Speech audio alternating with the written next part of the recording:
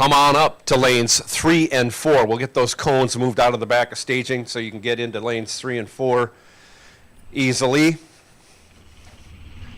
And we're going to be testing from 9 a.m. till 11 a.m. And at that time, we're going to have our first qualifying run for the Race of Champions.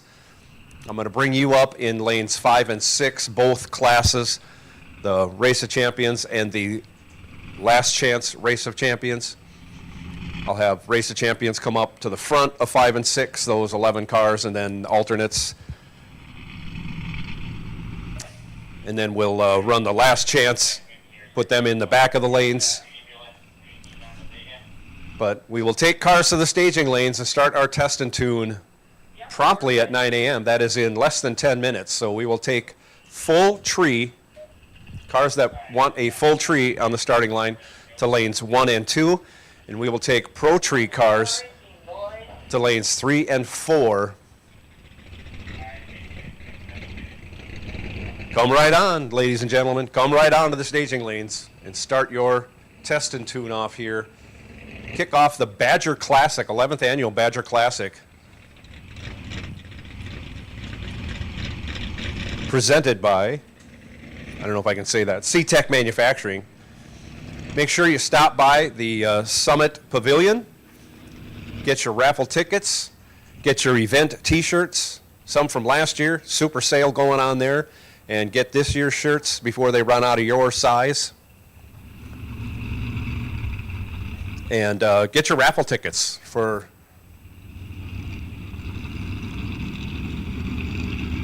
the CTech raffle and the Cause for Celebrations raffle.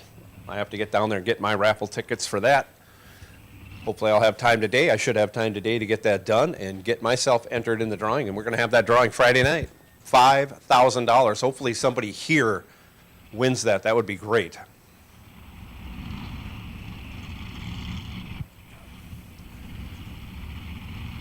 Really, guys, otherwise, once again, we will take cars to the staging lanes. If you're not testing or tuning today,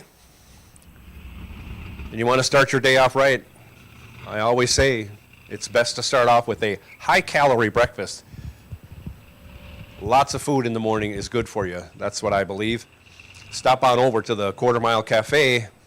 They're making up good stuff for you right now. They got coffee, hot chocolate, cinnamon rolls with icing. They also have some breakfast bites. Ask about those. And we also have a dessert item, which always goes for breakfast.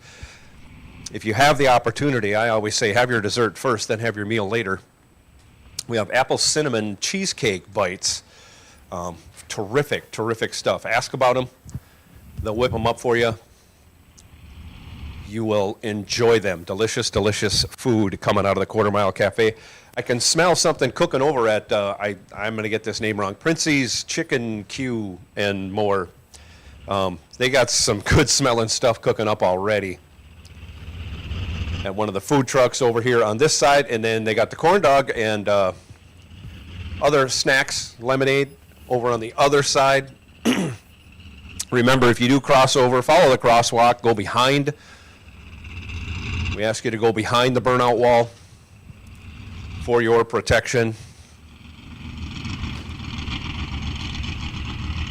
Tomorrow we'll have a car show. I'm not sure if we have a swap meet or not. What's it say on here?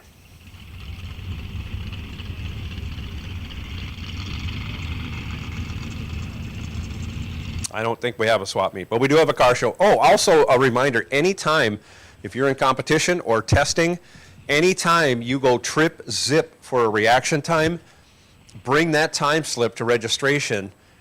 You have just won yourself a hat and some stickers from Gopher State Timing Association and Rock Falls.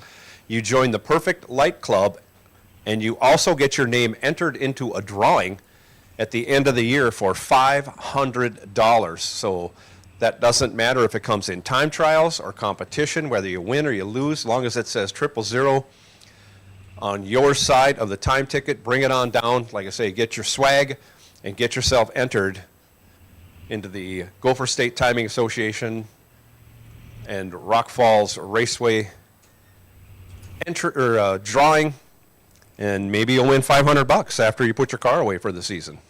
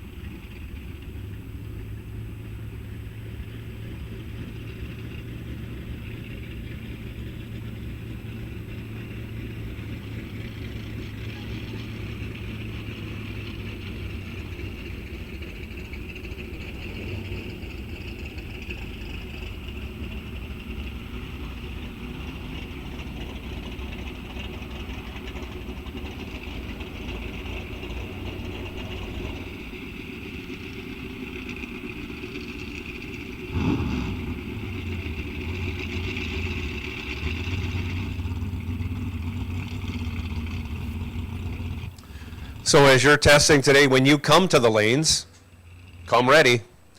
Not much of a line right now, so we'll get you right down the track here. We're going to be sending cars in about 1 minute. Putting the finishing touch of liquid gold onto the racing surface. Starter Mark out there doing the big spray.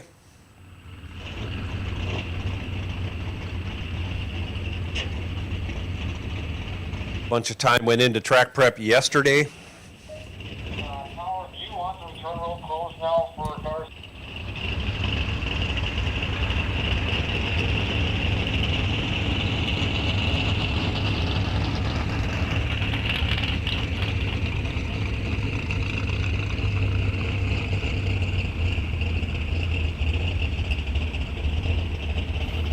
So, yeah, last and final call, that return road was closed 15 minutes ago. We can't have cars going up the return road while we are sending cars down the racing surface. Again, safety first here at Rock Falls Raceway, and that includes one-way traffic on that return road while we are sending cars down the track.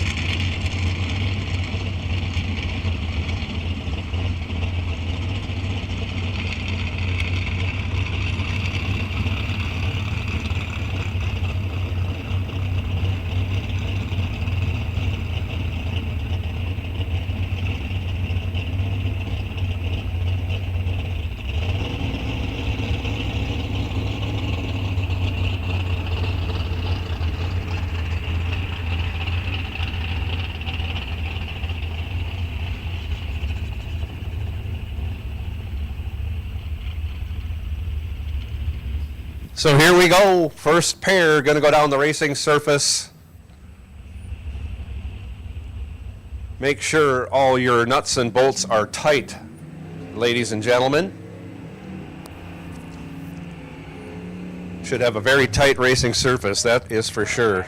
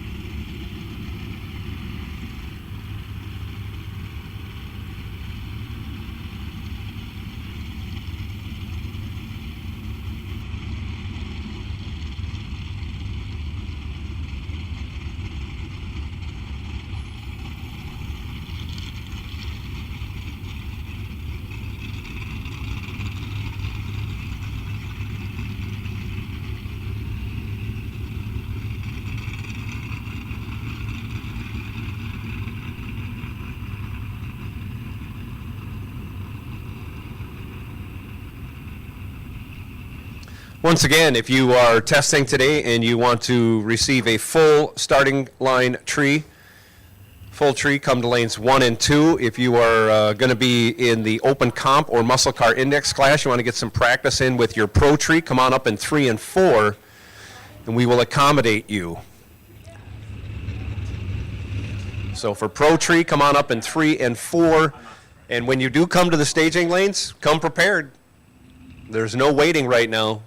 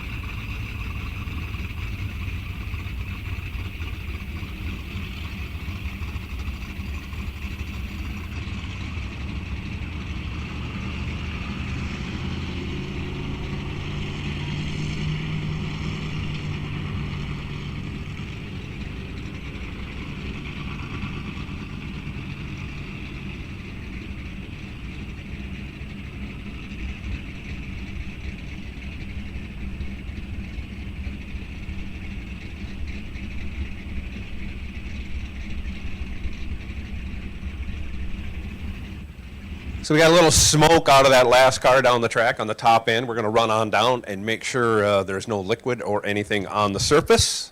Usually smoke indicates something not good is going on. So we'll run on down there and check it out before we send anybody else down.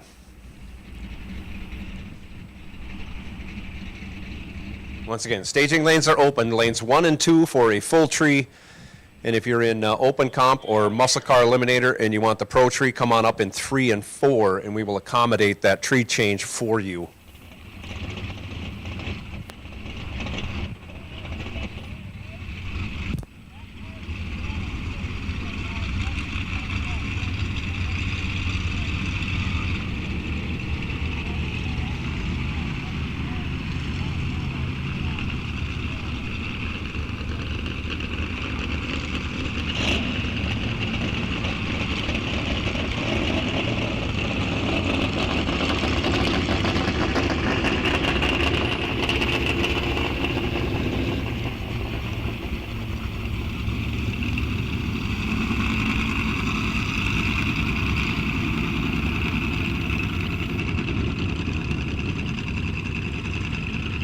Good news, all is clean on the surface and the car in question.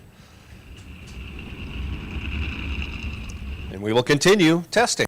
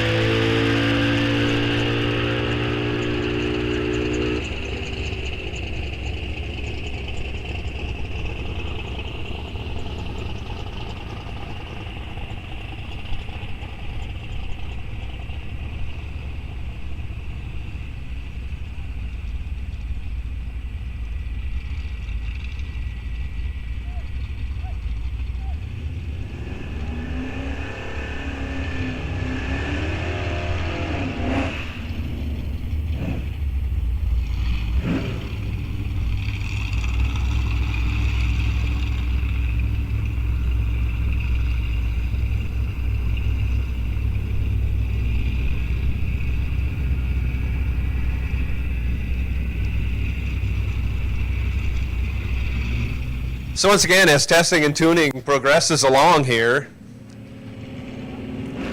staging lanes are wide open, so if you want a full tree sequential, 0.5 of a second between the bulbs, 3 bulbs, sequentially roll down the Christmas tree, that is a full tree. Come to lanes 1 and 2, please, 1 and 2 for the full tree. If you want a pro tree where all 3 lights come on at the same time, and then you go as fast as you possibly can, come up to lanes 3 and 4. 3 and 4 for a pro tree, 1 and 2 for a full tree.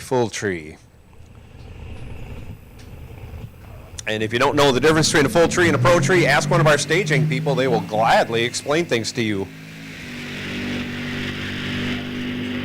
Scott Oshinsky heading down the track in his Oldsmobile 837, 165 miles an hour. So far, fastest car on the property. I'm not sure if he's got that in street legal trim or not, but I think that's his street legal trim. And Scott is the proprietor of TorqueStorm Superchargers.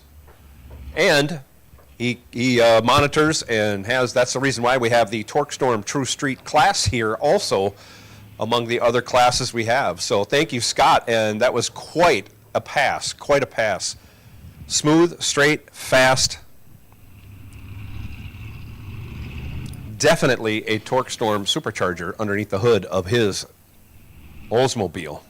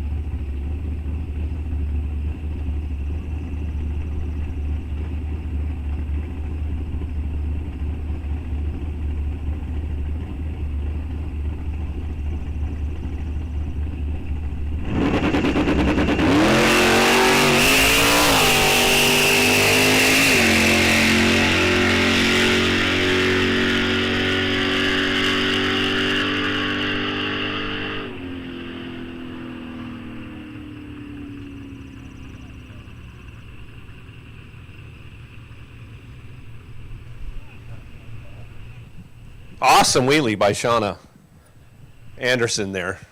Great light, great run overall, but big wheel stand.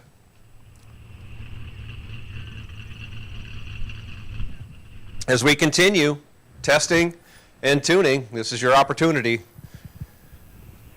Once again, if you want a full tree, come on up in lanes 1 and 2. And if you want that pro tree, sharpen your skills for muscle car index or open comp. If you want that pro tree, come on up in 3 and 4.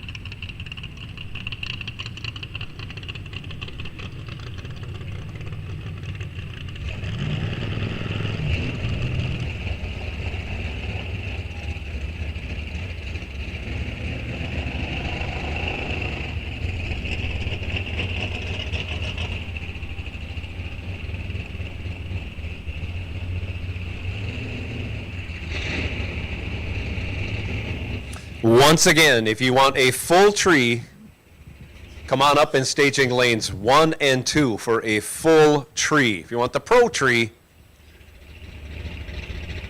lanes 3 and 4. So if you're in nostalgia, super stock or super stock, you probably want the full tree. Lanes 1 and 2 are your lanes. If you're in open comp or muscle car index, lanes 3 and 4 would be your lanes. And I don't know what tree we're using for Torque Storm True Street. Once I find out, I'll let you know.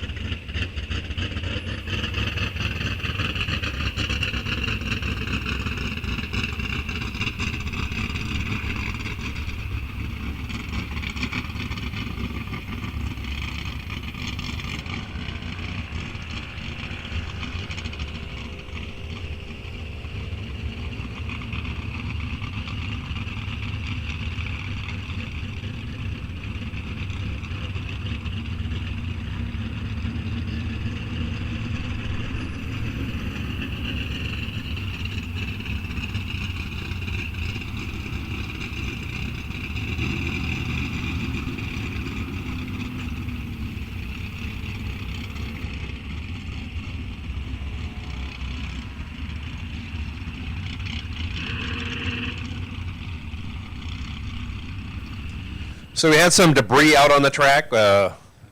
Safety went down there, found it, picked it up, got it back to the car's owner. Okay, I'm heading off. 1 minute. And once we get the track clear, we'll be sending cars back down.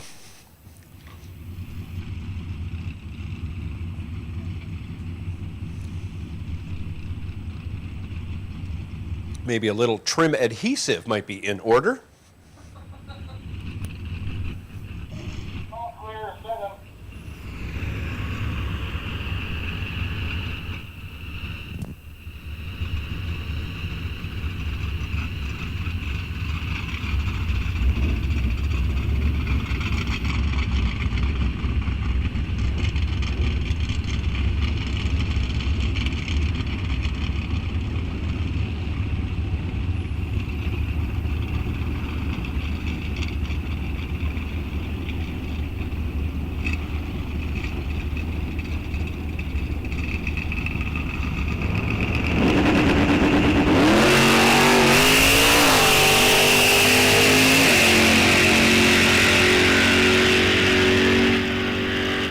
Another giant wheel stand for Shauna. Had to pedal it in the middle. Another great reaction time also. Oh, yeah, backfire in the.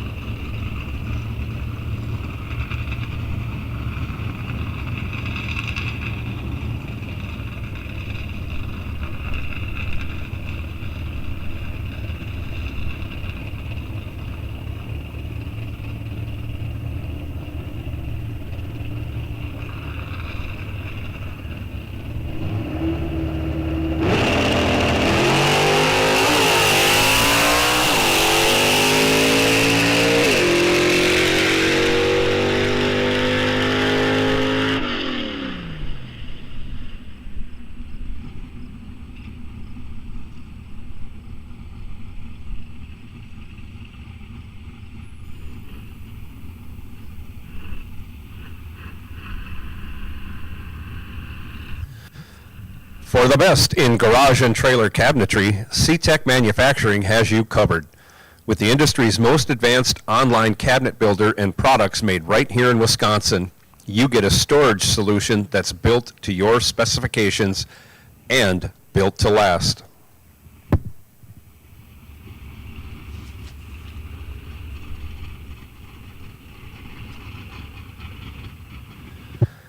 Looking to upgrade your ride or gear up for your next outdoor adventure?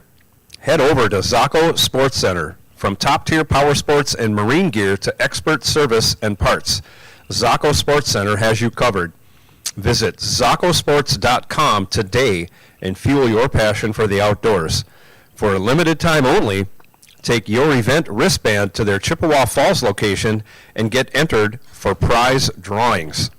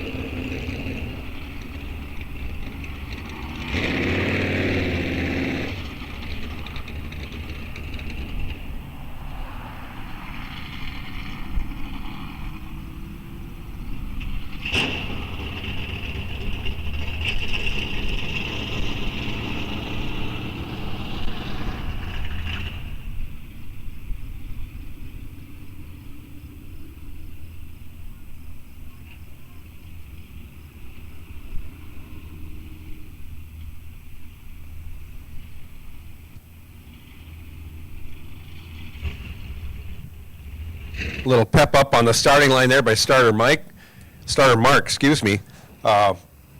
Just taking a look here at air density online. A little humid out there, that's for sure. Density altitude right now is 1,900 feet. That's not too bad, but we do have a 60-degree dew point. We have 78 grains of water. 76 is the relative humidity right now, just under 68 degrees. Corrective barometer is doing pretty good, 30.06. Wind speed only 8 miles an hour, but it is out of the southeast, so it's a quartering headwind. But all in all, a beautiful day here at Rock Falls Raceway. Day one of the CTech Manufacturing Badger Classic, 11th annual.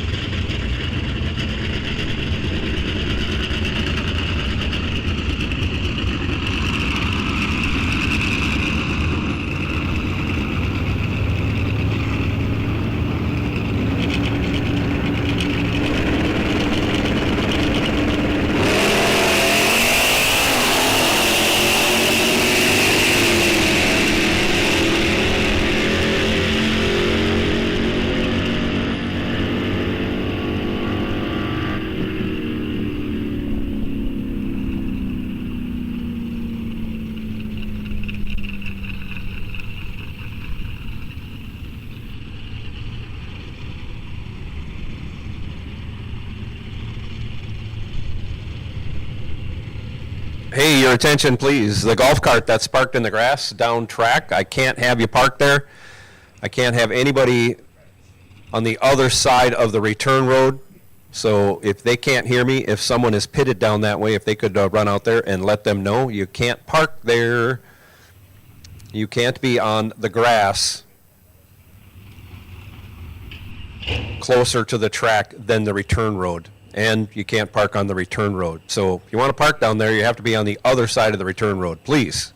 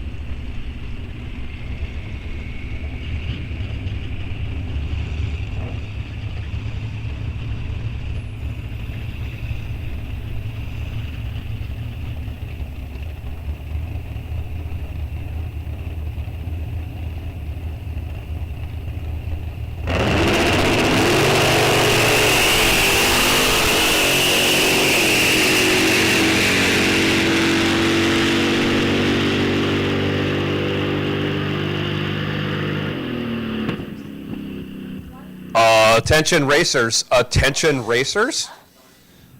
in particular, attention racers who might want to get into the gamblers race later today. Because of this event, there is no provision to buy at a bracket race. We call them a gambler tech card. There's no provision to do that here at this event. So if you do want to get in today's gamblers race, you'll have to buy a test and tune entry. But I will let you know this gamblers race will be 100% payout. 100%. Usually it's 80%. It's 100% payout for today's gamblers race. But I want to remind you, there is no gamblers only tech card. You have to buy a tech card for today's test and tune if you want to get in the gamblers race. But we are having a 100% payout on that gamblers race. It's going to be $50 to enter, 100% payback. Again, I won't be calling for that gamblers race until 2 o'clock. But I wanted to let you racers know as soon as possible, if you want to get in today's gamblers race, there will be no gambler tech card. You'll have to buy a tech card for today's test and tune, and then you'll also have to bring $50 with you when I call you up, but there will be 100% payback on that gamblers race later today. So just something else to put on your plate as we are testing and tuning here today in anticipation of our Race of Champions coming up, our last chance Race of Champions, our gamblers race. All kinds of good things going on thanks to CTech, muscle car restorations.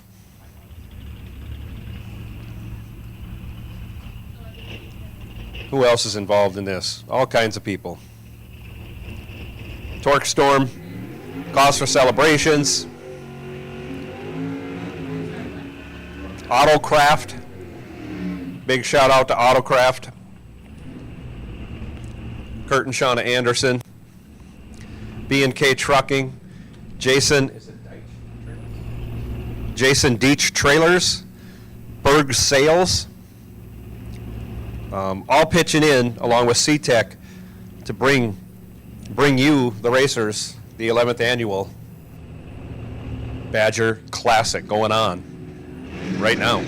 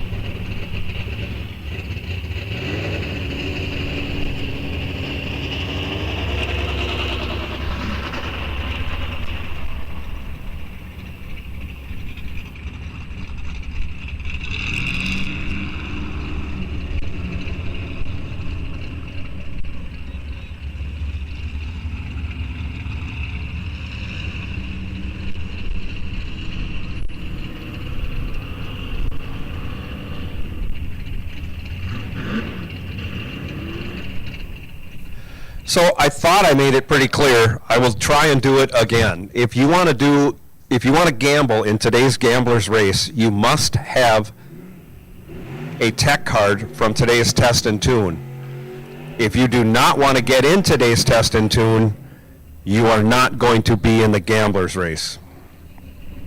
There's no option. You either test and tune, get an entry for the test and tune, do some testing and tuning, and then you can get into the gambler's race. But if you don't want to test and tune, you can't get into the gambler's race.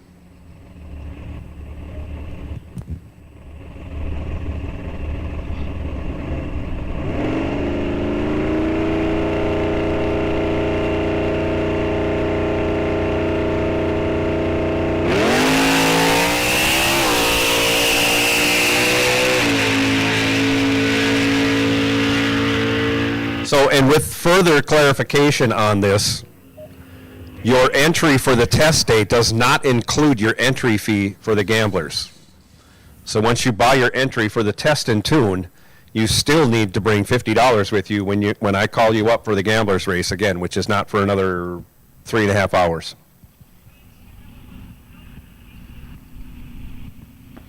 I hope that's clear now.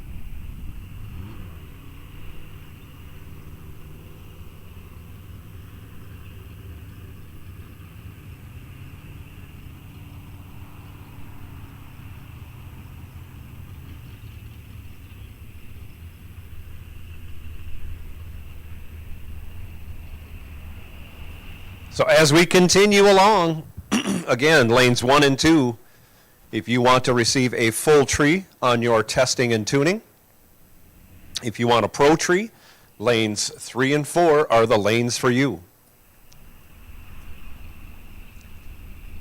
Staging lanes are wide open, so when you come to the staging lanes, be prepared to run.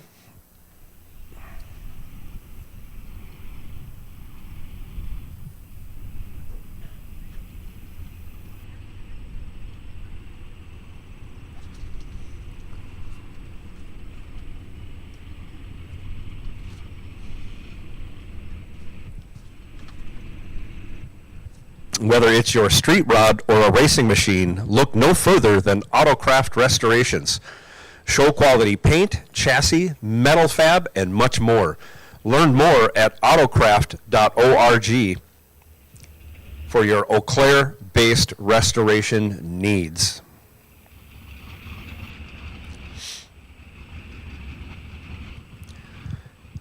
B&K Trucking specializes in flatbed and step deck freights to get your needs taken care of no matter what they are. If it needs to be shipped, you need B&K Trucking to get the job done right. Reach out now at bk-trucking.com.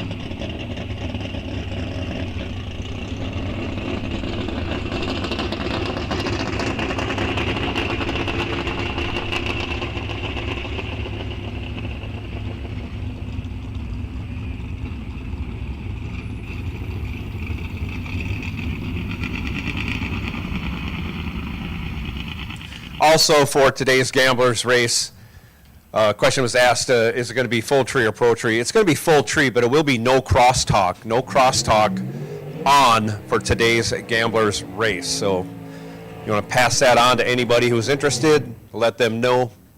You're in full right now. Again, full tree, no crosstalk for today's Gamblers Race. Crosstalk will be off.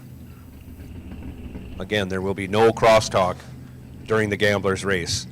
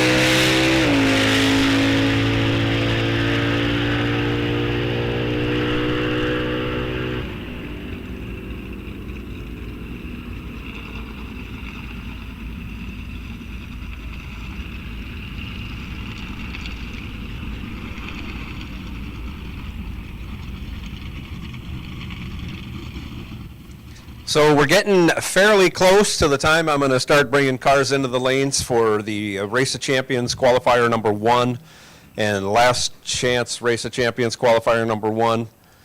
Again, when I do call you to the lanes, I'm going to have the Race of Champions come up in the front of lanes 5 and 6, and then there'll be the last chance qualifiers in the back of the lanes. Should be enough room to fit you all in comfortably in those 2 lanes. But I'll be calling you up to the lanes in about 5 to 8 minutes for those competitors in today's Race of Champions. First qualifier coming up in a little bit, just kind of giving you a heads up so all you competitors know where you're going to be.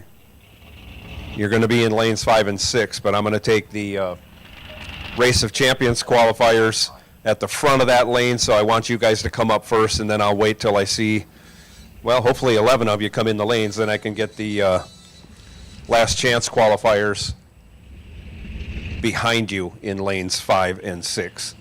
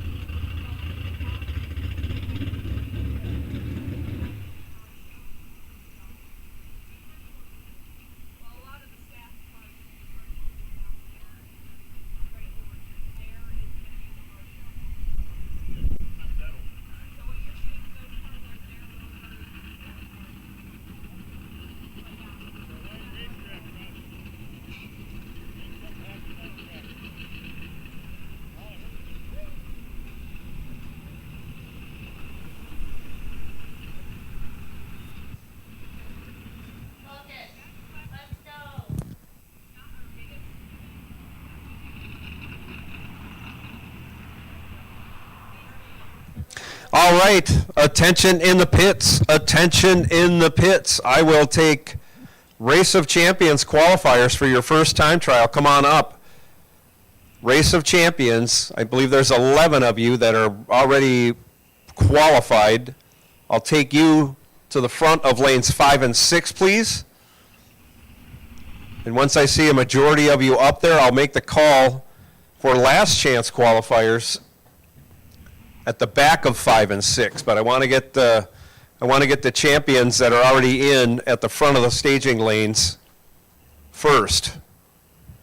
And then I'll bring the rest of you up, the alternates and those still trying to qualify to get in. We'll take you up at the back of 5 and 6, but I want the champions, those 11 cars up first.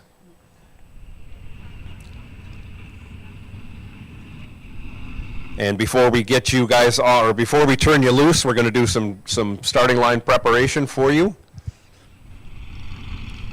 But we want to get you all in the lanes and ready to go so we can coordinate all of that at the same time and try and make it happen at 11 p.m.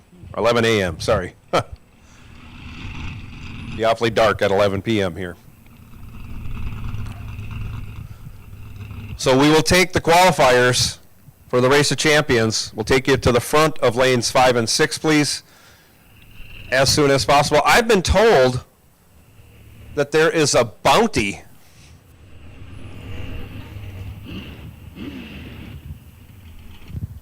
Is it?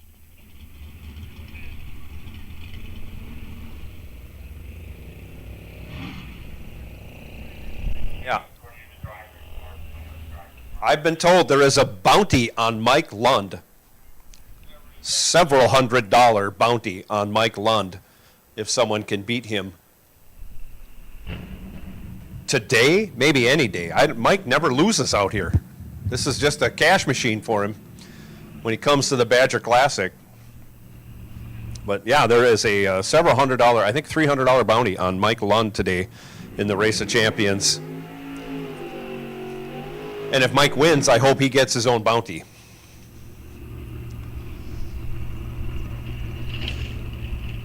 But we will take our Race of Champions qualifiers, those who are already in, those who have won races throughout the year. I'd like to get you at the front of lanes 5 and 6 before I get the last chance qualifiers back at the back of lanes 5 and 6.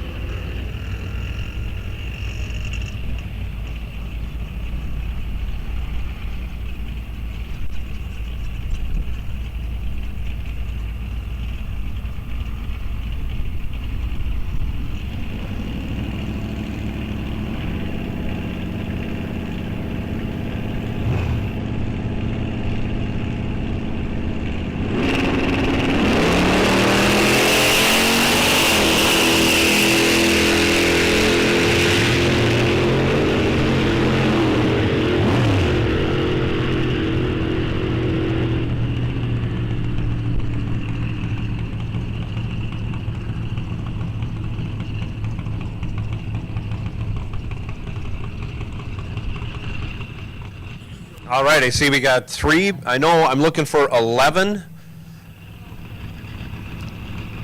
who are definitely going to be in, the winners throughout the season for Midwest Class Racers.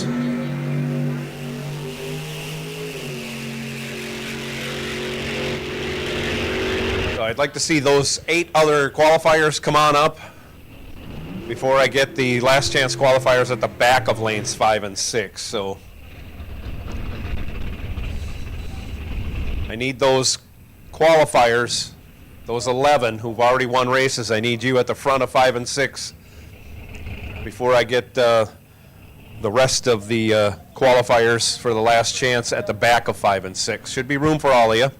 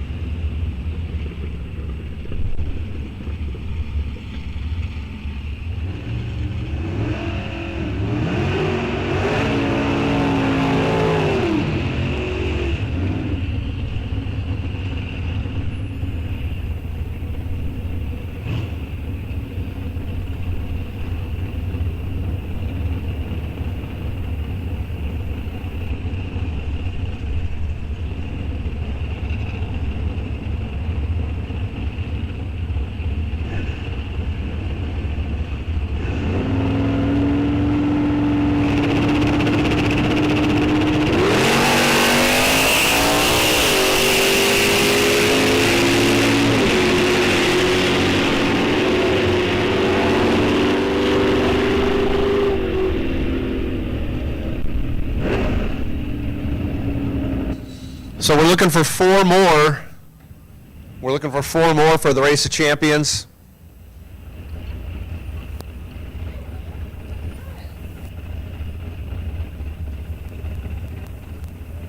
And then I'll be looking for the last chance qualifiers.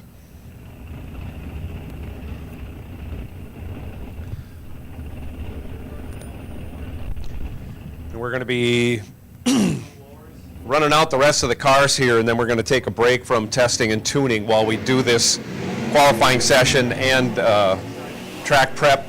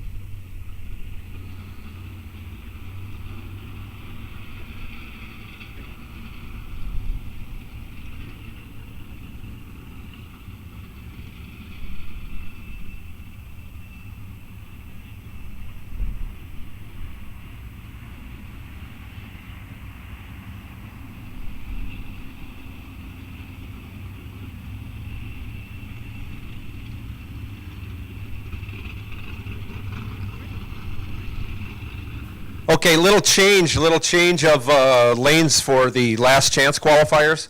I'm going to take you, last chance qualifiers, I'll take all of you in lanes 3 and 4. 3 and 4, if you're in the last chance qualifiers, come on up in 3 and 4, please. We'll keep the winners that are already in, we'll keep them in 5 and 6. We'll take the last chance qualifiers up in 3 and 4. So a little change of pace here so we can get everybody up in the lanes a little quicker and stay on our timed pre-timed time or qualifying sessions. So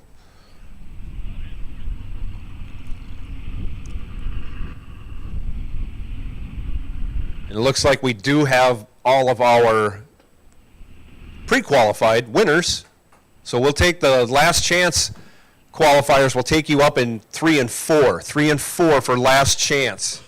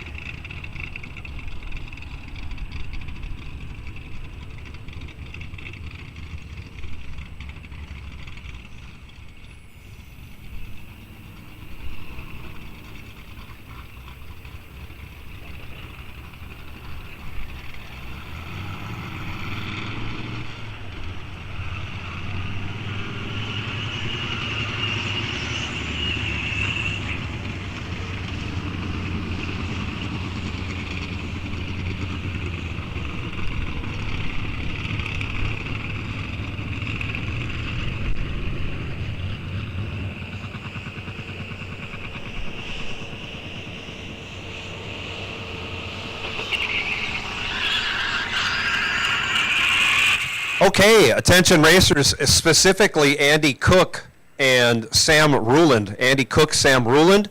We have 2 lanes especially for you. You can come up in 7 and 8. So one of you will pick 7, one of you will pick 8, or you can come up in any of those. But come to the front of 7 or 8.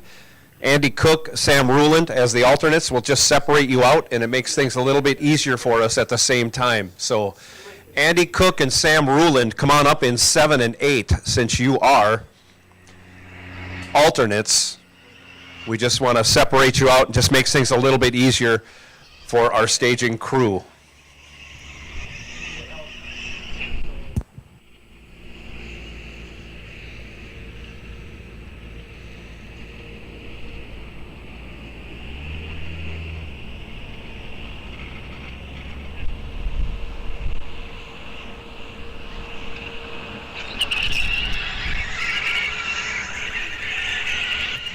So it looks like we have all our winners in 5 and 6. Anybody coming up now should be coming up in either 3 and 4, or if you are Sam Ruland or Andy Cook, you'll come up in 7 and 8.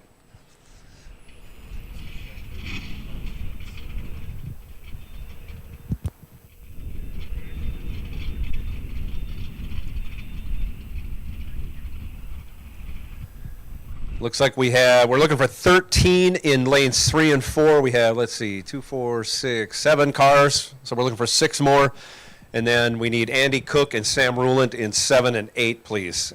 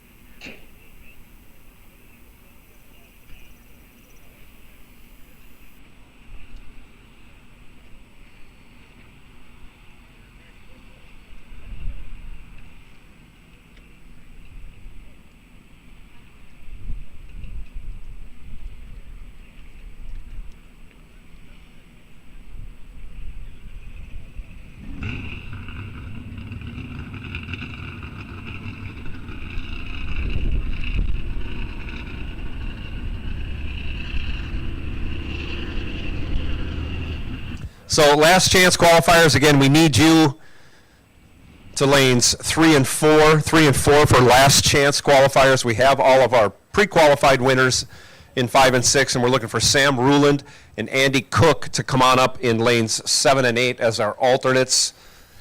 The sooner you can do that, ladies and gentlemen, the sooner we can get on with this qualifying session.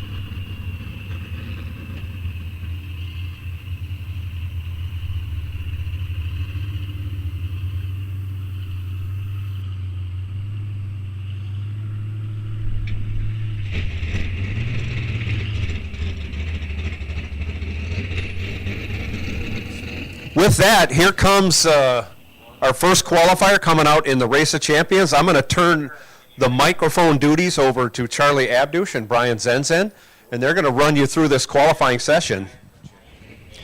You're live. You're live. If you want to cough or swear, just flip the button down.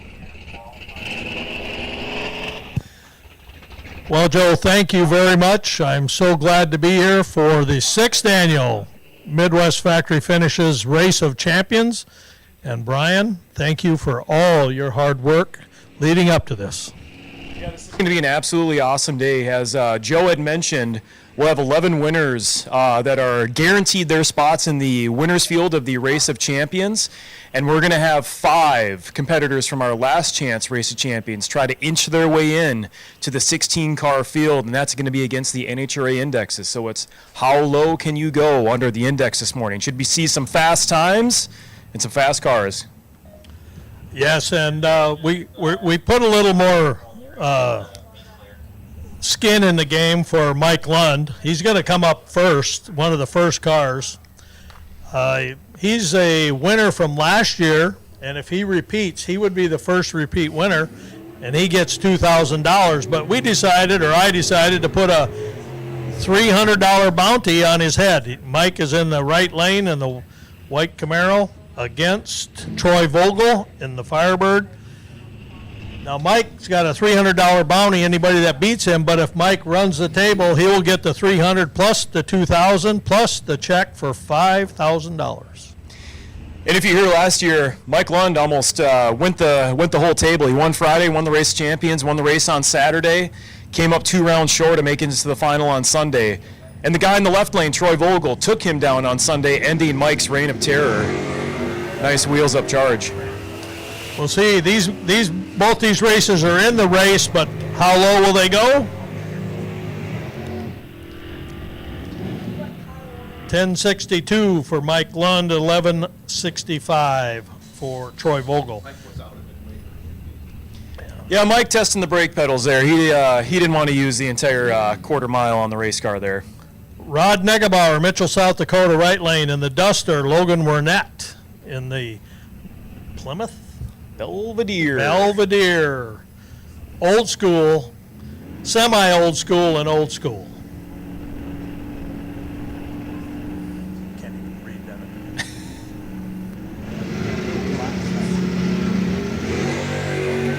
Logan's tuned up, 13 on the tree.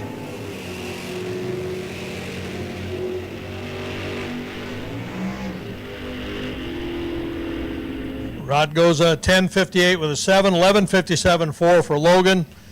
I think they're just getting the car down the track right now. Yep, couple of shakedown runs. Again, these guys firmly in the field for the Race of Champions. No need to really go nuts on qualifying here. At this time, Rod Neugebauer, number 1 qualifier in your Race of Champions field. Yeah, Rod right now is number 1, 86 under. Scott Pearson, right lane, south of Rochester, Minnesota. Kurt Heeb, Chamberlain, South Dakota, in the Cobra Jet. We'll see where they push their index.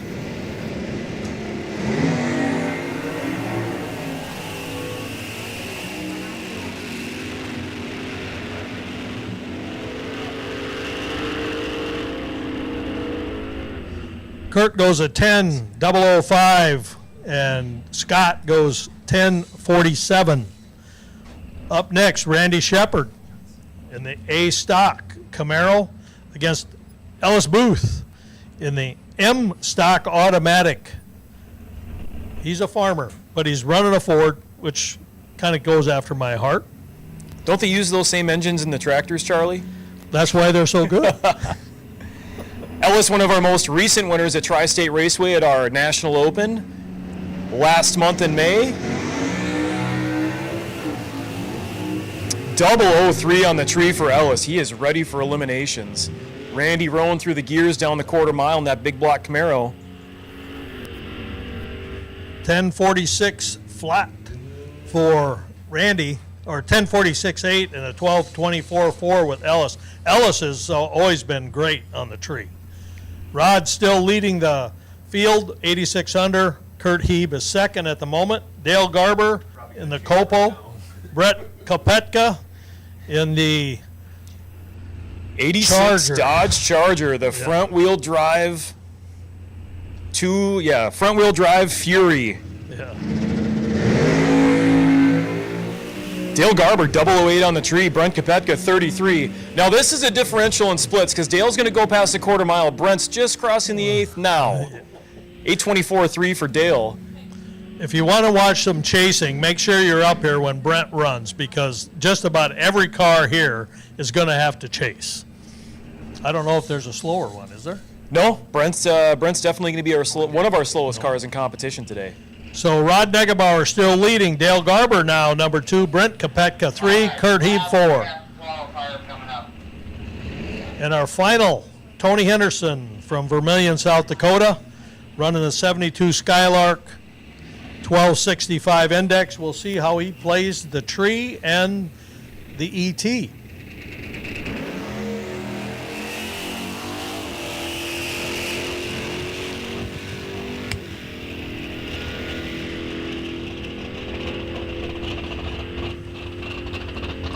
$12.22.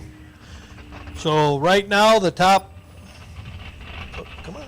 Yep, number 1 qualifier is still going to be Rod Neugebauer, 96 under. Dale Garber coming a couple thou short of the number 1 spot. Bruce Castle. That's Denny. Denny Nelson. Not Marlene, it's Denny. Denny had trouble with his car. So technically we should be having 2 Fords right now, but Denny's running Marlene's Chevy in order because he had a break on his Mustang. But anyway, this is the last chance. This is where you better be quick. 5 of these racers will go into the Race of Champions to race for $5,000. Yep, and Denny's going to be going left-hand side on that 1245 index. Bruce Castle on the 1215 index. We've got a J Stalker and an H Stalker.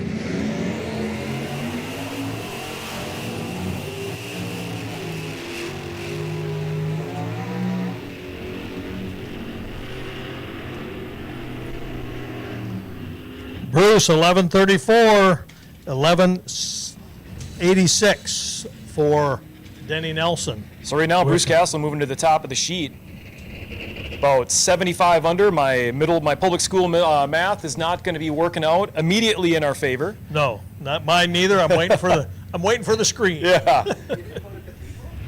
Jamie Peak, the winner in Chicago of this year. Jason DeForest switching to the Camaro. He's had transmission issues with the Cavalier.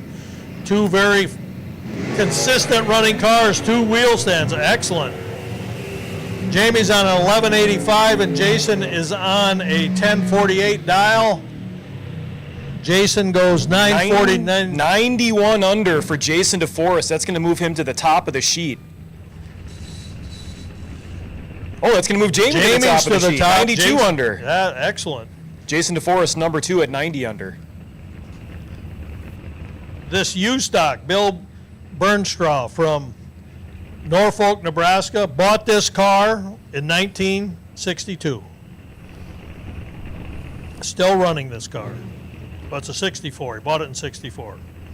And then Brad Haugard, another consistent racer out of Ham Lake, Minnesota.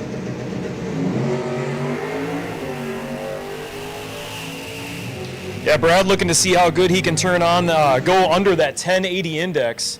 Brad's going to click it off. 1023.2, 128 miles an hour. Bill's still making his way down the quarter mile.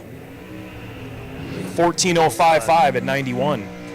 That's going to move neither of these guys to the top of the sheet.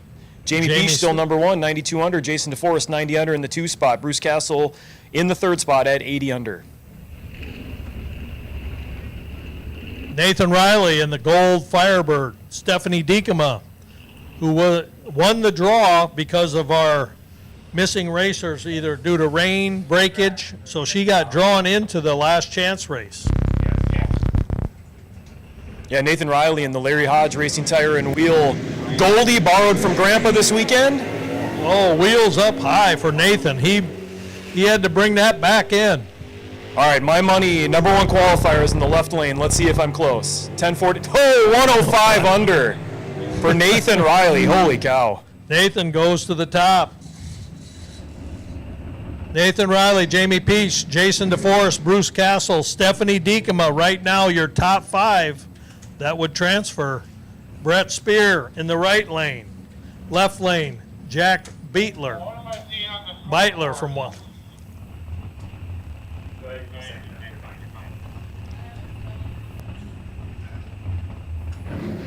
This is going to be interesting. Talking to Brett, we're going to see how high he turned the wick up. I feel like we're going to see quite a bit of front end going in the air on the 3rd gen in the right lane.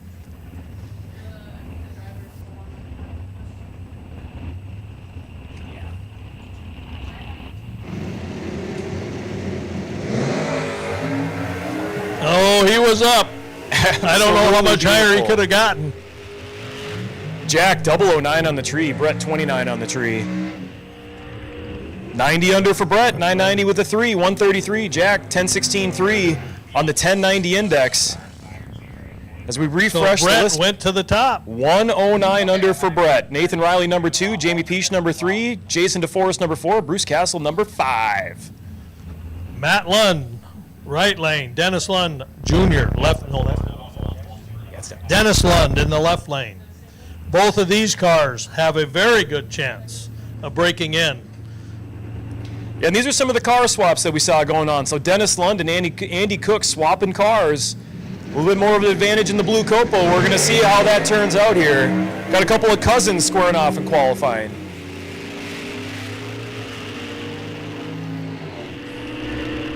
$98 under for Dennis Lund Jr., 97 under for Matt Lund. Holy cow, these guys are absolutely throwing down. That's going to kick Jason DeForest out of the top 5. You got Brett Spear, Nathan Riley, Dennis Lund Jr., Matt Lund, and Jamie Peach in the top 5. Holy cow. Jordan Jurgens. Here comes another guy that could knock the top 5 out. Watertown, South Dakota.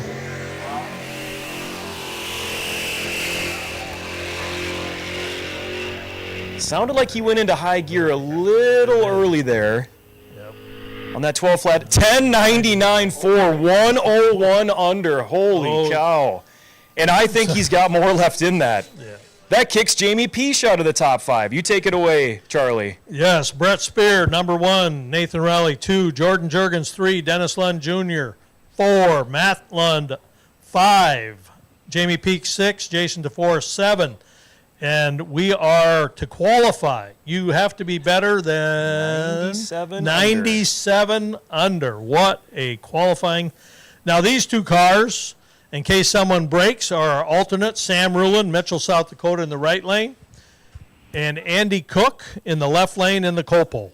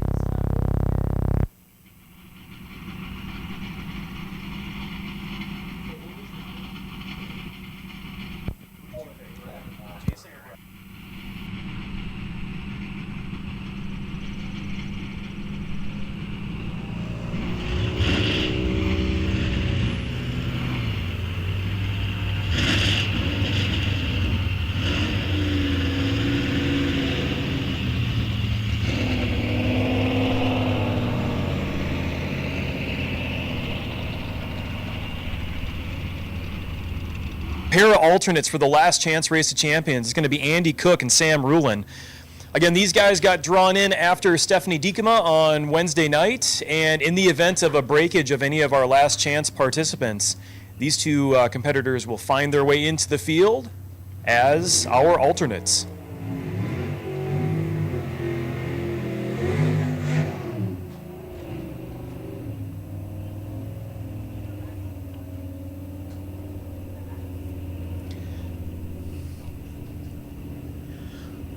So Andy Cook in the left lane, Dennis Lund's car. Again, they car swapped for Dennis.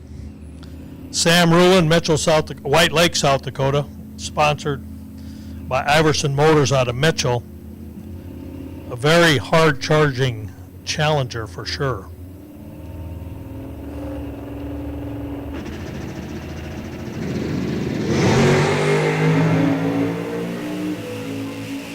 Double a one on the tree for Sam. He's ready to get into this race.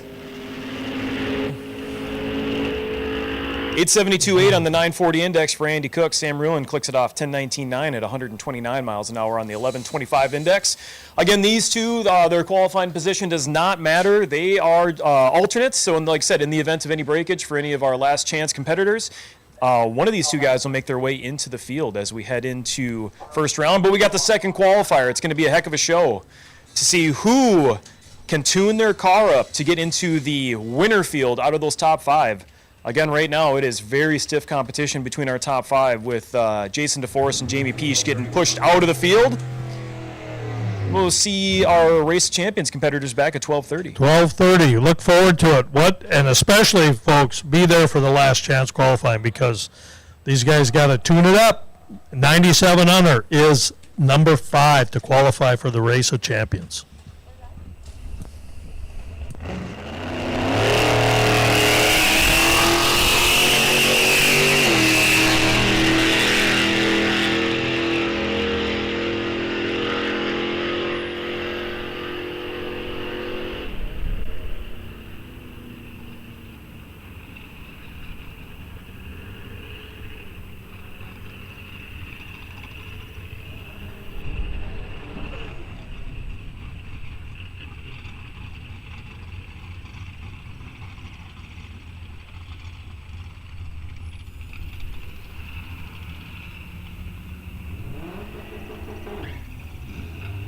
Well, that was certainly something special. We're going to do this all again at 12:30, which is in about a little over an hour. For those of you who, like me, like watching cars do great big giant wheelies, get your cameras out and be on the starting line at 12:30. There were some gigantic wheel stands and some great side-by-side wheel stands going on in that qualifying session. Wow, what a tremendous round of qualifying that was. And again, we get to see it in a little over an hour again. And then we get to watch eliminations today. Someone could go home with $5 or $7,300, either $5,000 or $7,300.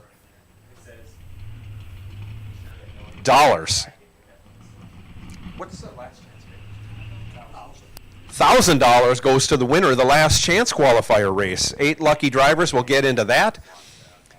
And but right now we're looking at those 5 qualifying positions in the big race, the main event, the Race of Champions. Wow, that is amazing. 97 under gets you in, and next qualifier behind that, 92 under, you're on the outside looking in. So there's going to be some changes made to some cars, trying to hop them up,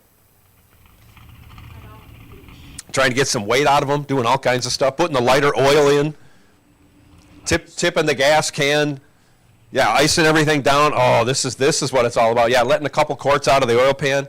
We got it all going on because we need to get in to the Race of Champions so we can run for $5,000 minimum. Mike Lund potentially could walk away with what, $7,300? Get his own bounty back. Plus, there's a bounty out for Mike Lund. Oh, this is going to be knockdown, drag out stuff. This is fun.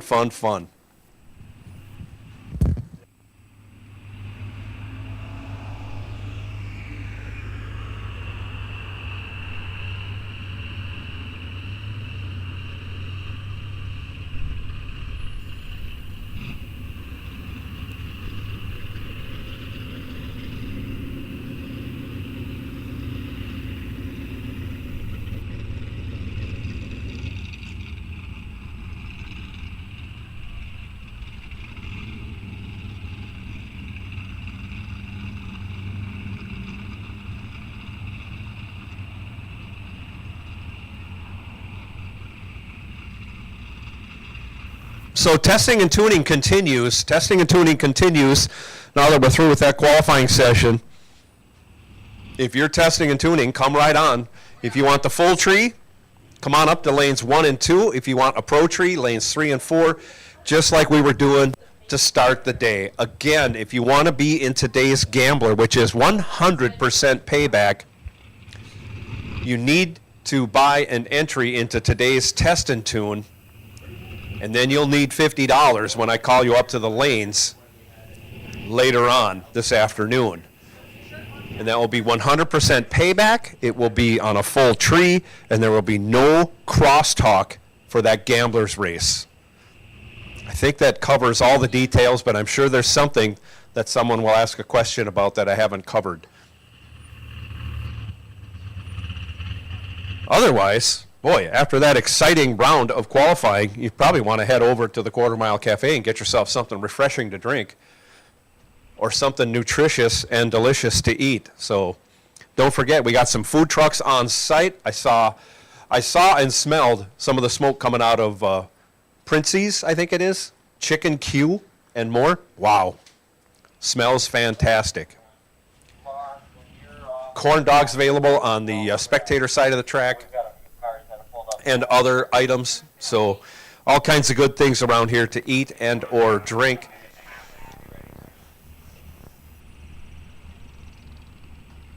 And enjoy your day here at Rock Falls Raceway. It is the 11th annual CTech Manufacturing Badger Classic.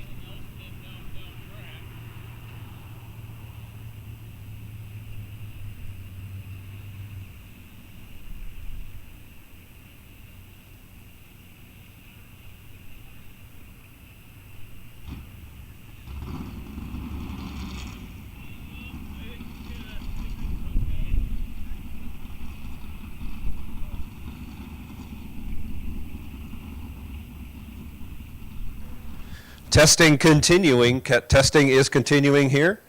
Again, if you want the full tree and you're testing and tuning, lanes 1 and 2. If you want the pro tree, lanes 3 and 4. We'll cycle you in as you arrive, so no worries about missing your turn. Open axle, maybe.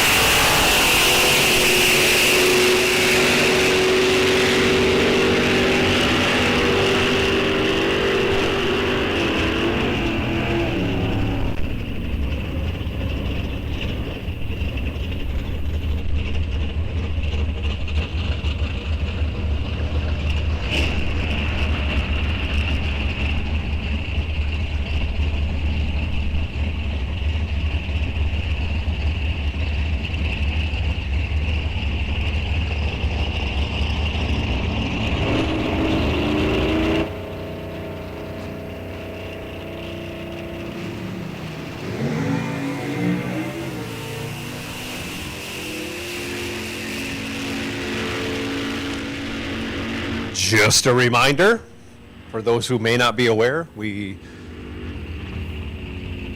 for safety regulations, we do not allow open-toed shoes on the starting line. So if you want to be on the starting line or between in the starter's box, you need to have closed-toed shoes.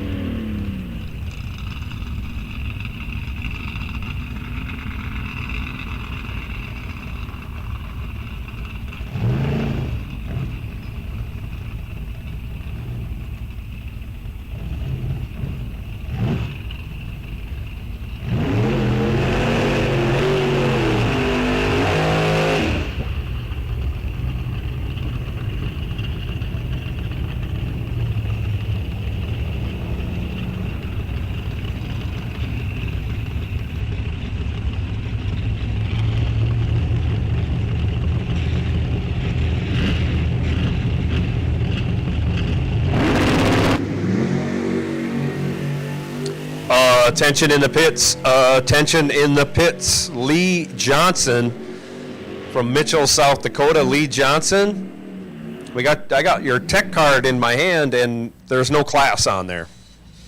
So we need, and we know you're in stock, but we kind of need to know the letters that go with that. So if you would come down to registration, Lee, and let them know what class in stock you are, that would help us out greatly. Once again, Lee Johnson from Mitchell, South Dakota. We need you to registration so we can get your class for your car. Also, Kurt Edelman out of Foley, Minnesota. 70 Buick GSX. We don't have your class. I've seen you go down. I kind of know what's on the car, but we need to know from you what class you are in. So if you would come to registration, let us know what class you are in. It would help us out, again, immensely. So Kurt Edelman and Lee Johnson, we need you to come down to registration. You tell them what class you're in. They'll let us know up here in the crow's nest, and we'll get everything entered in the computer, and the computer will be much more happy.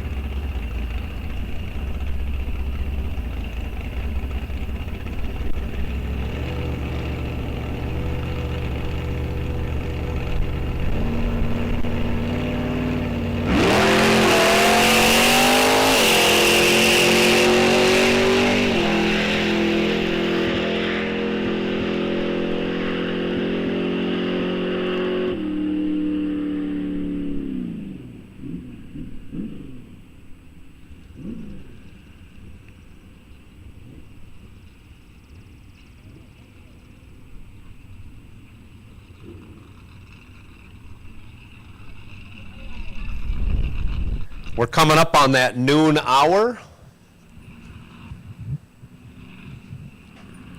Head on over to the Quarter Mile Cafe. Get yourself something good to eat. Hamburgers, hot dogs, cheeseburgers, chicken tenders. Man, I'm getting hungry just talking about it. Also on site, I got the names here. Let me get those out for you. We have Princey's Chicken Q and More. We have the Retro Cravings Snack Shack. I think that might be the one on the spectator side. And Joyfully Sweet, the other food truck, food trailer, whatever you want to call them. In addition to the Quarter Mile Cafe and all the good things available there. Also, ice cream treats available at the Quarter Mile Cafe. Chocolate chip sandwiches. They got sundaes, freeze pops.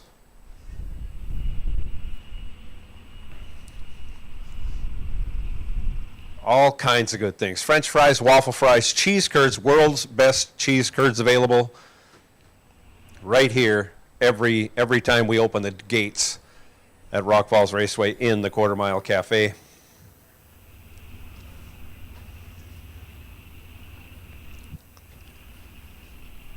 Again, they have a apple cinnamon cheesecake, something like that. Bites, deep fried. Maybe get some icing on them. I don't know. They're super good.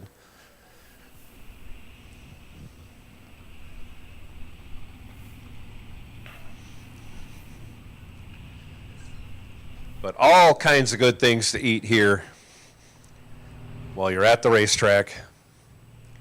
And again, we're coming up on noon, coming up on lunch hour, and in about 10 minutes or so, we'll be reloading the lanes for our second qualifying session for the Race of Champions here.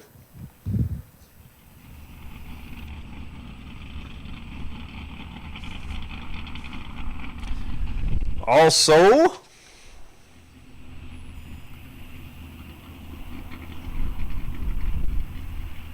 if you're out and about, if you're in registration, make sure you check out the Amber Green Drags event shirts we had here. We still have some available. We had the inaugural Amber Green Drags, so we got t-shirts with that also, event shirts. They're available along with all the other Rock Falls memorabilia available in registration in the souvenir area. Across the street from registration, the Summit Pavilion up and running. They're selling raffle tickets for a CTech raffle. All kinds of great prizes you can win there. Also, they have raffle tickets for Cause for Celebrations, the charity that's giving away. Grand prize for that raffle is $5,000. That will be done tomorrow night right here in the Winner's Circle right around 5 o'clock, give or take a little bit, depending on how eliminations are going. We'll do that. Give somebody, hopefully somebody that's here on site, that $5,000. You don't need to be here to win. Just want you to know that. So if you're on the live stream and you're not going to be able to make it here, call somebody that is going to be here and have them buy you, 5, 10, 15 tickets, $20 a piece. Money goes to a good cause, supports the charities here in Eau Claire, so the money stays local.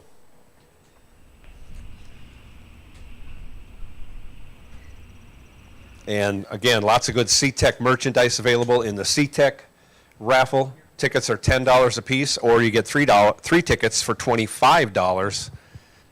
You can't beat that.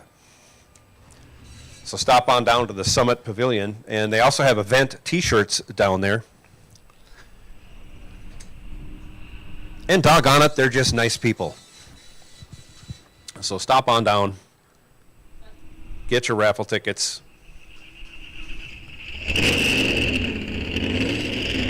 And who knows what you may win.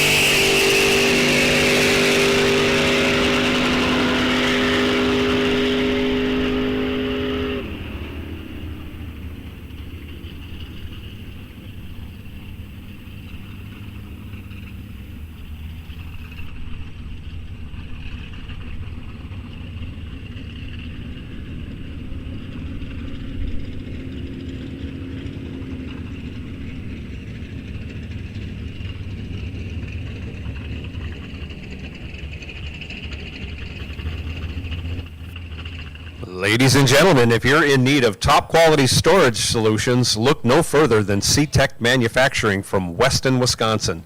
They offer everything from carts to cabinets, drawers, and accessories. Visit their display near the tower for all your storage needs.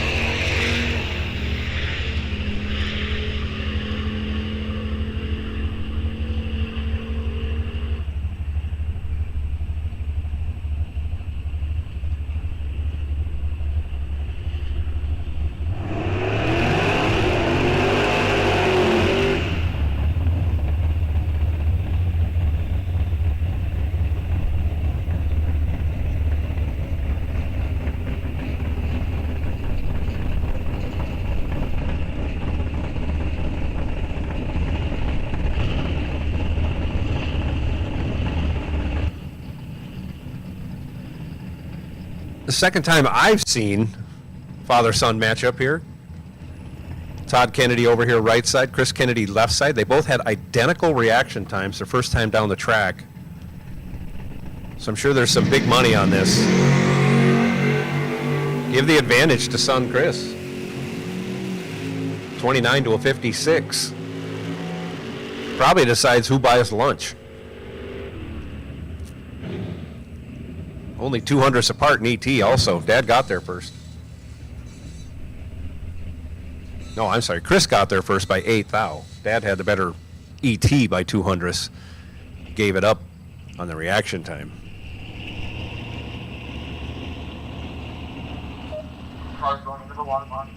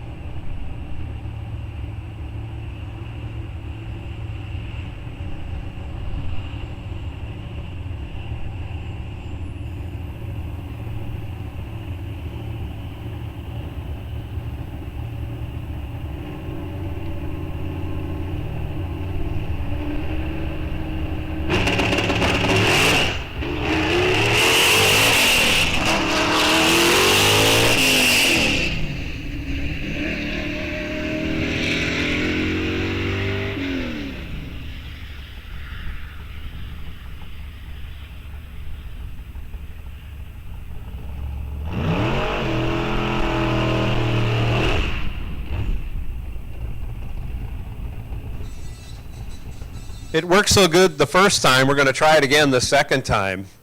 Attention in the pits. Attention in the pits. I will take Race of Champions winners qualifiers again. Same lanes, 5 and 6. I'll take you to 5 and 6 for your second qualifying session. I will take the last chance qualifiers into lanes 3 and 4. And then I will take Andy Cook and Sam Ruland, I think, in 7 and 8. It worked so good last time. You guys all did a great job of getting up here. We're going to get you in the lanes, and then we're going to do a little preparation on the starting line. And then we're going to turn you loose at 12:30. We should be on schedule for the second and final qualifying round before we start eliminations. And we're going to start eliminations. When are we going to start eliminations? 3 o'clock. 3 o'clock we'll start eliminations. We're getting closer to getting through or getting into a gambler's race. Hope everybody's getting their cars all ironed out, tuned up.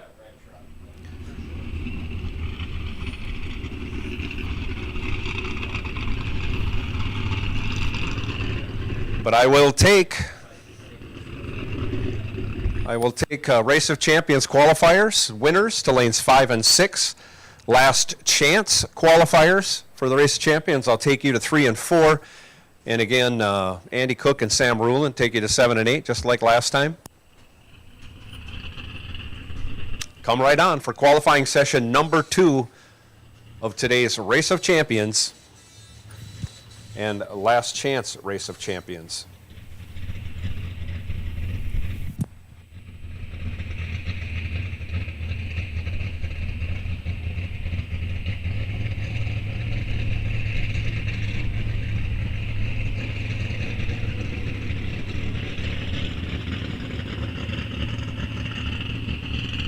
And again, big money on the lines, thanks to Midwest Factory Finishes, Charlie Abdouche.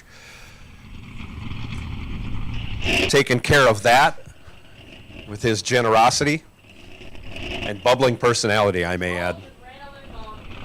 Oh, it's got the phone. We did that last time. So we'll take those qualifiers. We'll take you back to the staging lanes. Getting ready for your 12:30 qualifying session. I will take Race of Champions qualifiers again to lanes 5 and 6. Last chance, 3 and 4.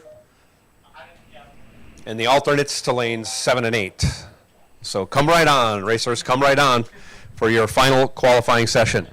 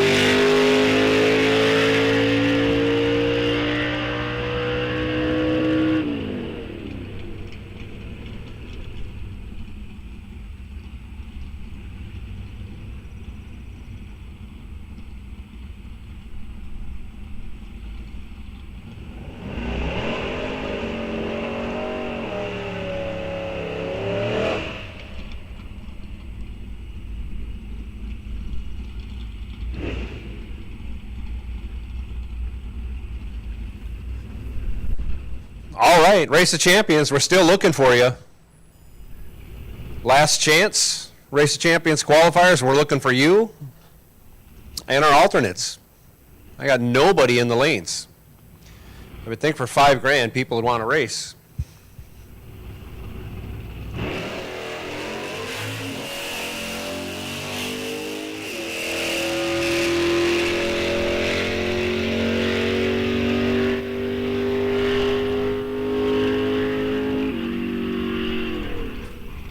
Here we go. Now I see some cars coming into the lanes. Come right on. Come right on. Race of Champions.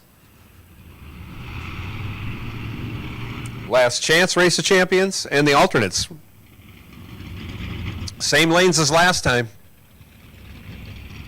So come right on.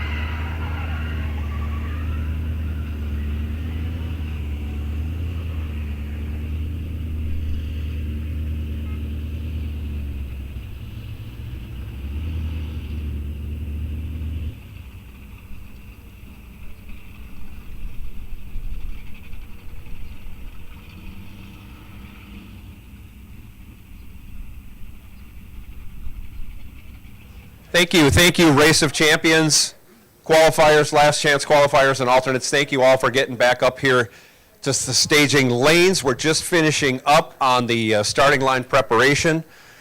We're going to lay down a little hand spray, but you guys are going to be going off right on the dot at 12:30. So with that, I'm going to turn it over to our guest announcers, Charlie Abdush and Brian Zenzen, and they're going to roll you through. Already the first qualifying session was exciting. This second one is where the rubber meets the road. This is going to be very important and very exciting. So get your cameras ready, get some pictures, and enjoy what's coming up. Thank you, Joe. We look forward to this second qualifying session. We talk about a tight, fast field to qualify, to come into the Race of Champions. You have to run 97.0 under for the 5th spot. We do have a change. Nathan Riley was in the Gold Firebird. They're having trouble with that car. He's going to run Larry Hodges' GTI car in the qualifier. Yeah, so a little bit of shuffling and moving and grooving back in the staging, or back in the pit area there a little bit ago. So yeah, like Charlie said, Nathan Riley will be switching cars to the GTI automatic Cavalier of Larry Hodge, and that's going to shake up our qualifying order as Nathan's run's going to move off the sheet. So here are your current standings. Brett Spear will remain in the number 1 qualifier spot in his 3rd-gen Camaro at 109 under. Now moving to the second qualifying position will be Jordan Jurgens, also in the 3rd-gen Camaro out of Watertown, South Dakota at 1 second under the index. Your number 3 qualifier is going to be Dennis Lund Jr. in the factory stock AA car at 97.4 under. 4th position is going to be Matt Lund out of Bettendorf, Iowa, 97 under. And that's going to move Jamie Peesh into the number 5 spot, into the bump at 92.9 under. Next closest is going to be Jason DeForest in the 3rd-gen Camaro, trying to nip his way into the field, currently qualified at 90 under. Bruce Castle, H-Stock automatic entry, next position down in the 7 spot at 80 under. And Jack Boatler out of Watertown, South Dakota in the 8 spot at, I'm trying to read as I go here, 73 under. Stephanie Diekema in the 9 spot at 63 under. Bill Burnstraw in the 10 spot at 59 under. Denny Nelson in the 11 spot. Brad Hoggard in the 12 spot. And then we have Sam Ruland and Andy Cook as our alternates at the bottom of the qualifying sheet.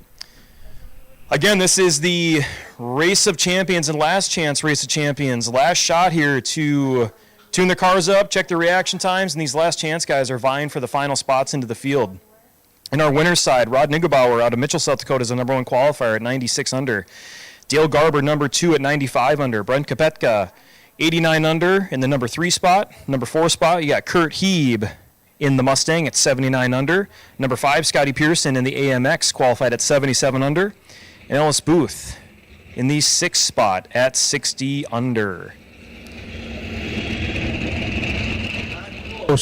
Come close, get your cameras out, because you're going to see wheel stands hard running, especially when we get to the last chance qualifying.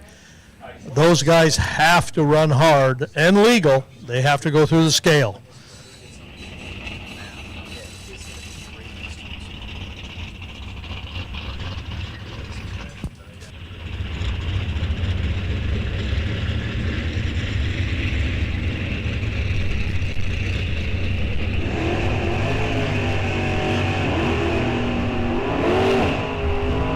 Spare, Rod Negebauer, our number 1 qualifier, and Scott Pearson in the AMX, currently in the number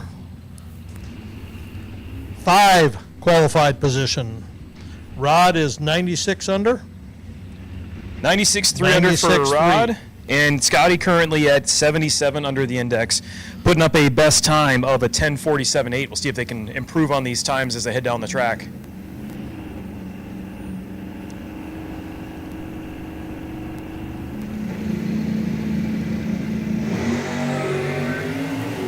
Oh, a 001 for Scott Pearson on reaction time. He hopefully saves that for the eliminations. Yeah, Scotty is tuned up. 10:52 for Scott Pearson, a 10:61.8 for Rod. Yeah, as you can see, these guys slow up about 3 to 4 from their first run today, so the conditions getting a little worse out there. That headwind's picking up, so I would not expect to see a lot of quicker runs here. It's going to be interesting when our last chance competitors come up to make their last qualifying pass. Randy Shepard, left lane. A-Stock Camaro. Troy Vogel, right lane. G-Stock Automatic. GTO? 72 GTO. Looks like a Firebird to me. Randy Shepard, 003 on the tree. He is tuned up and ready.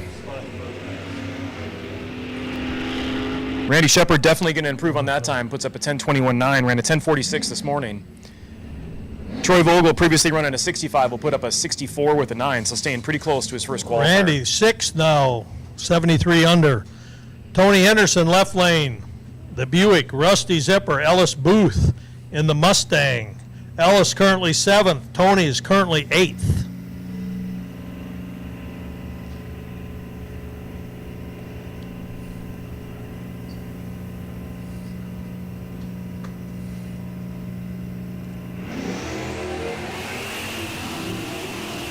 Again, 2 good lights. 15 for Tony, 30 for Ellis, 38 for Ellis. 12:22.4 for Ellis Booth, 12:34.5 for Tony. They remain 7 and 8. No change with those two. Here's our defending champion, Mike Lund in the left lane. Curtis Heeb in the right lane. Curtis is currently 4th. Mike Lund, 11th. Now we know what happened on that first run with Mike Lund. We'll see what happens next. Yeah, I would bet the strategy is going to stay the same for Mike here, talking to him back at the pit area. He's strategically placing himself on the ladder to avoid a first or second round matchup, potentially with his brother Matt, as Matt's trying to make his way into the winner's field. Definitely know that third gen can run a little bit faster than a 1062. Nice wheel stands for both of them. Mike Lund a little red, but it's practice time. 79 for Kurt Heeb. 996.8 for Kurt, a 1009.7. Kurt stays 4. Mike actually moved up to the 9th spot, 40 under. Next up in the right lane, Logan Wernette in the 62 Belvedere. Dale Garber, Pierre, South Dakota, in the Camaro. Factory stock Camaro. Currently, Dale is the number 2 qualifier, 95.7 under. Logan is now currently the 11th qualifier, last on the sheet for the winners. He's 12 under. Yeah, I would say Logan was probably holding a little bit back on that first shot to see where everybody's going to shape up here. Dale Garber, what a launch. Boy, yes, what a launch. Had those wheels up and carrying them. 30 for Logan Wernette. Little red. Whoa, 103 under for Dale Garber. He's going to move to the number 1 spot. Number 1. Nice run by Dale Garber. 103 under. Logan goes to the 9, 41.5 under. And here comes Brent Kopetka. When this car races, they're going to be looking at his taillights, folks. An 86 Charger. Brent is currently the number 3 qualifier, 89.3 under. It may go slow, but it's very quick for its class.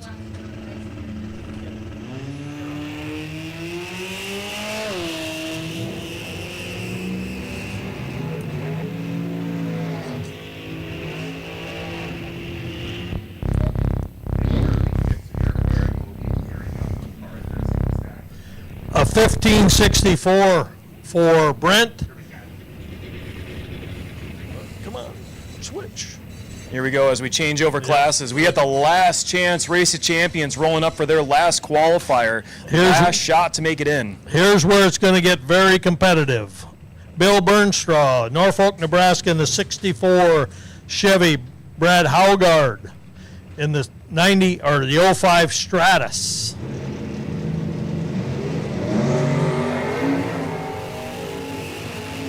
Oh, we got a slow roller. Bill broke. Brad went a 10:30 with a 4. That's going to keep him about in the same spot there as 12th Brad spot. clicking it off a little bit early. Not sure what happened to Bill there. It looks like the car might be leaning slightly on the driver's side, so we will get the starting line crew out there and see what's going on with Bill. Hopefully Bill will be able to at least make the last chance race. We'll see what happens here.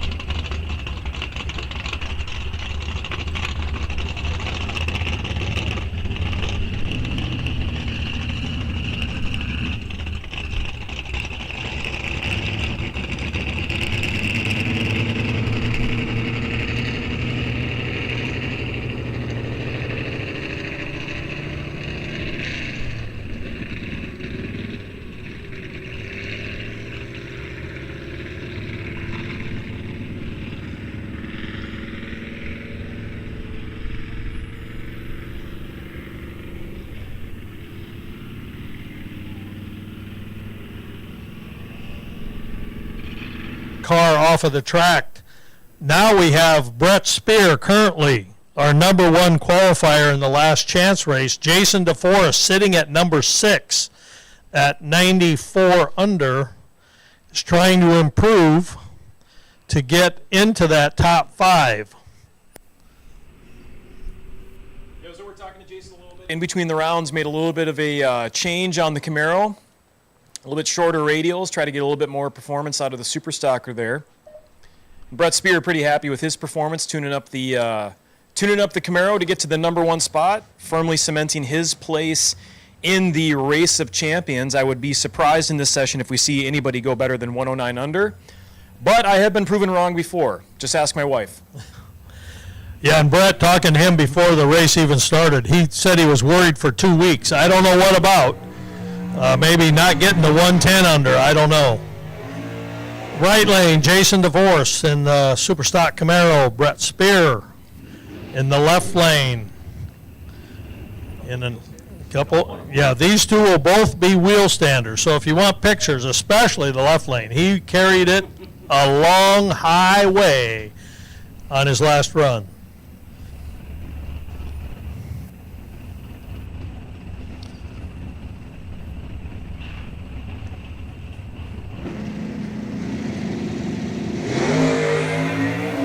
Both carry the wheels almost simultaneously. Let's see where Jason ends up. 946. Wow, that's going to move him into the. He's going to stay in the number 6 spot. Unfortunately, 5. Oh, number right 5 now. now He's for in Jason. 5 right now. 93.9 under. Jamie Peace has to pick up 1/100th of a second to overtake Jason DeForest to get his spot. So we got a little bit of a leapfrog action there. Jason putting the shorter tires on, picking up a little bit more ET. Jason, as it stands, is in the show. Bruce Castle left lane in the Cougar. And right lane is Denny Nelson in Marlene Nelson's car. Both need to pick up considerably to tap into the top 5.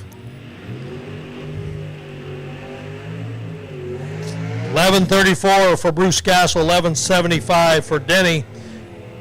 Bruce is in the 7th spot, Denny in the 9th spot. They improved a little bit, but not enough. Next up, Dennis Lund Jr., right lane in the Copo Camaro. Stephanie Dikema. She was drawn in to the last chance race because of so many racers not being able to make it. Rainouts, double up winners. Yeah, and it is fitting that Stephanie took her brother Ben Lyon's spot in the race. Yes. So very nice of Ben to drop out and then drawing Stephanie into the field. Nice wheels on. Oh, Dennis spins. Yeah, a little bit of tire spin there in the Copo. Dennis firmly in the field there, though, at 97 under. Stephanie's going to Stephanie, 10-15-6. Stephanie goes to the number 10 spot. Dennis solidly in number 3. Okay, here comes the big one. Jamie Peace, left lane is sitting number 6. Needs to pick up. He needs to run 93.9 or time. He's got to run 94 even or better. He's got to pick up 100th. So Jamie Peesh, watch the scoreboards here. He's got to run a 1091 with a 0 or better. Left lane, Jamie in the Buick. Jack Beetler, Aberdeen, South Dakota. Watertown, South Dakota. They're close. They're in South Dakota. Jamie, wheels launch. Let's see where he goes. The anticipation is killing me. Let's see what comes up on the board here. 10.92.1. He will not improve. Jamie runs the exact same as his previous run. Jason DeForest firmly in the field at number 5. Holy cow. Nathan Riley, who was originally in the top 5, had to switch cars. He loses that time. He's up against another Lund, Matt Lund, and Matt Lund is currently in the field. Yeah, it's going to be interesting to see here what happens with Nathan. This is his first pass down the track in this car. I think this is probably Nathan's 4th or 5th race car he's driven in his short career. But we'll see what he puts up on the 1065 index. He's young and versatile. Oh, Matt carries the wheels. Oh, man.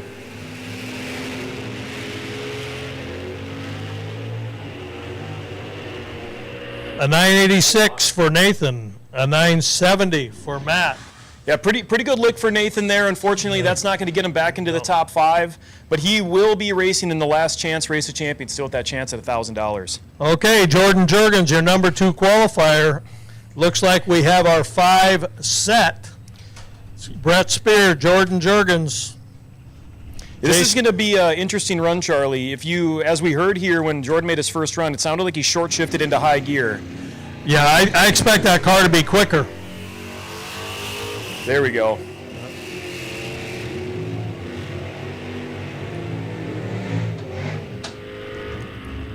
$10.98.0, picked up 1. Come on. Stays number 2, 102 under. And now we have our alternates. Andy Cook in the right lane, Sam Ruland in the left lane. Oh, I'm sorry. Go ahead. And these 2 are alternates in case we have a break, and we could have a break. We don't know yet.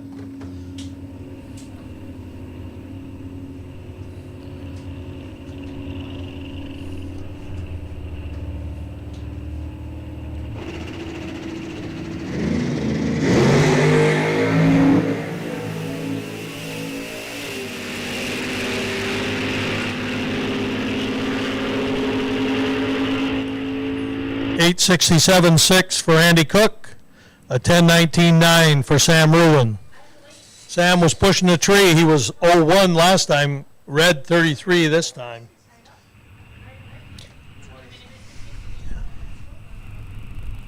We're going to do a little bit of behind-the-scenes qualifying look here.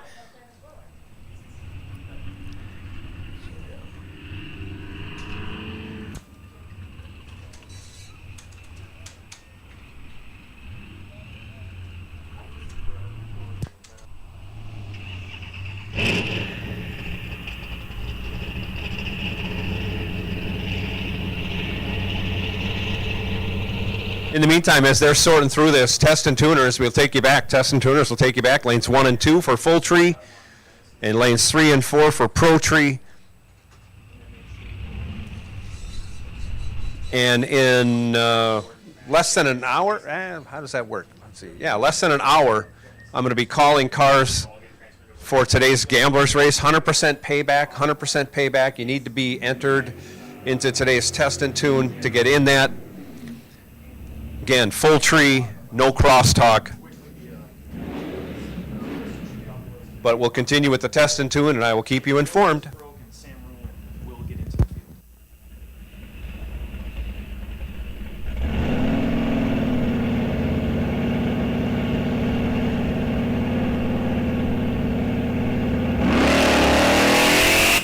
Thanks again. Go to Charlie and Brian.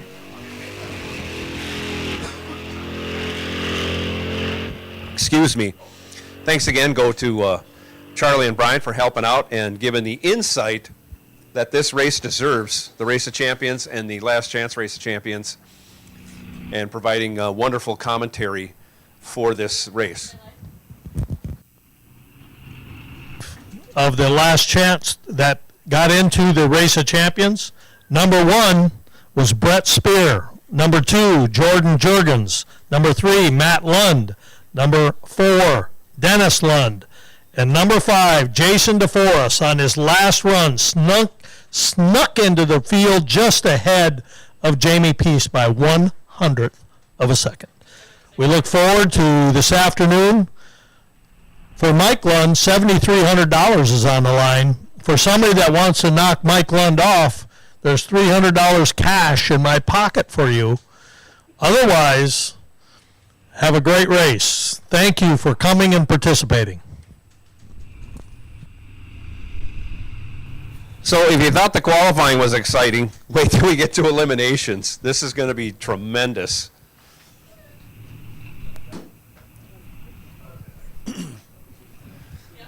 So testers and tuners, we will take you to the lanes, continue on with testing and tuning. Again, if you want the full tree, lanes 1 and 2. If you want the pro tree, lanes 3 and 4. I do ask when you come to the lanes, please be prepared. There's no lines, so we'll run you as soon as you get here, once you get your helmet and belts on and all the other safety equipment. So come right on, testers. Come right on.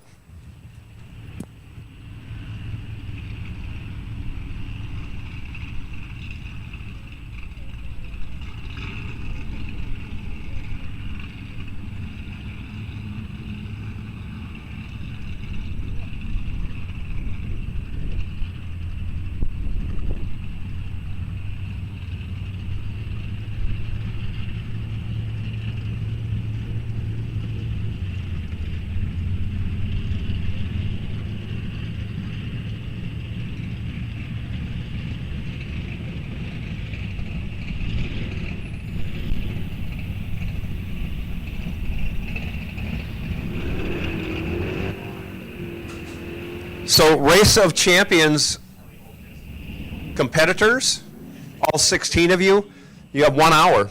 1 hour before we start round 1. So I'll be calling you into the lanes in about 45 minutes, and we will get you paired up and ready to go.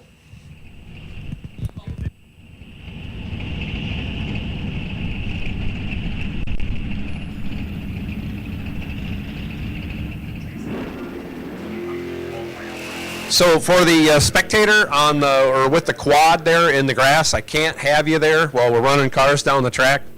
That is a restricted area.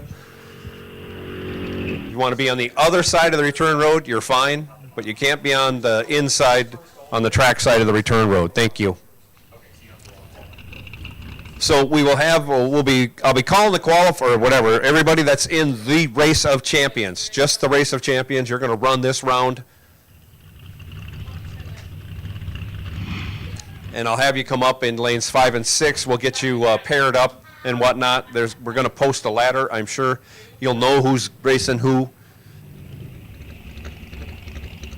But at that same time, I'm going to be calling cars into the lanes for the Gamblers race. So keep that in mind also. It'll be a little congested, but we'll work our way through it.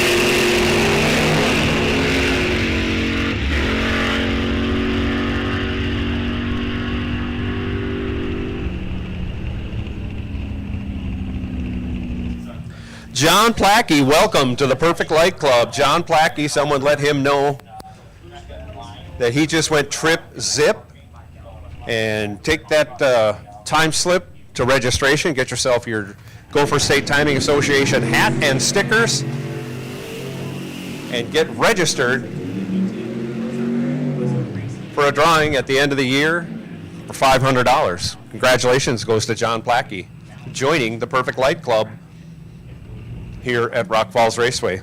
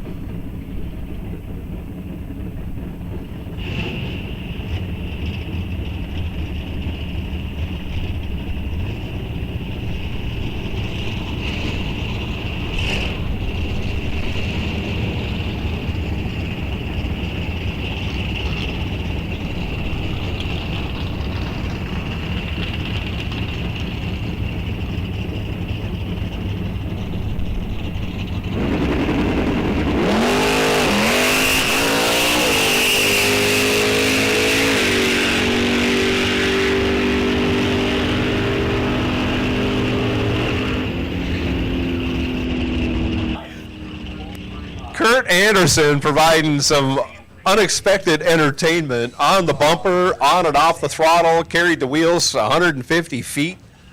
Fantastic. Kurt Anderson, that is Autocraft at work right there.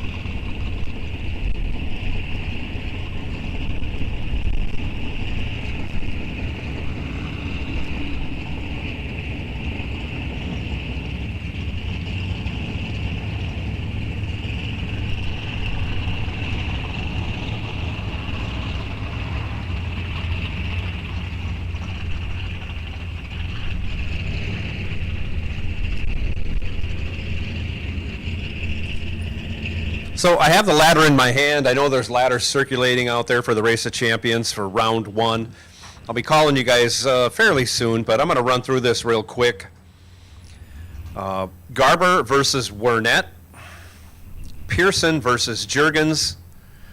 Kopetka versus Vogel. Both versus Lund Jr. Neugebauer versus Lund, and that's the 3153. 3153 versus Neugebauer. Shepard versus Lund, and that's 3358. Shepard versus 3358. Lund, I'm not sure who's Matt and who's Michael without seeing their cars. Sorry. Then we have Heeb versus Spear. Henderson versus DeForest. Those are the pairings for round 1. I'm going to be calling you to the lanes to get matched up here in about 15 minutes or so.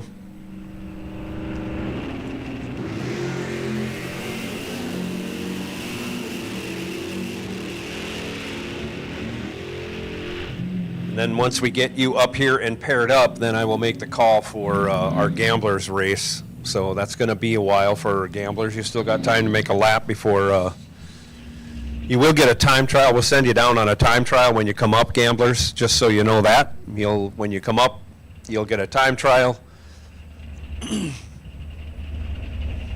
And we'll use that to determine who is the wait and see buy car. And then we'll have you come back and we'll go through eliminations.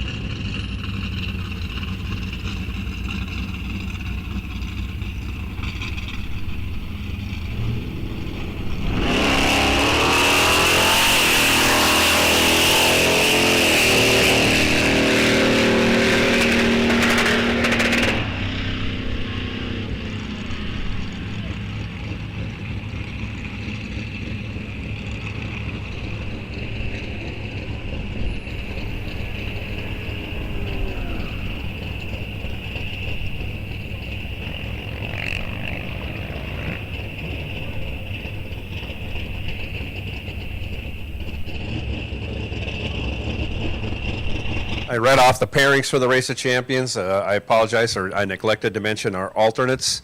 First alternate is Jamie Peach, and second alternate is Castle. 3382 Castle is our second alternate. Jamie Peach, car number 54, is our first alternate.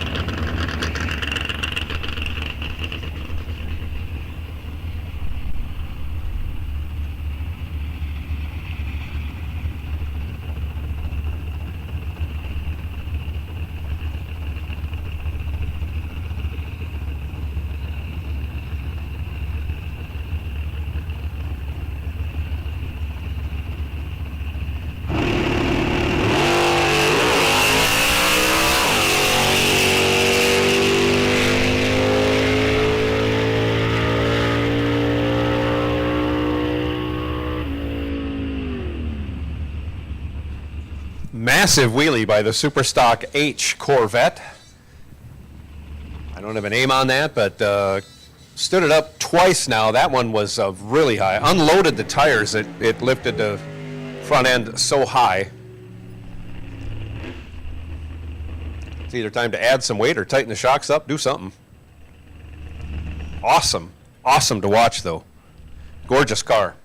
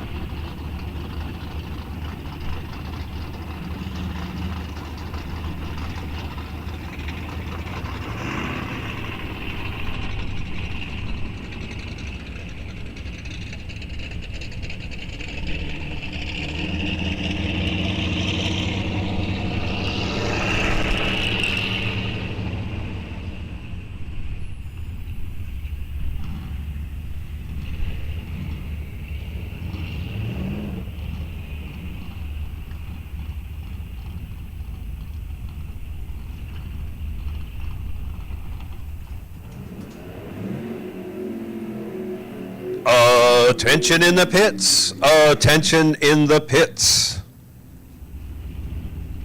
I'm going to make the call for round one, Race of Champions.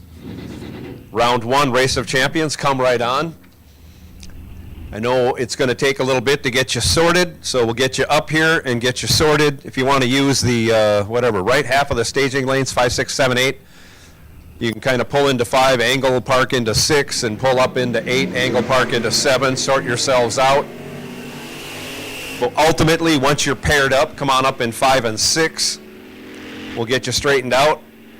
And once you're all paired up, we will run round one of the Race of Champions here today at Rock Falls Raceway. It is the 11th annual CTech Manufacturing Badger Classic. A lot of money on the line today in the Race of Champions and the Last Chance Race of Champions. So once I get our pairs sorted out for round one, just to let you gamblers, racers know, once they're sorted out, probably close to running, I will call you up in lanes 3 and 4 for the gamblers, but I'm not calling gamblers yet. Just letting you know that's how things are going to go. You're going to take your time trial, then you'll come back for round one. And we're going to have to jog back and forth between our Race of Champions, our Last Chance Race of Champions, and the gamblers. So please be ready and answer to the staging lanes when you're called. It'll make things run all that much better. But also note that there will be some delays between rounds as we shuffle through different categories. Appreciate your cooperation, and we'll get to the eliminations portion of the day shortly.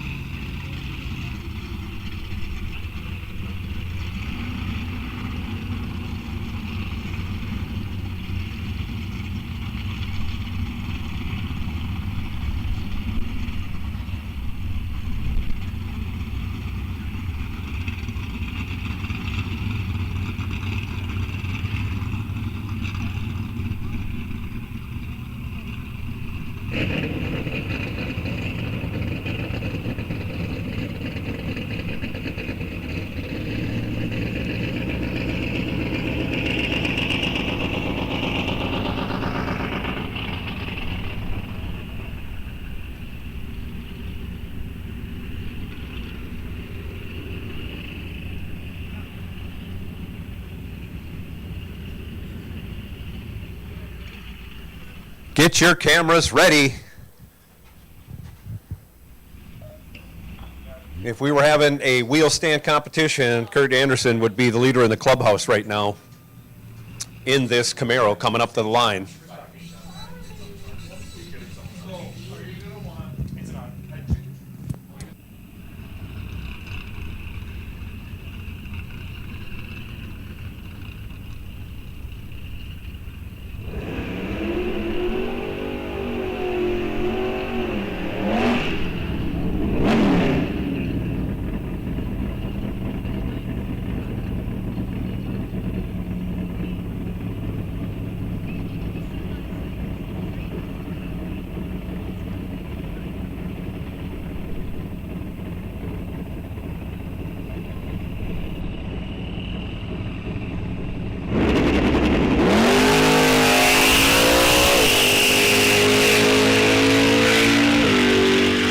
Oh, sure, it's easier to race that way when you tighten the shocks up, but it's a lot less spectacular. No, another great run by Kurt Anderson.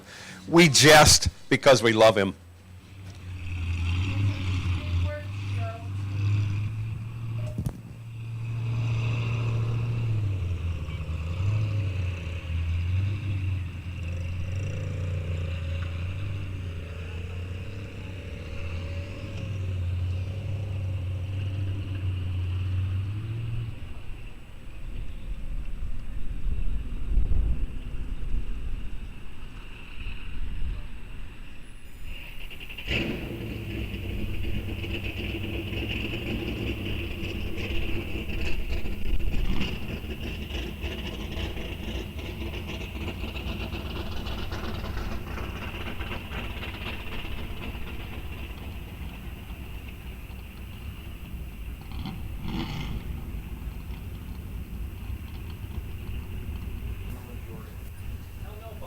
Attention in the pits, attention in the pits. Sam Ruland, you have been instated.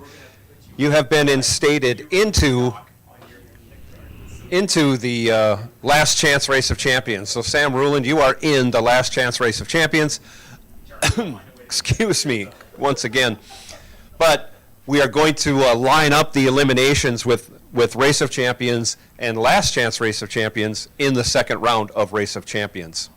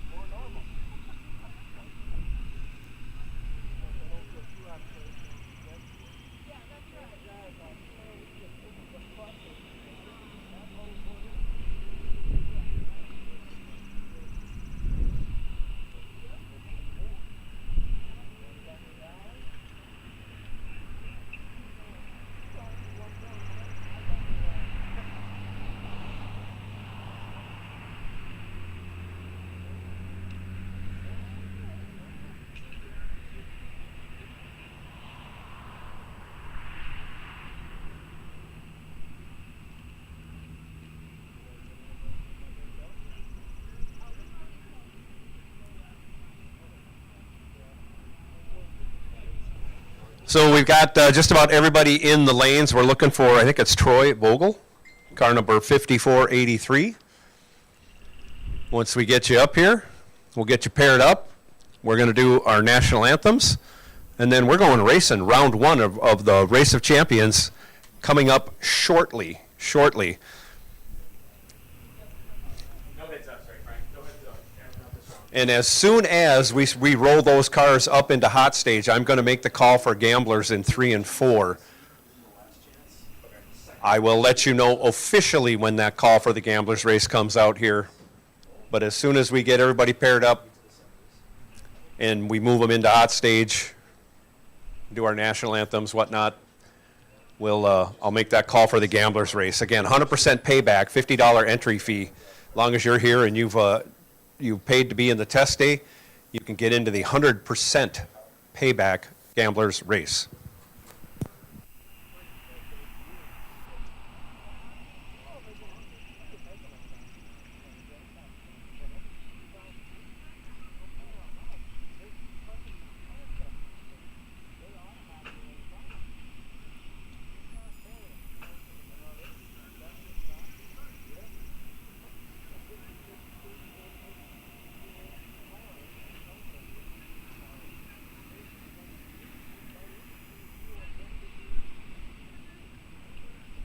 So also, before we can even run these cars down the track, we do need Jamie Peach and Bruce Castle. We need you to the lanes as alternates. In case somebody breaks, we can insert you immediately into that pairing. So we'll need Jamie and Bruce up here.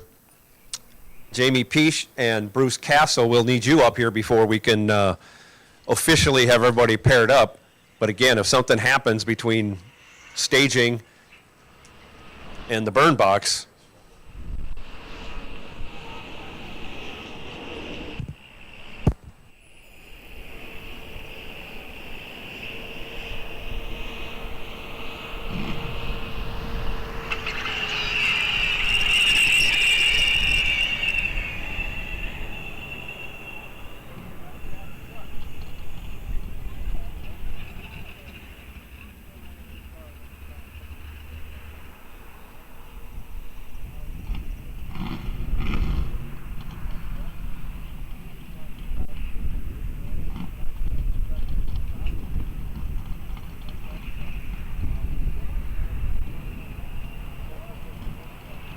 So we have all of our competitors here, but we do need our alternates in the lanes. As a just in case, we do need our alternates up here.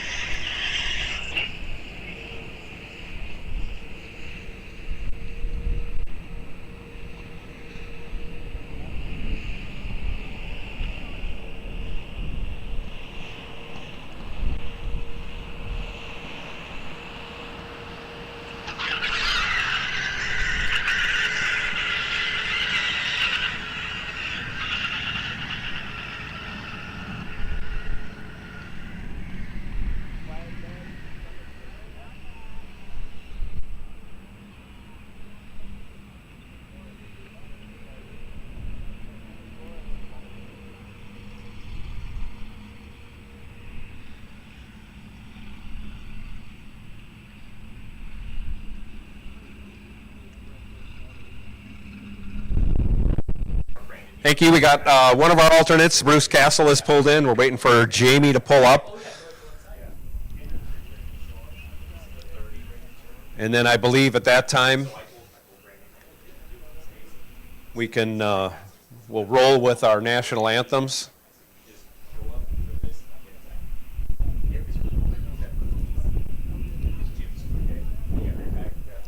And we'll roll on into round one of the Race of Champions. I'll turn the mic over to Charlie and Brian again, and they will get you through round one. We just need Jamie to show up before we can roll cars out.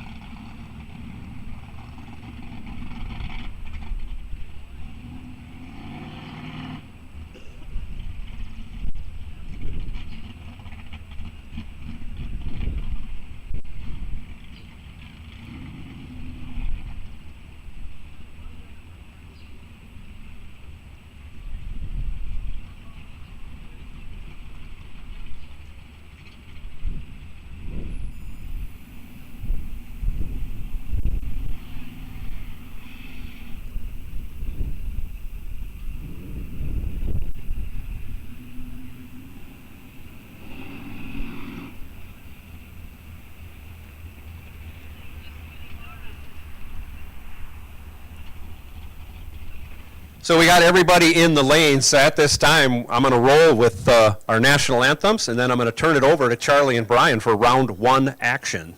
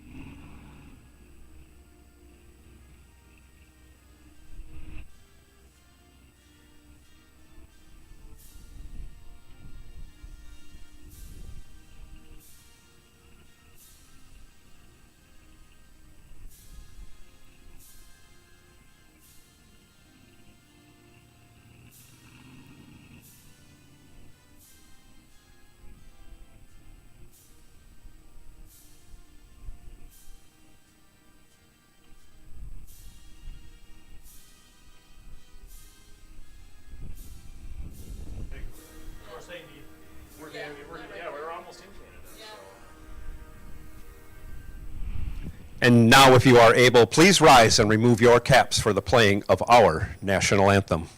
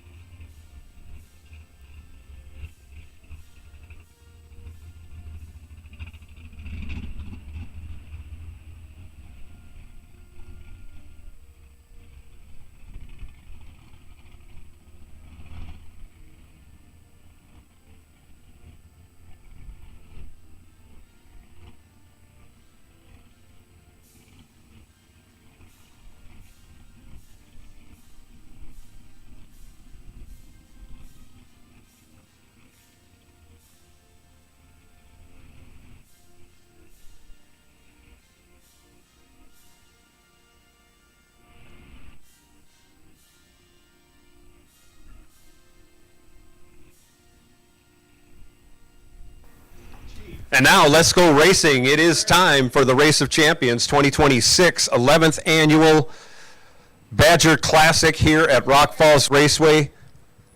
I'm going to end it with, we'll take gamblers to lanes 3 and 4. Gamblers will take you to lanes 3 and 4. If you want to do some gambling, bring $50 and come up to lanes 3 and 4. Here is Charlie and Brian. Thank you, Joe. Oh, the 6th annual Race of Champions. Will Mike Lund walk away with $7,300, or will one of the other racers take the 5 and someone else the 300? Brian, what do you think? Well, we got Rod Niggerbauer has a pretty good, I wouldn't say pretty good shot, but that's the first shot at the bounty, first round up against Mike here. That's going to be a really good matchup between two really good drivers. You look across the entire ladder here, there's not a bad pair among them. The Troy Vogel, Brent Kopetka matchup is always interesting watching Brent go against competitors. Probably going to be, looks like about a 4-second head start for Brent in that pair. That's going to be an exciting one to watch.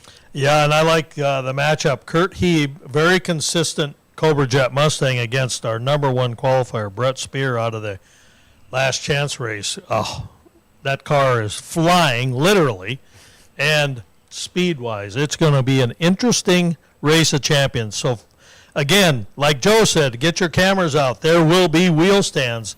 These guys are going for some pretty good money for a 4-round race. Yeah, absolutely. In the world of stock, super stock racing and NHRA and all the other things that go with it, there's no better program than this.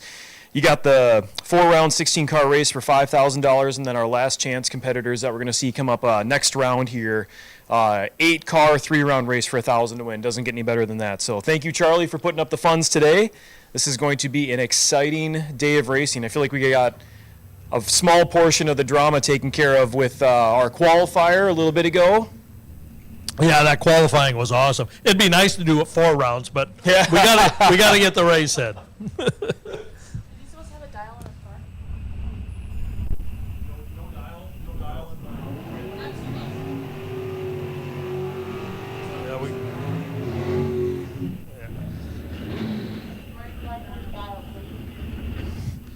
Rod Negebauer, right lane in the Duster.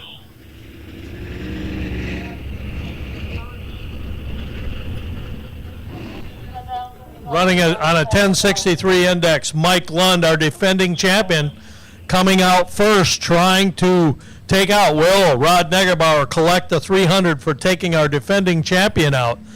We're going to have not quite a full second head start. Yeah, second.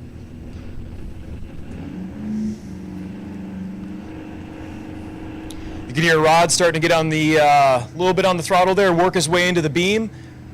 Mike's going to follow, tree set, first round Race of Champions. Here we go.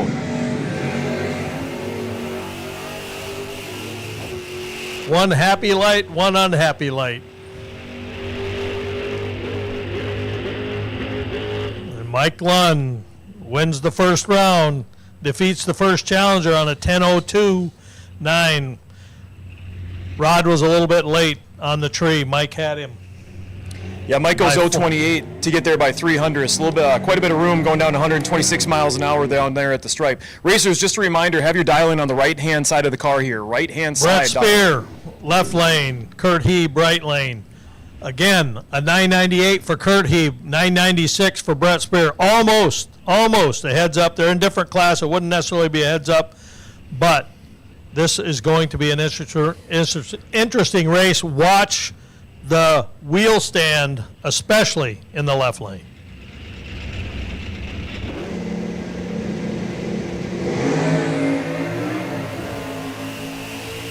Ooh. Again, a good light and a not so good light. And Kurt Heeb takes advantage of that light. He had a 19 to 67 for Brett Spear. Runs a 994. Brett a 996.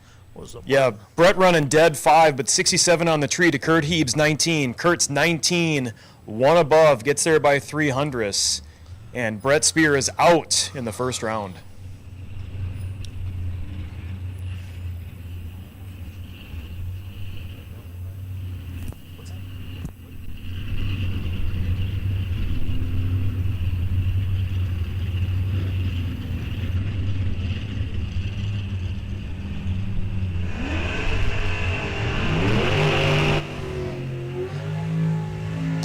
Next up, Ellis Booth in the Mustang against Dale Garber in the Copo Camaro. Again, this will be a Lund. Dennis Lund Jr. Too many blue Copos. Too many Copos. Dennis Lund Jr., left lane. On an 843. Ellis Booth on a 1224, so we're going to have a chase to the finish line. We'll see. Usually, reaction time can. Ooh.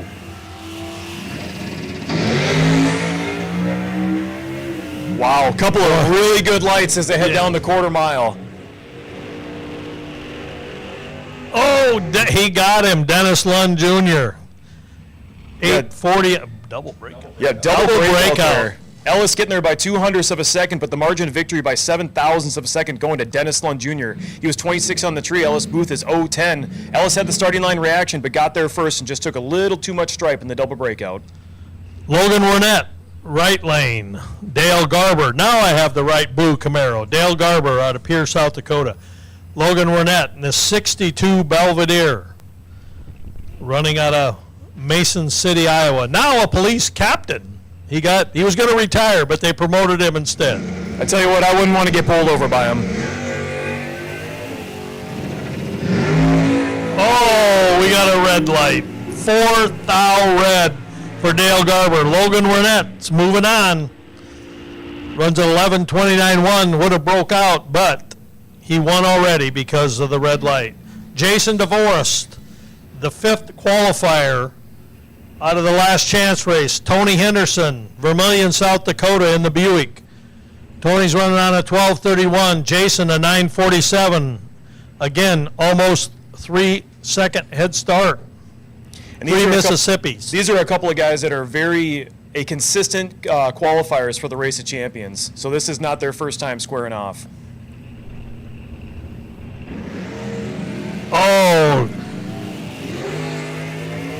Yeah, 10 red on Tony Henderson. You saw him flicker in the stage beam there. Not sure if that rattled his concentration a little bit, but Jason's going to get the easy one. Runs dead 7:45 on the tree. Jason moves on. He's going to be tough coming up. Jordan Juergens, right lane, our number 2 qualifier out of the last chance race against Scott Pearson, Stewartville, Minnesota, in the AMX. Scott's been racing many, many years with that AMX. A 1098 for Jorgens, a 1052 for Scott. So Jordan's going to get a slight head start. Yeah, and this is interesting too. You saw that last qualifier. Jordan sped it up a little bit, ran a 1098. So it'll be interesting to see if they left it set on kill or what their setup is here for first round against Scotty. Wow. A couple of really good reaction times. Awesome reaction times. Holy muckets. Oh, Scott Pearson. Wow. Scotty Pearson dead 2 to be 16 total. Jordan Jurgens is 003 to break out by 1/1000th of a second. Jordan takes 100th win stripe, but the win's going to go to Scotty Pearson. Wow, what an unbelievable first round. And Jordan had a 3 light. Unbelievable. To a 14. Randy Shepard left lane. Matt Lund right lane. Matt running a 975. Randy Shepard 4-speed 1022. Yeah, somebody's got their work cut out for him. 600 separate him up Yep. front. You can kind of see it heading down the quarter mile. Matt Lund easily takes it with that 600 head start on the reaction time. He runs a 980 to a 1025. Next up, here we go. Here is the rabbit and the turtle. Troy Vogel, right lane in the Pontiac Firebird against Brent Kopetka in the 86 Charger. Troy's going to have to be very patient on this one. I personally run Brent 4 times, and this is not easy. What's going through Troy's head right now? He's checking his phone, reading the newspaper. Oh, and He's off green, but he's got some work cut out for him.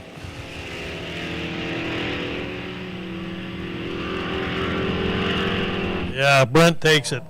Reaction time. It's supposed to be off for these guys, correct? Yes. Yeah, Brent takes that one. Troy actually broke out also, but Brent was 13 on the tree, and Troy was 93. It was going to be a tough road to hoe. What an excellent first round we had in the Race of Champions. So next round we have. All right, so our second round pairings for the Race of Champions winners field is going to be Logan Mornett squaring off against Scotty Pearson second round. The next pair is going to be Brent Kopetka facing off against Dennis Lund Jr. That is going to be an exciting chase to watch. Also, we got another couple of Lunds going at it. I wonder if there's going to be some cross the trailer betting there, as Matt Lund is going to face off against Mike Lund in the second round. Can the brother take the other brother down for the $300 bonus, or is Mike going to keep rolling on? And then the last pair is going to be Kurt Heeb and Jason DeForest squaring off. And Kurt Heeb and Larry DeForest, Jason's dad, are extremely close. They're pitted by each other. Very interesting. Yeah, so we only have 3 Lunds left in the field. We started with With 3. There's always a running joke I've heard at these races. If you want to win, you got to go through at least a couple Lunds, and I think that's going to stand true today. Yeah, what an exciting first round. Please be ready for second round, and then the first round of Last Chance will be on our next runs coming up. See ya then.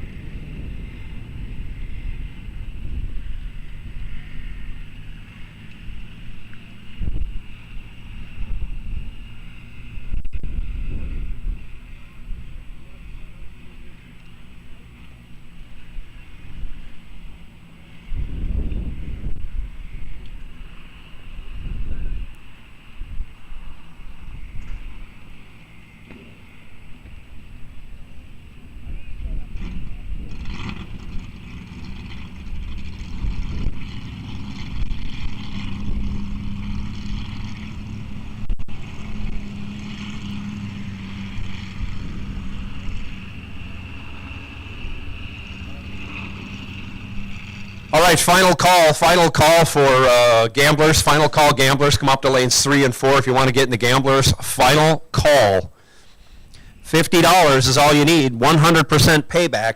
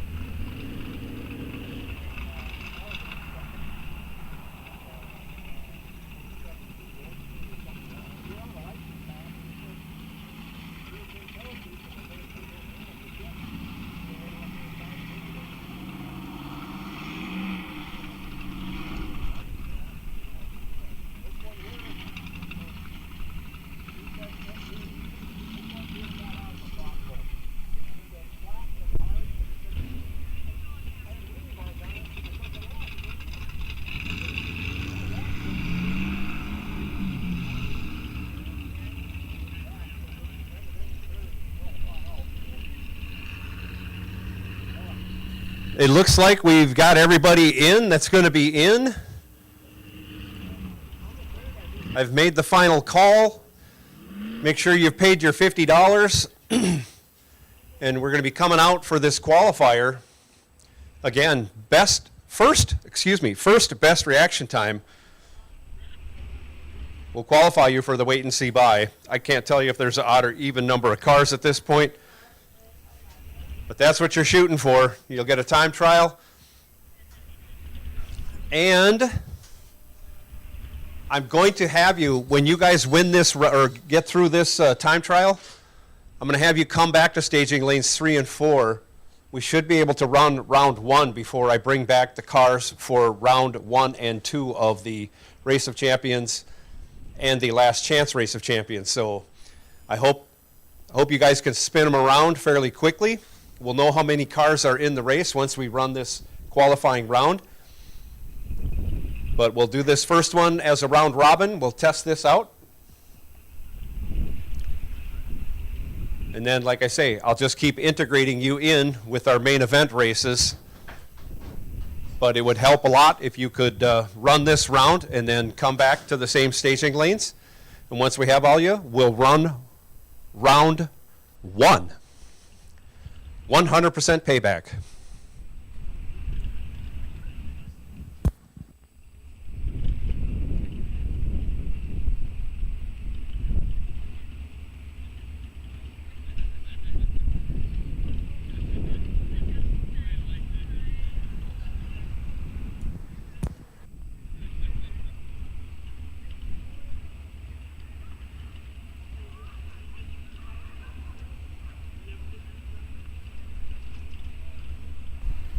So just a rough count, there's 20 or 21 cars, something like that. 20 or 21 cars, just a rough count. So that's $2,100 in the prize pool. That ain't hard to figure out.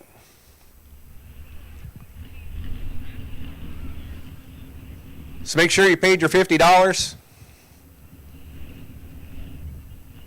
Again, no crosstalk, full tree. Dial-ins on the right side of the car so we can read them. For those of you who are new here, we are a right-handed track as far as the tower is concerned, so we need a dial-in on the right side of the car. Good luck to all.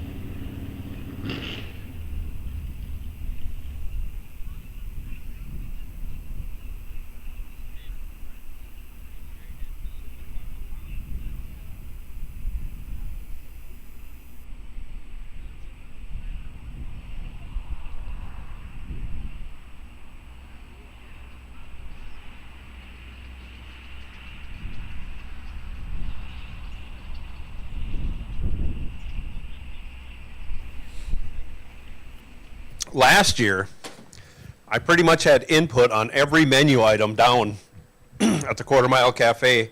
This year, not so much. Changed my eating habits and whatnot. Haven't tried a lot of stuff. But I just got a taste of our new waffle fries, new on the menu this year. Holy cow.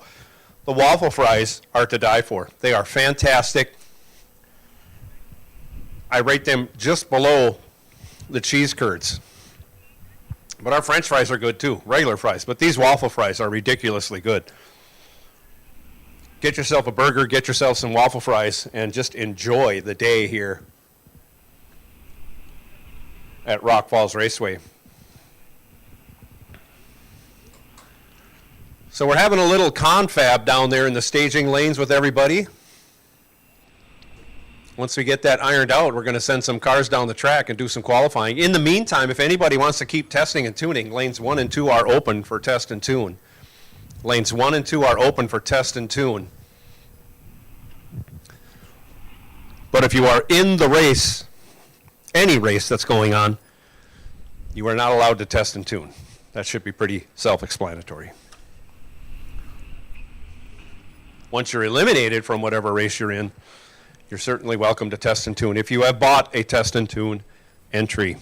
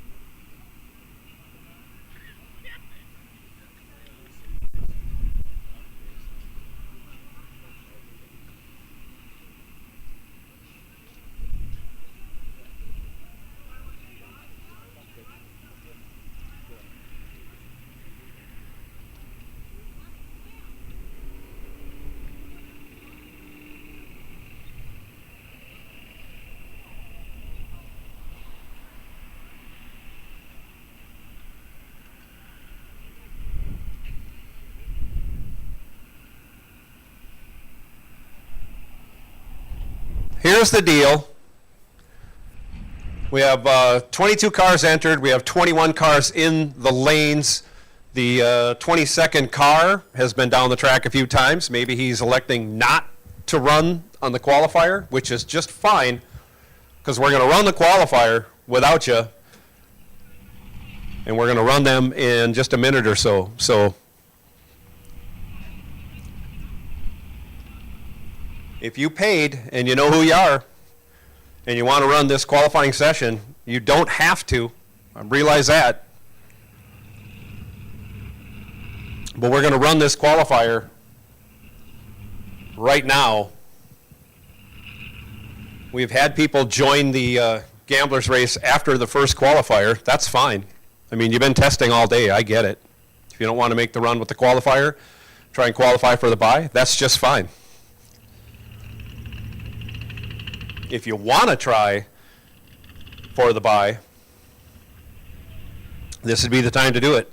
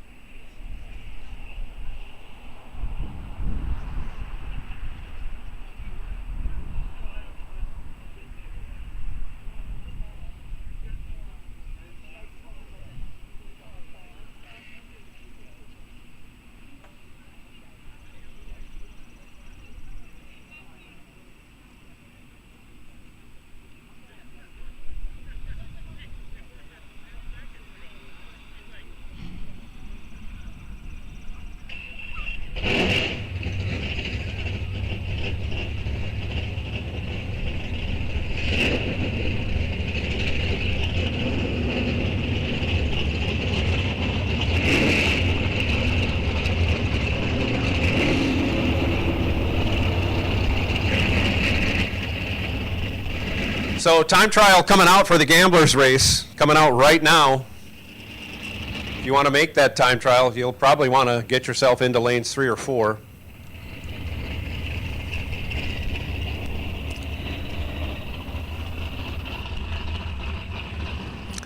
But here we go.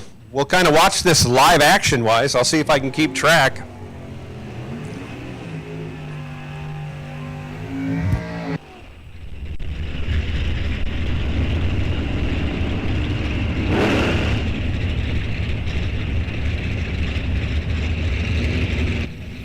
I'll do the best I can with what I can remember. John Plackey over there left side.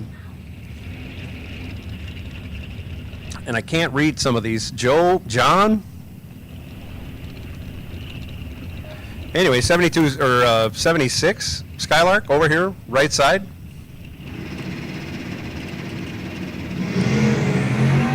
Off they go, 17 to a 37. That puts John Plackey in the lead after one pair. I don't think that's going to hold up, though. Someone's going to go better than 17. Looking for that wait and see buy. No crosstalk, no box, correct? Correct. Copy.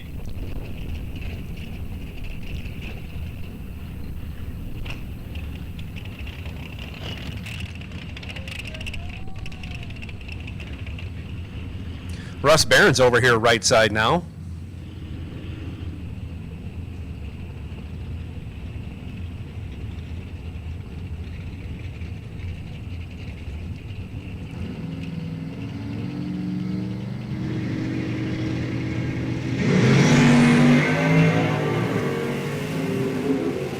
Mustang goes red, Barron's goes 53. Still leaves John Plackey in the lead. Again, I just don't think it's going to hold on. Somebody's going to go better than a 17.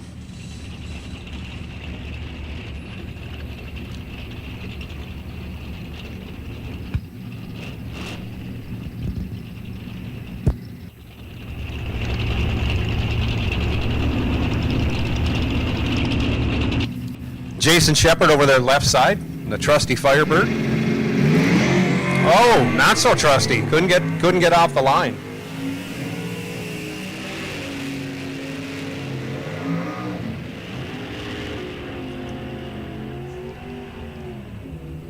$76 to an 84, no change. John Plackey still the leader in the clubhouse.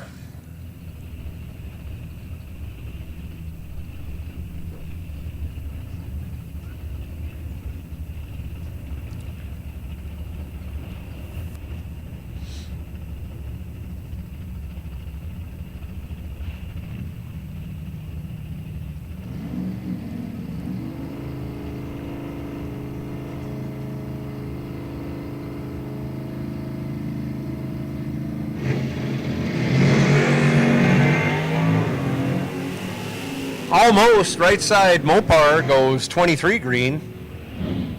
Still leaves Plackey in the lead in his Dakota pickup from the first pair.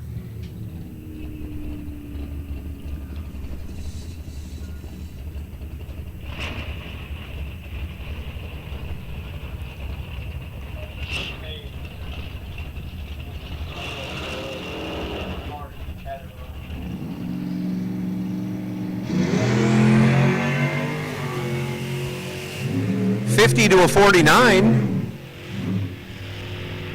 Would have been an awfully close race.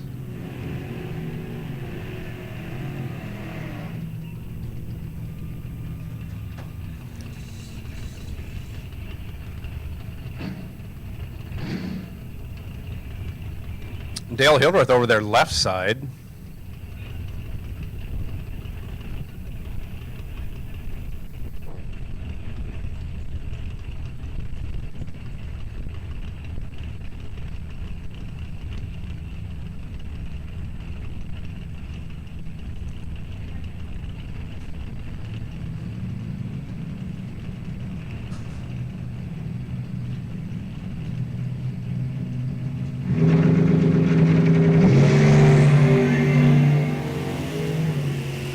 Hildreth goes red.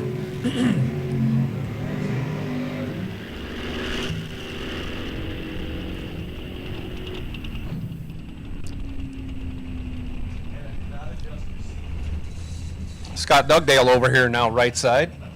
I should say right side, that previous pair went 60 green, so John Plackey still leading the way. All right, Nathan, you're gonna have to start pairing them now.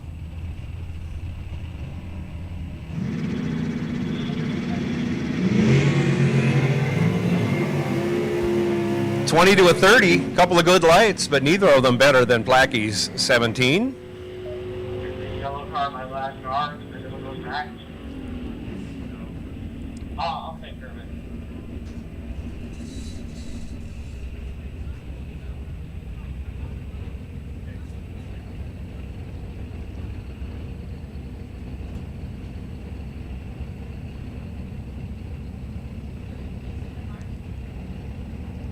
Bruce Lang over here, right side.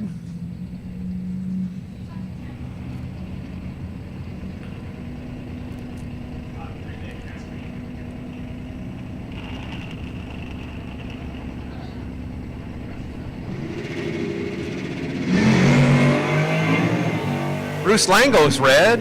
GTO in the left lane goes 27 green. Another good light.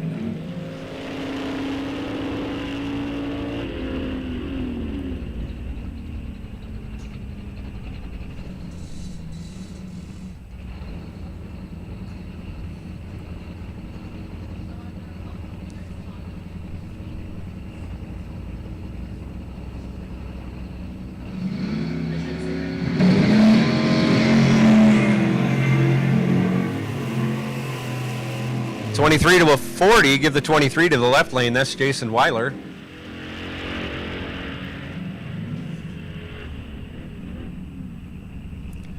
Brandon Winrich, left side. Right side, Doug Mertinke.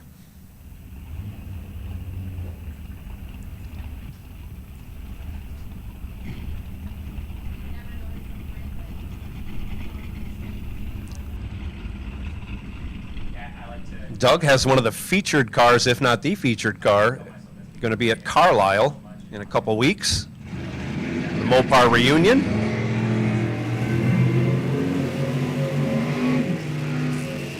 Both drivers miss it.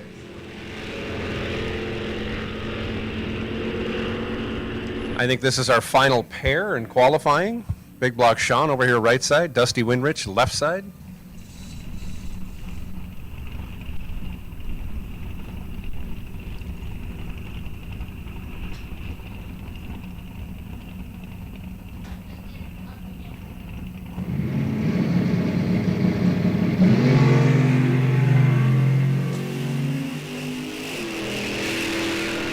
Dusty almost got it. 002 red. Almost. John Plackey's going to hang on, because I think that's the end of it for our qualifier for our gamblers race today. So John Plackey will be in the wait and see bye. We had an even number of cars, though, I will say that much. Look at that. John Plackey's already back in line. So gamblers, we'll take you back. We'll take you back to 3 and 4. I'd like to run your first round before we come back with our second round of the Race of Champions and the first round of Last Chance Race of Champions. But if it doesn't work that way, I'll figure it out and we'll get cars down the track.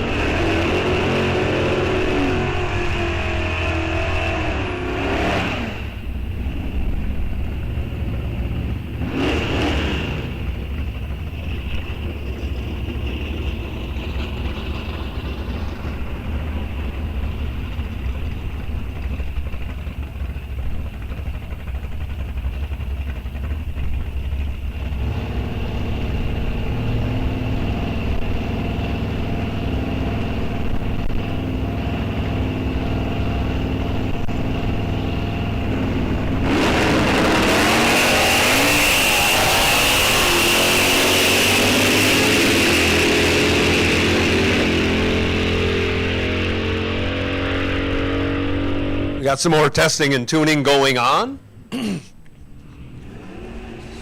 At this time, we're waiting for our gamblers to come back in the lanes for round one.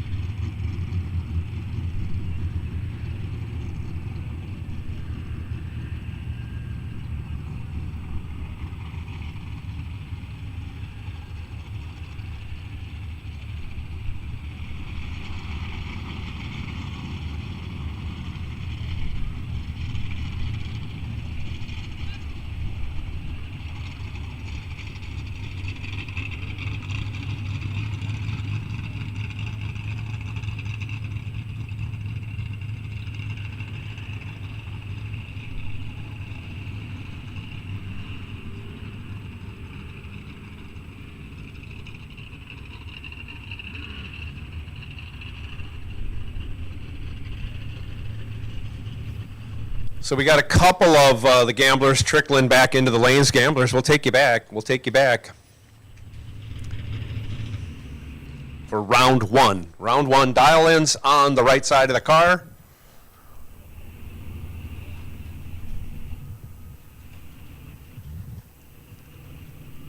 Yeah, gamblers, we will take you back. Otherwise, if you're testing and tuning, lanes 1 and 2 are open.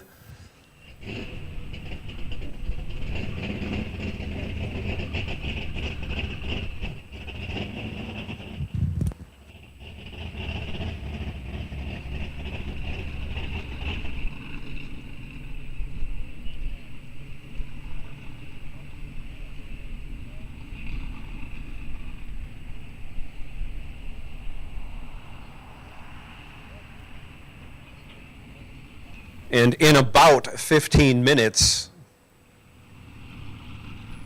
I'm going to make the call for Race of Champions Round 2. You got 15 minutes before I give you a call, and it's going to take some time to pair them up too. So just giving you a heads up. Same goes for Last Chance, Round 1, Last Chance. I'll call you pretty much the same time as I call up Race of Champions Round 2. But I'm not calling anybody yet, just giving you a heads up, letting you know what's coming.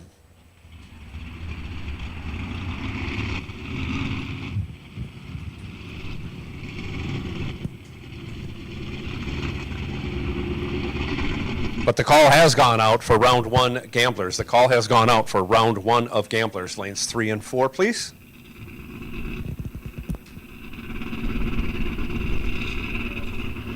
And anybody wishing to continue testing and tuning, lanes 1 and 2 are open for you.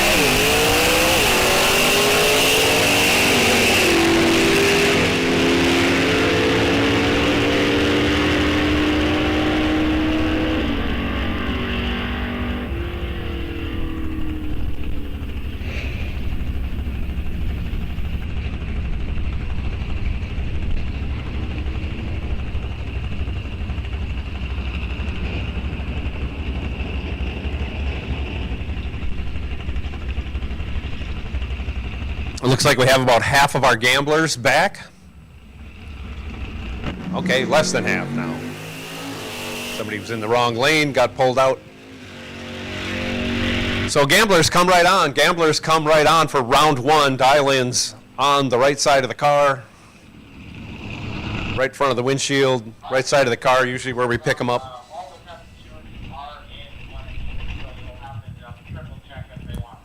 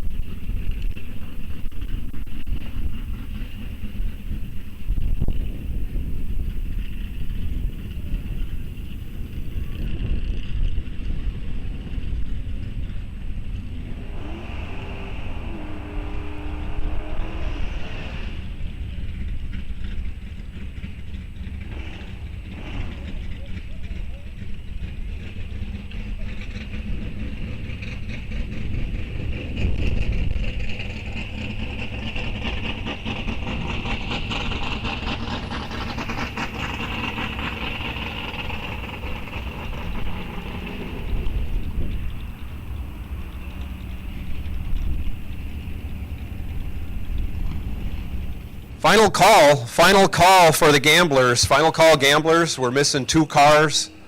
In case you haven't looked up in the sky, it's a little darker than we like to see.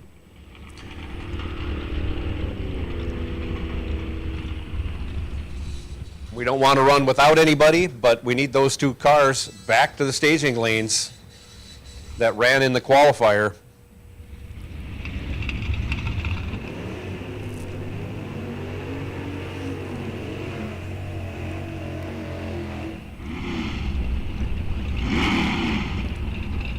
Looks like one of them is back. I should just say, honestly.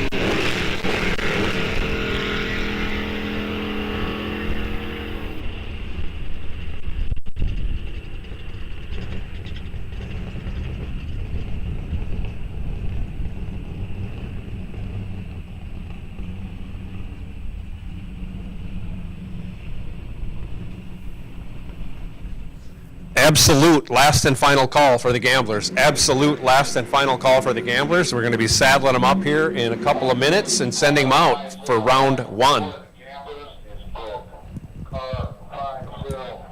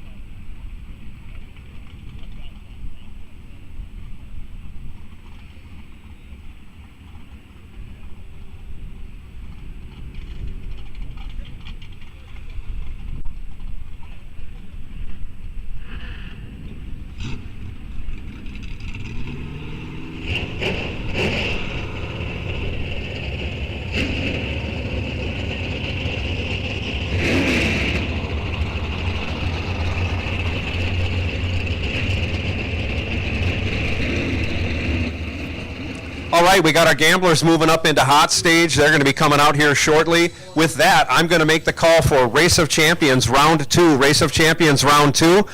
If you want to come up lanes 7 and 8, say, and do your angle deal and get paired up, you'll come up in 5 and 6. I'm going to call for Round 1 of Last Chance Race of Champions. You're going to have to come up in lanes like 1 and 2, and then when you get paired up, come up in 3 and 4. I hope that makes sense. I know y'all can do it. But Race of Champions, we need you to the staging lanes. Last Chance Race of Champions, we need you to the staging lanes. I just need you on opposite sides. So Race of Champions, do what you did last time. Come on up in 7 and 8, and then once you're paired, come up to the front of 5 and 6.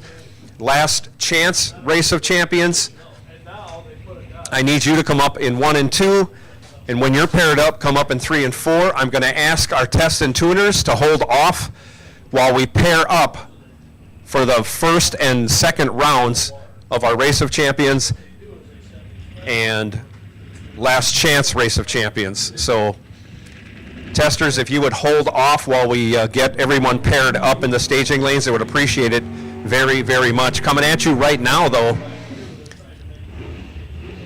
it is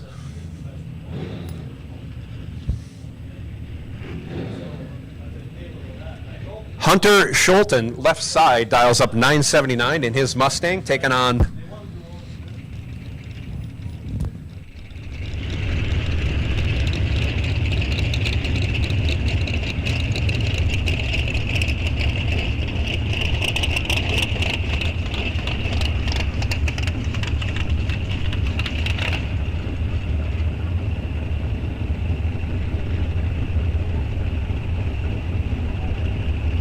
We're going to go with Jake Melgren. At least that's the name on the side of the car we can read. Dialed up 1170 right side.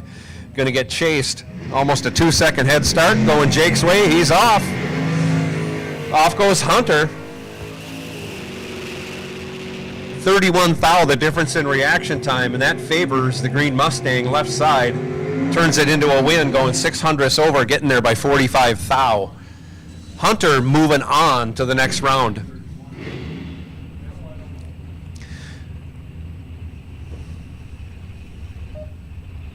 Go ahead and close off 1 and 2. Russ Barron's now right side, dials up a 975.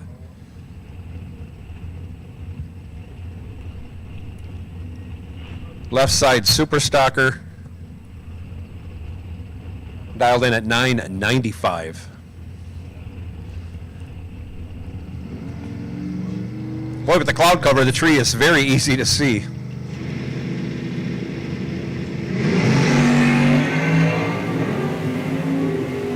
Off they go. 79 to a 130. Give the 79 to your winner. In the Superstock, left side goes dead on after going 79, gets behind a thou as Behrens breaks it out, trying to make up for a tardy reaction time. Behrens was locked out. He couldn't win that one. Big block Sean, left side. Right side, dial 1030. Sean dialed 1073. Give the win to Sean. 41 green gets it done. As the Mopar right side goes 008 red. Both drivers over their dial. Brandon Winrich now, 1144, left side. Good looking Z28 over here, right side. Either a 70, 71, 72, something like that. I'm going to go with a 72. Dialed up 1066. Brandon dialed 1144. Give the win to Brandon. 006 green. Gets the job done. Brandon runs on down, breaks it out 18 thou. As the Z28 went on down there and broke it out 3 thou, but also went 81 red for the loss. Stephen Glubke, left side, dials up a 10 flat. Scott Dugdale over here, right side, 1073.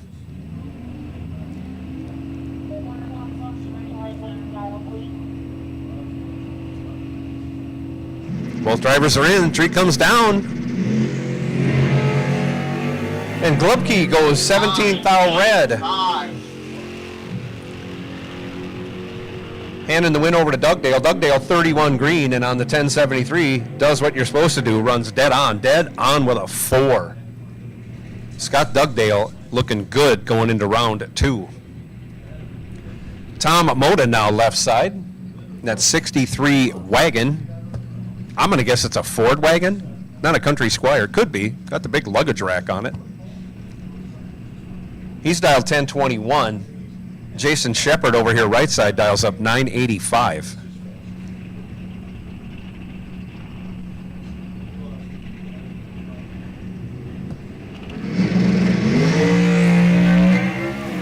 Off they go.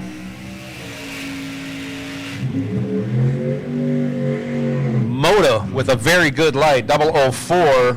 Will take the win, breaks it out 4 thou, but on the double breakout, breaks it out 8 thou less than Jason Shepard. Shepard, 083 green, follows Moda through to break it out 11 thou for the loss.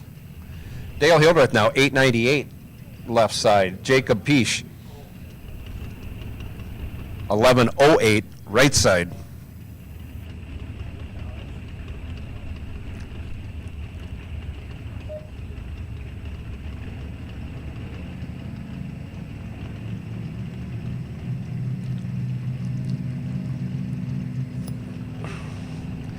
Once again, we're looking for Race of Champions. Race of Champions, round 2, we need you back.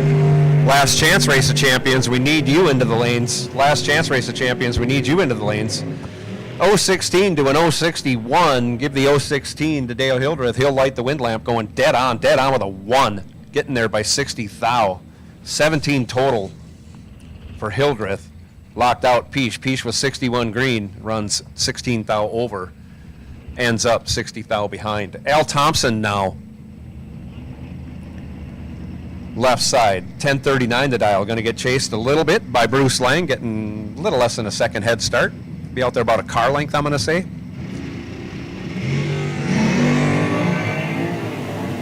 Bruce Lang giving chase.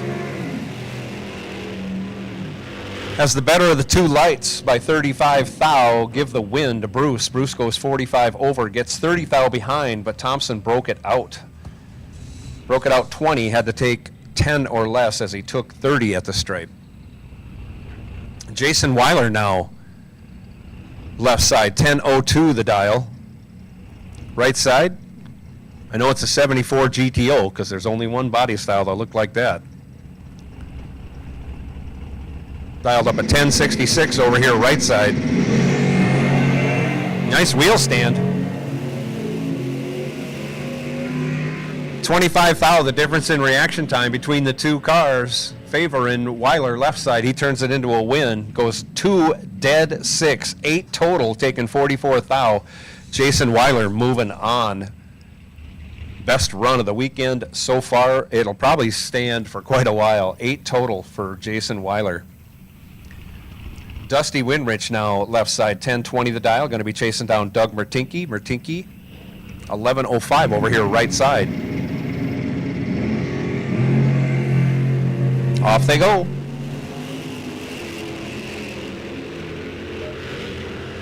Mertinke's in trouble, but Winrich goes down and breaks it out, 2.5 thou, taking 84 thou. Doug Mertinke gets a break. Little tardy on the tree, but runs dead zero. Dead zero. Mertinke pulls one off. Catches a big break, though. John Plackey now. He was our wait-and-see car. This must be the last pair of this round. Chris Knutson, right side, dials 1036. Plackey dialed 1118 in that Dakota pickup in the left lane.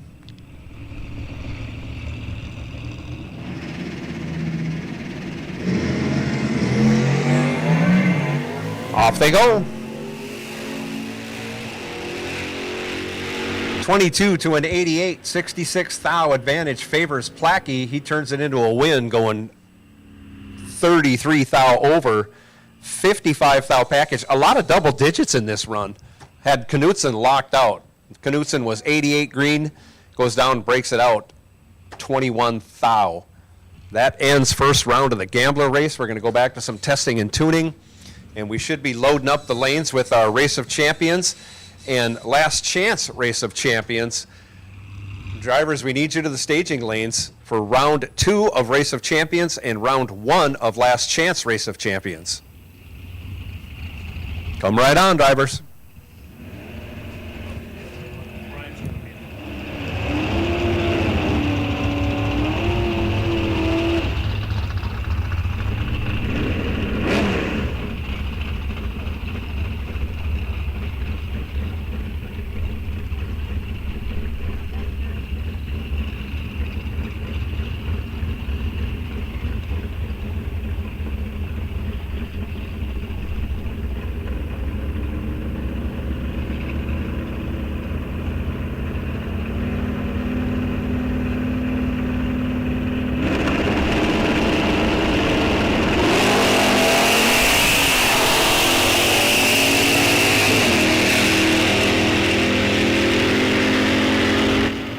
Race of Champions drivers wins that match, at least. They're in the lanes. All of them are in the lanes before the Last Chance Race of Champions.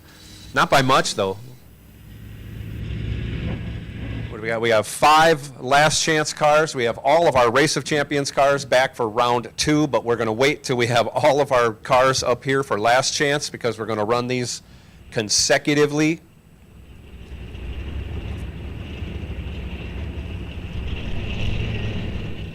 So we are looking for 3 cars from our Last Chance Race of Champions.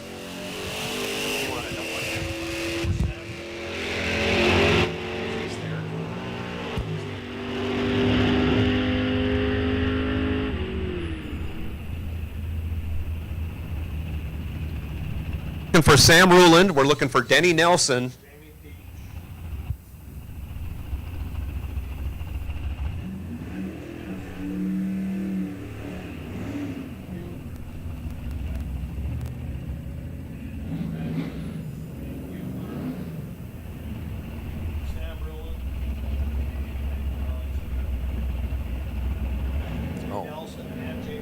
We need Jamie Nelson. I'm sorry, Denny Nelson and Jamie Peach. I got the pairing mixed up. I see Sam is on his way. Here comes Jamie. So we're waiting for Denny and Jack. Butler. Jack Butler. We're waiting on you and Denny Nelson.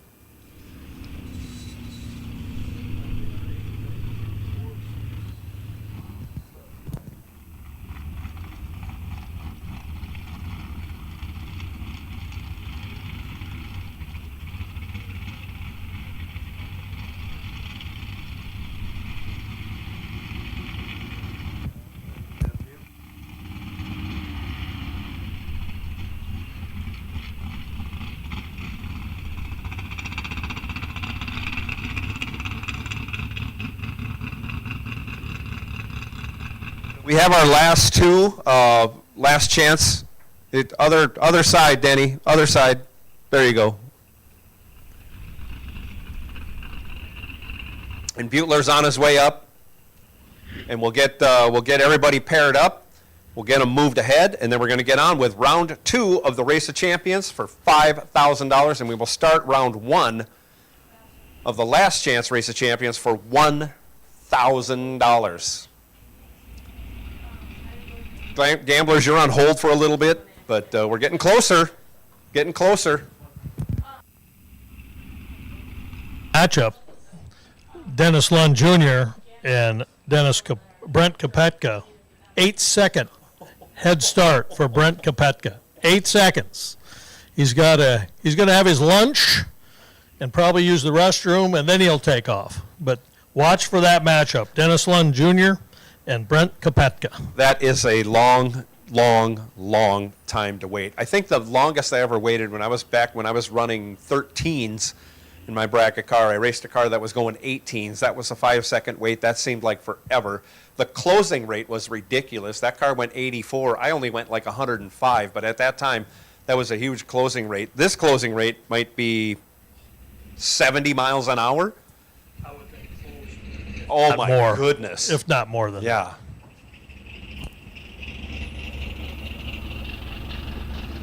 So, yeah, that's going to be a wild matchup. We have brothers facing off. Matchups that you're going to see. Logan Wernette in a 62 Plymouth, Scott Pearson in his 70 AMX, Brent Kopetka in his 86 Charger, Dennis Lund Jr. in his Copo Camaro. And here's the brother matchup. Matt Lund, will he take his brother Mike Lund out of the big money? But Matt's still racing for $300 and $5,000. And our final matchup, which will be a very good race, Kurt Heeb in his Cobra Jet Mustang and Jason DeForest in his second car, which is his Camaro. He's had transmission trouble with his Cavalier. So those are the matchups for the Race of Champions, and we'll get to the matchups on the last chance race here in a minute.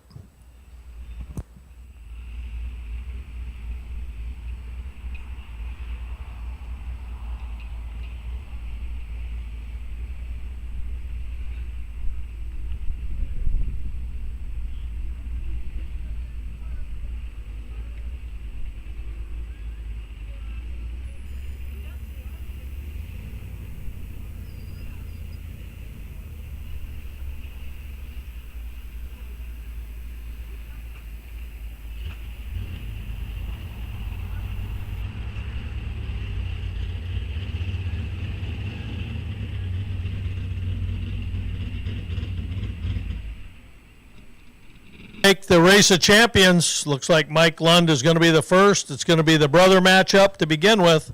Mike Lund and Matt Lund. Will Matt Lund take the 300? Then it looks like it's going to be Jason DeForest and Kurt Heeb in the second pairing. At least that's what it looks like from here. Come on up, guys. Let's go. We got a black cloud. We don't want anything falling from it.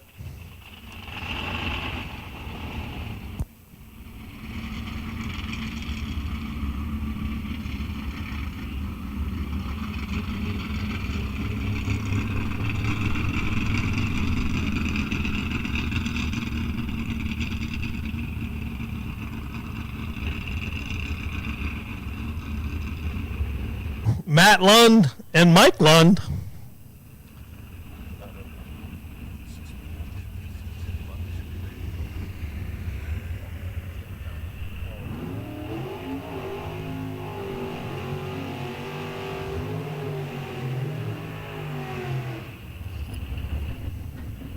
So left lane will be Mike Lund, the defending champion, against his brother Matt Lund. Mike Lund has dialed a 997. Matt Lund a 974. Mike Lund actually getting a little bit of a head start. Will Matt Lund take the $300 away from his brother? Well, more than 300. It could be 7,300. Will. Very interesting matchup here. How will they play it?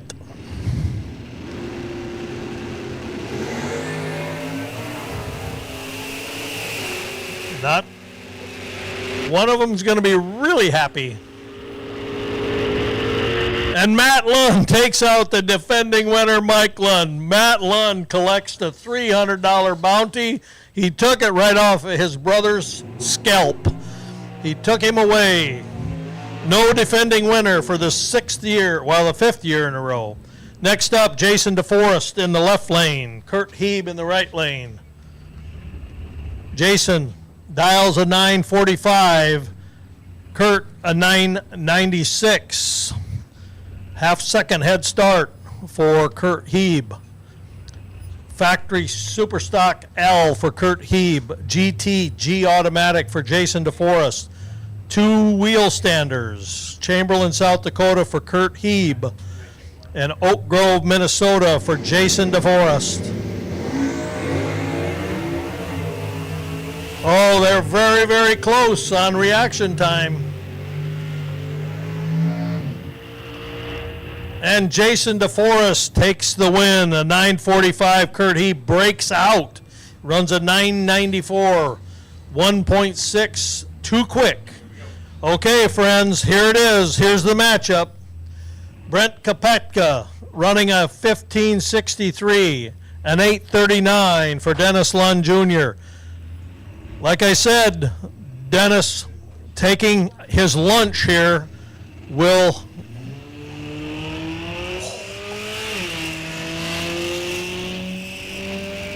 Here comes the tree. 30. It's going to be interesting. You got to watch the finish line on this one. Can the Copo cover it? No. Brent Kopetka moves on to the semifinals. Runs a 1566 on his 1563. And Dennis broke out. We had 3 Lunds to start with. We only have 1 left. Next up, Logan Wernette in the 62 Belvedere, running on an 1126. Scott Pearson, 70 AMC, 1050 Index. Logan's going to get a little bit over a second and a third head start. 1.3 head start for Logan.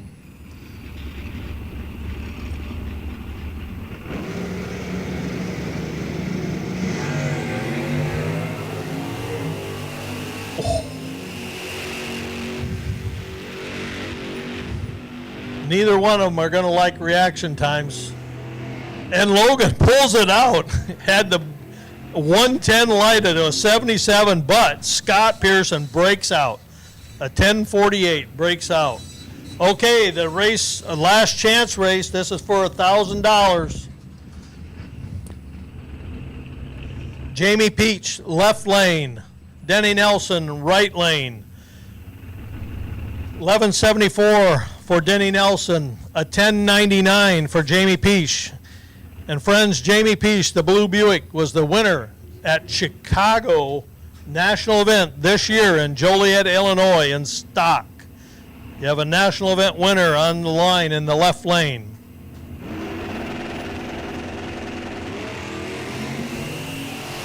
Both are green. Jamie is closing in on Denny. Is he going to lift? Jamie takes the victory. Denny breaks out. He ran an 1173, was too quick on his 1174. Jamie runs a 1099.0 on a 1099. Right on the money. He had a 43 light, but the car was perfect. Gamblers will take you back. Gamblers will take you back. Lanes 3 and 4. Gambler winners will take you back to lanes 3 and 4. Sam Rulin came in as an alternate because of breakage by Bill Bernstraw. Sam's on a 1017 to a 986 for Nathan Riley. Nathan Riley running his grandpa's car. Very close on the reaction time. Who has it? Sam Rulin takes the victory. A 1010, a 1018 on a 1017, 987. And Sam had the better light, and that's where the victory came. Next up, Stephanie Diekema in the right lane against Bruce Castle in the left lane, the Cougar. Bruce Castle is running at 11:34. Stephanie at 10:14. So Bruce is going to get a slight head start on this run.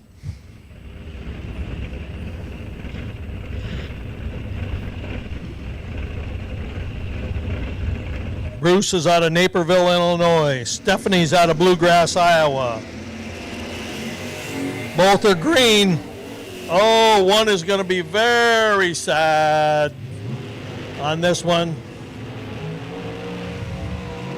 And Bruce Castle wins it. Stephanie had a 1:20 light to Bruce's 17. He runs at 11:39 on a 11:34, and Stephanie just couldn't get there. She was late. Brad Haugard in the left lane is Dodge Stratus against Jack Butler out of Watertown, South Dakota. Jack's on a 10:15, Brad's a 10:21. Very small head start for Brad. Again, Jack's out of Watertown, South Dakota in the right lane. Brad's out of Ham Lake, Minnesota.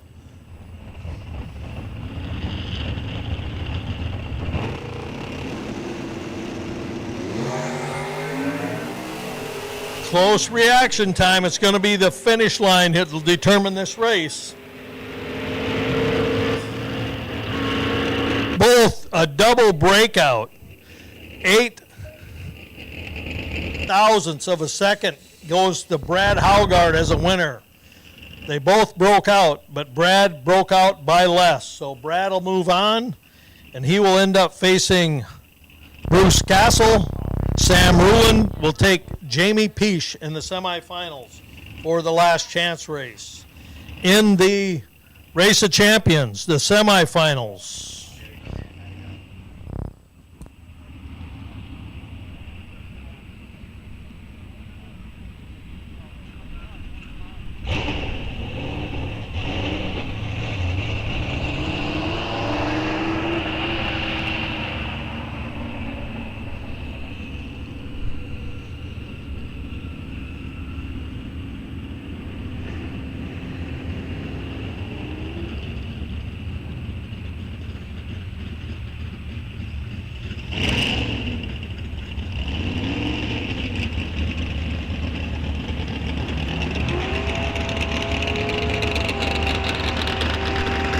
For the Race of Champions, Logan Wernette will take on Brent Kopetka.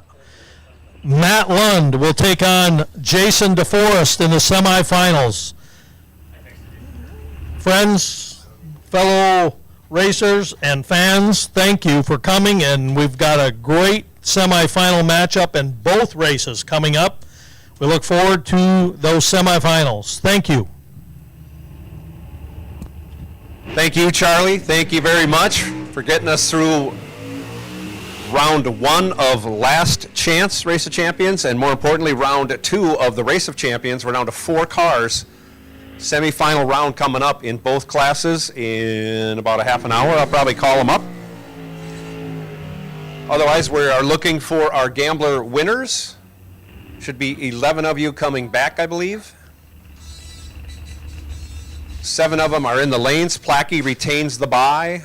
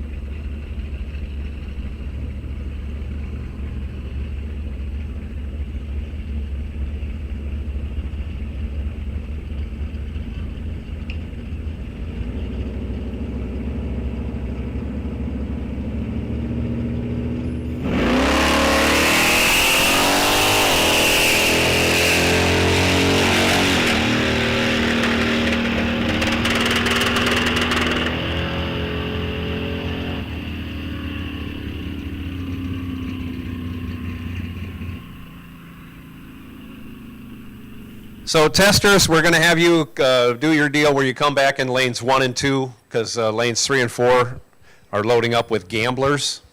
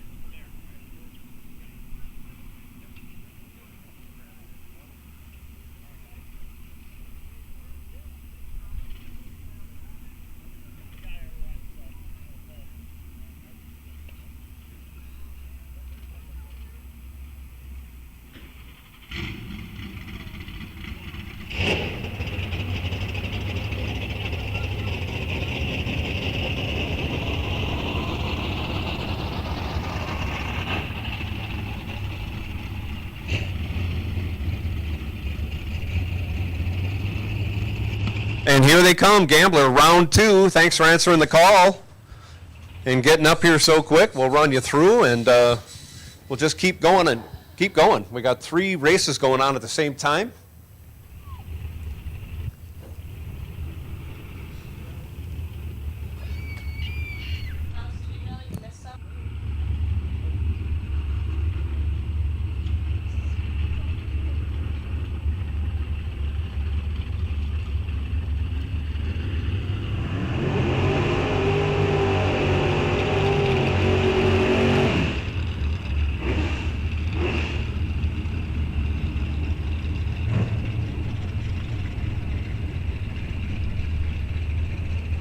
And here it is, Scott Dugdale going to be in the right lane. He's dialed up 1072, getting almost 1 second head start from Hunter Schloten. Schloten in the Mustang, left lane.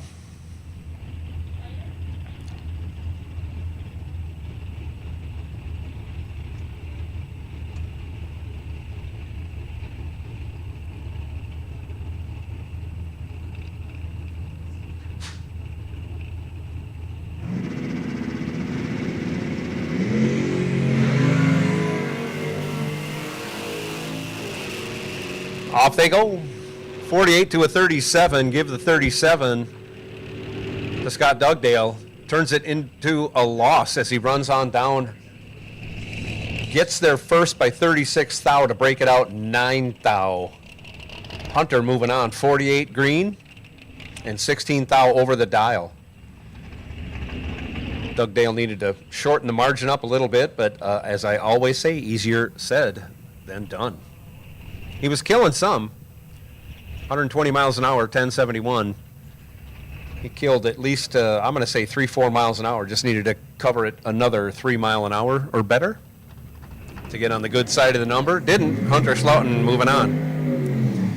Dale Hildreth now left side, 898.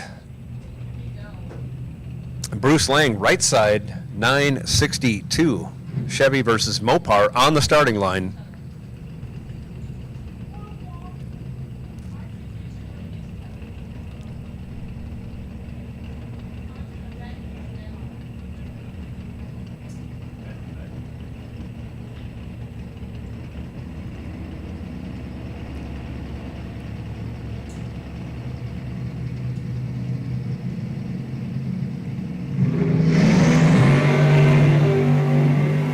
Off they go. Great wheel stand and great reaction time by Bruce Lang. He's 004. Hildreth is 16.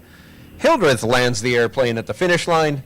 Both drivers break it out, but give the win to Bruce Lang. Breaks it out 9 thou as Hildreth breaks it out 18 thou. 9 thou the difference in breakout going Bruce Lang's way.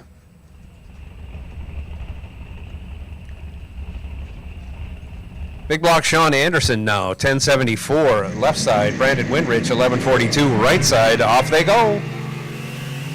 Pair of green lights, 12 thou the difference in reaction times. That advantage going Big block's way, but he can't turn it into a win. Gets behind 6 thou at the finish line. Brandon Winrich moving on. 63 dead 3 for the win by 6 thou. Doug Mertinke now, 1105. Left side, Jason Weiler, 1002. Over here in the right lane.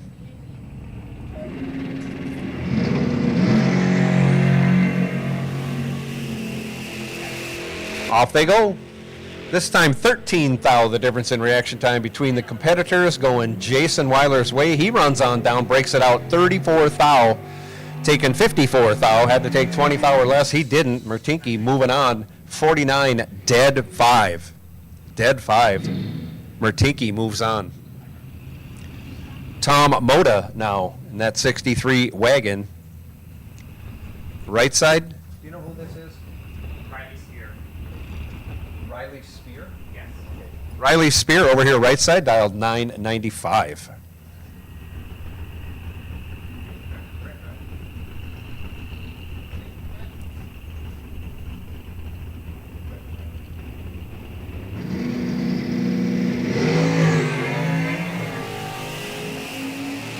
Give the win to the right lane and the giant wheel stand. 23 green gets it done as Moda very red. We call that a flinch.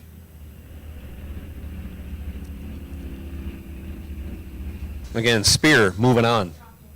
John Plackey now earned the bye for the first round. Didn't use it. Won, retained it. Now he's going to use it. Dials up on 1118. Going to give the right lane a test. He's been down the left lane. 35 green. As long as he doesn't cross the center line, he'll move on to the next round. And he does. Runs 11 thou over. 11 went down, 6 come back.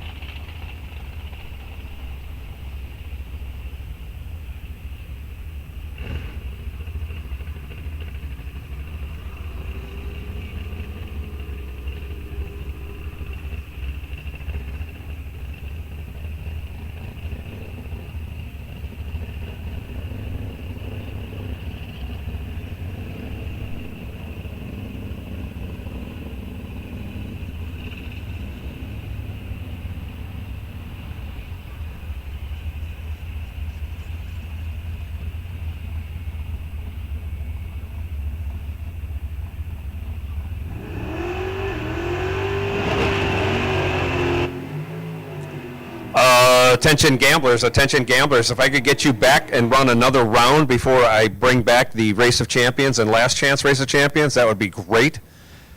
Be great to get things lined up like that as best we can, trying to run all the finals at the same time.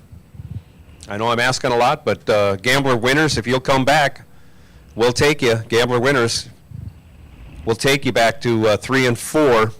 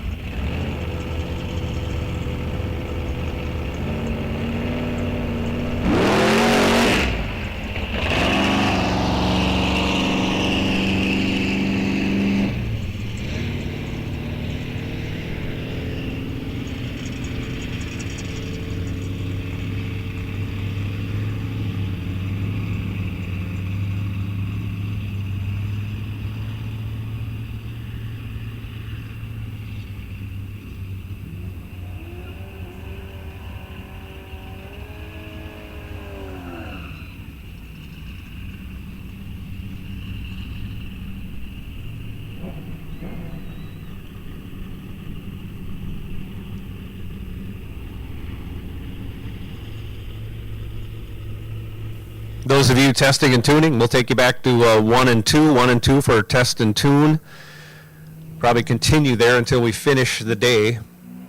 We'll get you the right tree. All you got to do is make sure you tell somebody. I like that trailer hitch on that Z28 going down the track now of Dustin Nelson.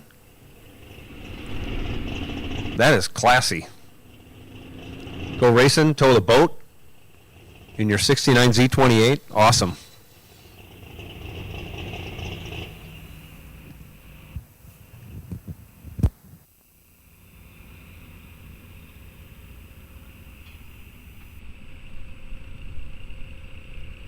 So we have half of our gamblers back.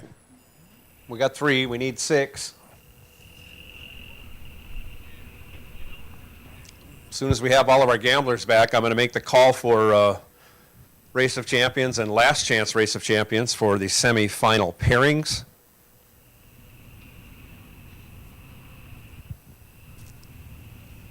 Thanks for coming back so quick, guys. I appreciate it.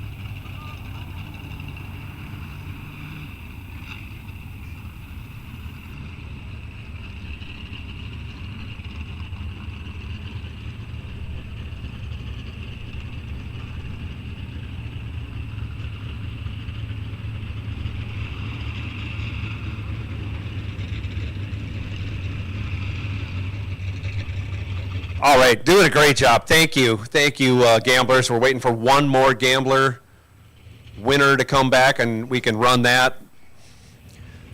As soon as I see that gambler car pull into the staging lanes, which I think is going to happen shortly, I'm going to make the call for Race of Champions semifinal and Last Chance Race of Champions semifinal.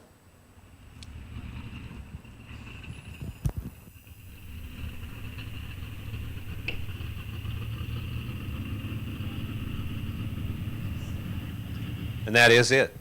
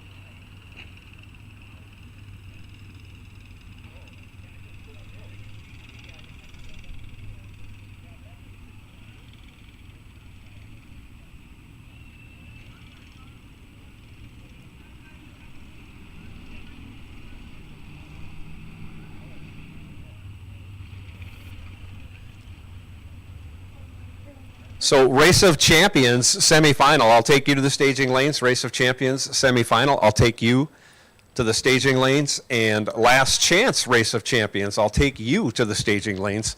We'll get you paired up and we'll run you on that semifinal, preparing for our finals. Gamblers, I'm going to try and line you up so you can run your final before we run our main event finals. So I'm going to try and call you back again in between the semifinal and final of our Race of Champions races, just so you're aware. You guys doing a great job.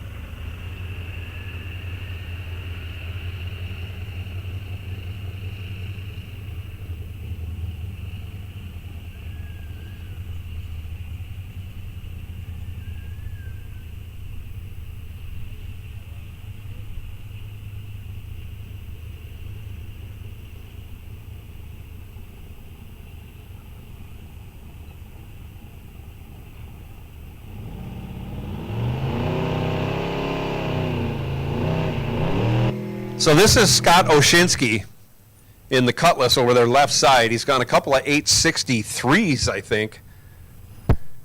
No, he's been 830s in the 830s at 163. This is a street legal car. He's not sure if he can make the 30-mile test run tomorrow, but he is going to be the fastest car. Oh, and strikes the tires. He might have loaded it up for that run after running dead on, basically. Went 8:37, I think, twice this morning.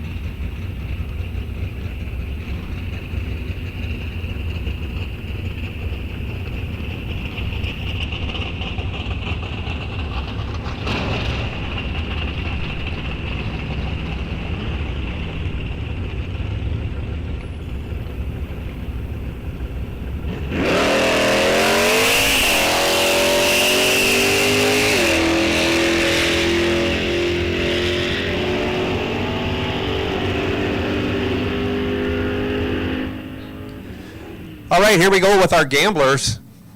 This is round 3 action, something like that. John Plackey, left side. We got Mopars matched up against each other. You know I don't like that. John Plackey, left side. Doug Mertinke in the right. Mertinke dialed 1105. Plackey dialed 1118.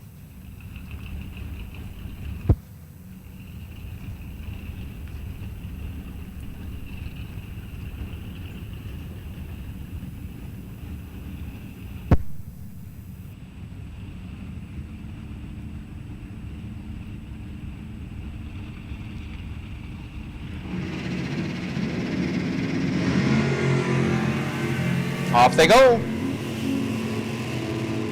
22 to a 45. Plackey cuts in half the reaction time of Mertinke. Plackey in control.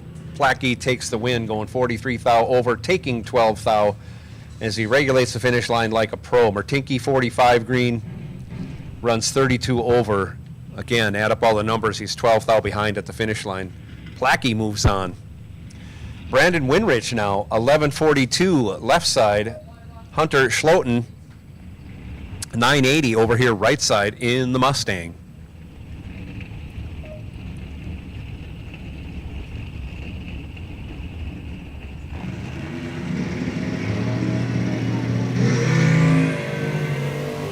And give the win to Hunter. 52 green is good enough to get it done as Winrich goes 11 red.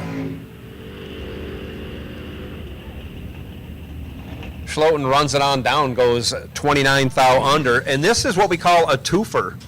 Sitting on the bye, Bruce Lang over here right side dials up 962. Going to give just a baby head start to Riley Spear. Thank you, Brian. If Bruce Lang pulls this off for the win, this gets him the bye to the final, as he is sitting on the bye.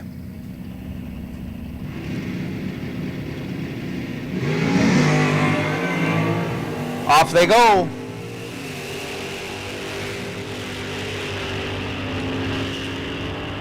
Bruce going to have to put in some work to pull it off, and he couldn't do it.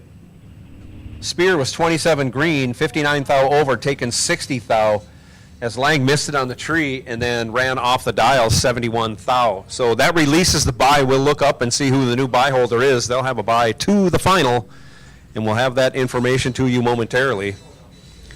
It won't be John Plackey. He's already had a bye.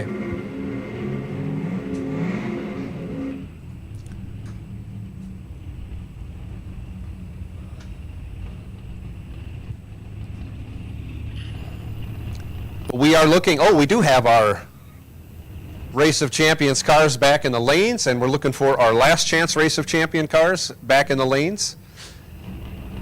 We're missing 2, now 1. All right. Great job, guys. Semi-final action coming up.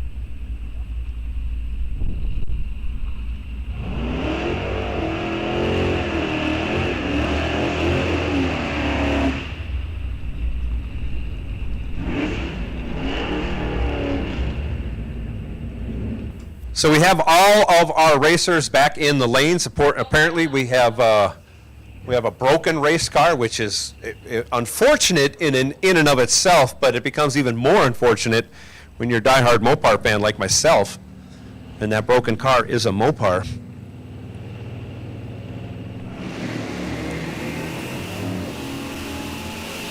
So Charlie, if you're around, come on up. Closed circuit to Charlie. Come on up to the Crow's Nest for the semifinal round of Race of Champions and Last Chance Race of Champions. He was just walking away from the concessions.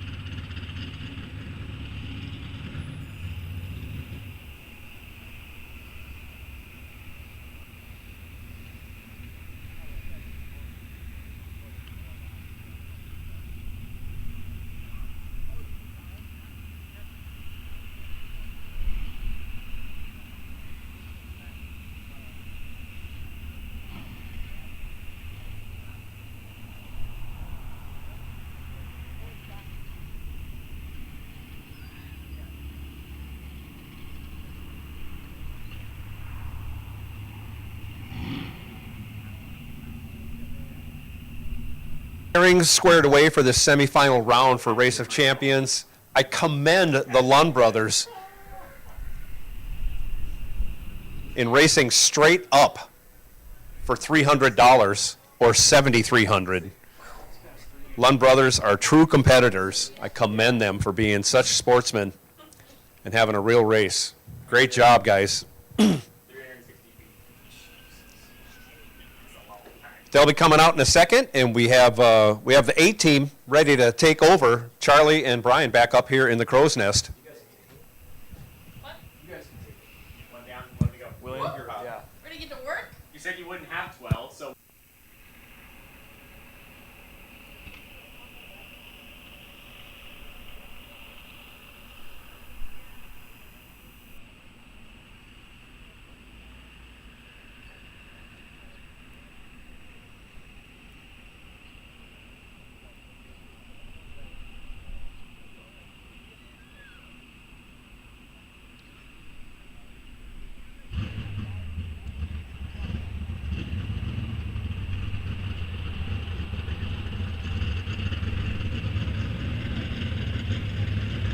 Here we go, semifinals, Race of Champions, Last Chance race. Matt Lund and Jason DeForest are going to lead the charge, followed by Logan Warnett and Brent Kopetka.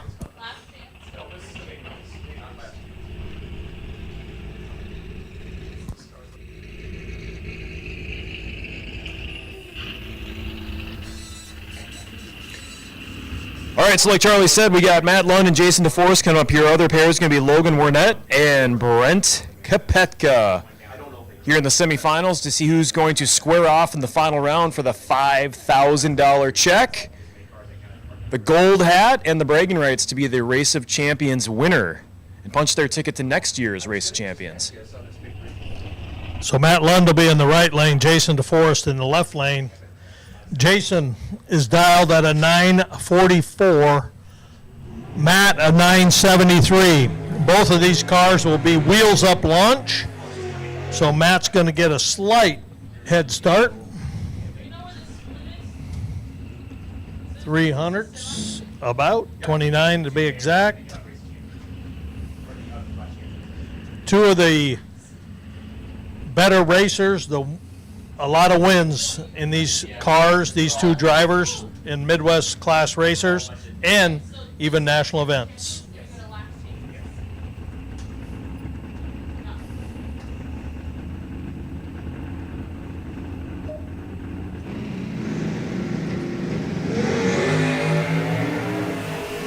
We are tight up front. 100 separate them.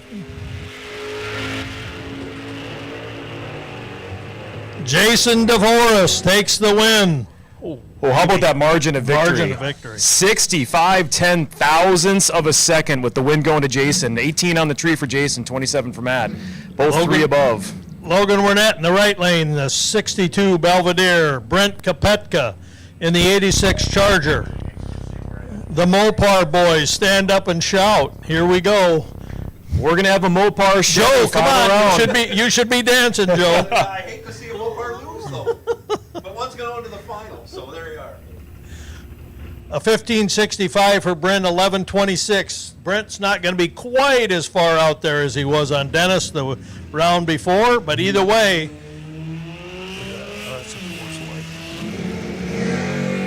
Oh, boy. It's going to be a little bit of work here for Logan.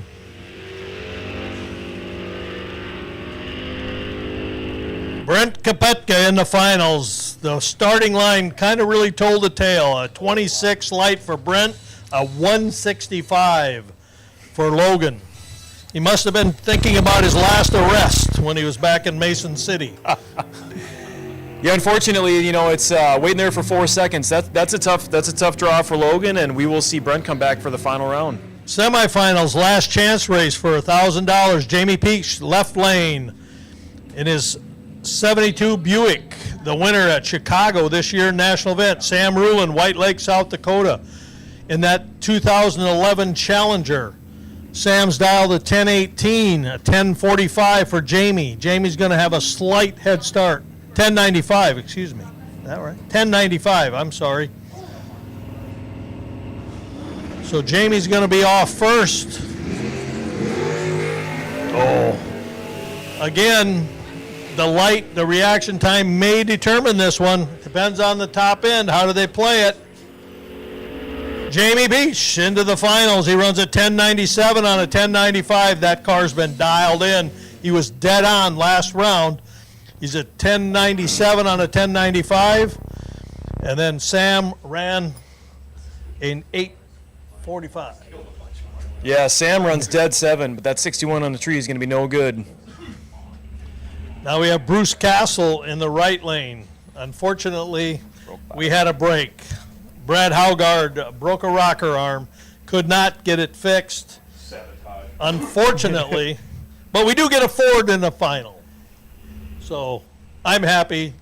Joe's happy. 20 on the tree for Bruce on the bye.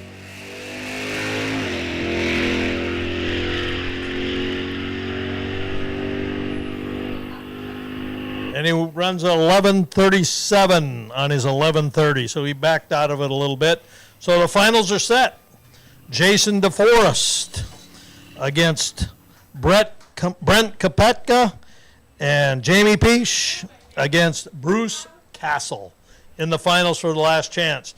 The next round, folks, the checks will be handed out.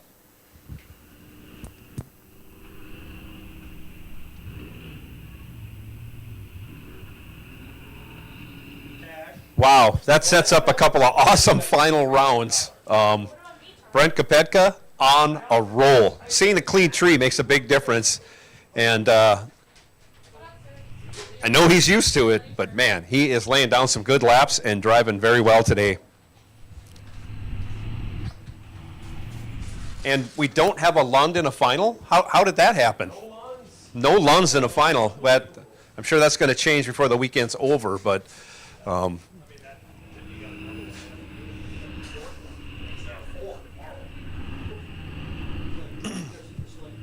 but gamblers, if you're ready, I will take you back. Gambler winners, I will take you back.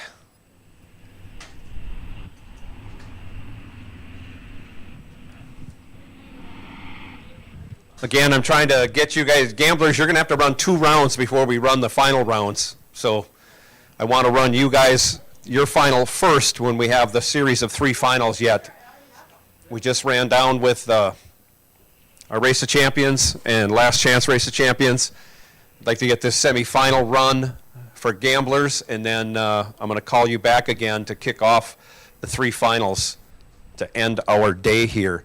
I want to point out also, at 6:30, Racer Potluck dinner underneath the white tent, I believe, in front of the Quarter Mile Cafe, or down track from the Quarter Mile Cafe, however you want to say it. It's only 10 feet, so that's going on. All are welcome, it says. All are welcome. So Gamblers semifinal will take you back to the lanes.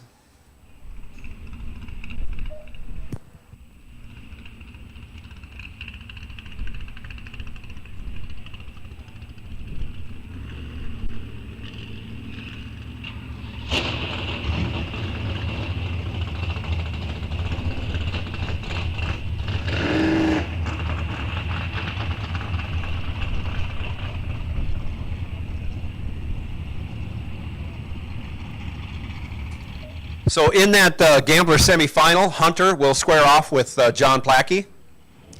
Hunter and John will square off, and Spear is on the bye to the final. So the sooner we can get you all back, again, just trying to line y'all up. I see 2 of our racers coming back. We're looking for Spear to come back now, and we'll run that semifinal. Again, I appreciate everybody cooperating, coming back to the lanes when you're called.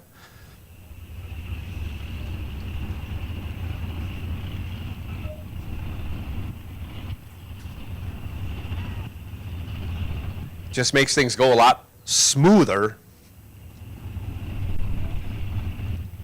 when you all respond like that. This Corvette, I missed the name, Super Stock H Automatic.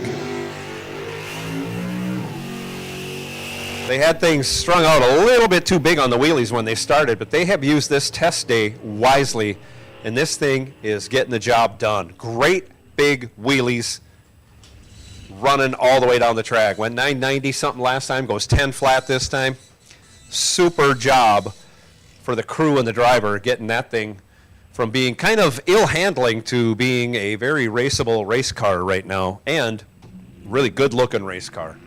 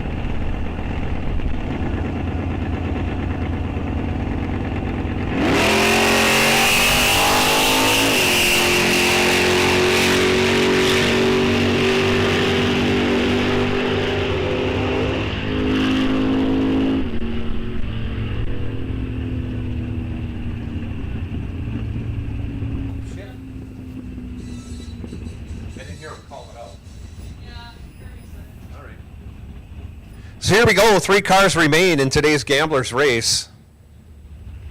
Left side, Hunter Schloten in the Mustang dials up 977. Going to be chasing down John Plackey. Plackey dialed 1118 in the Dakota over here right side.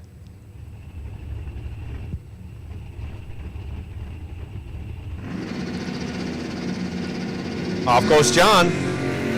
Off goes Hunter. Hunter goes red. 001 red. Boy, that stings. This racing game is no fun. 001 red and then runs it out to go 3 thou under. Plackey, after going 43 green, is dead on with a 5. Plackey going to square off with, I think, is Riley Spear. Riley looks like just going to break the bulb or break the beam, take the win, come back for the final against John Plackey.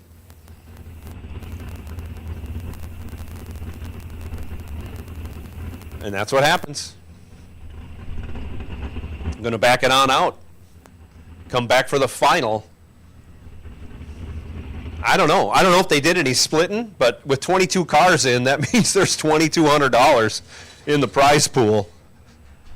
So if they didn't do no splitting, this is a huge, huge final round.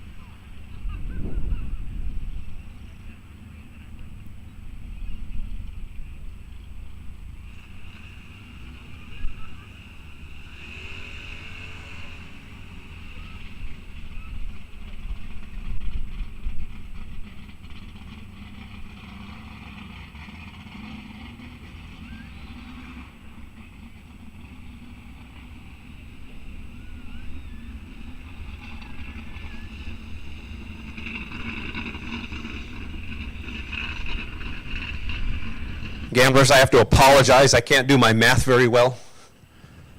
With 22 cars in, that makes $1,100 in the prize pool, not $2,200 like I said. So I can't make up the difference, but yeah, anyways, $1,100 in that prize pool for the gamblers.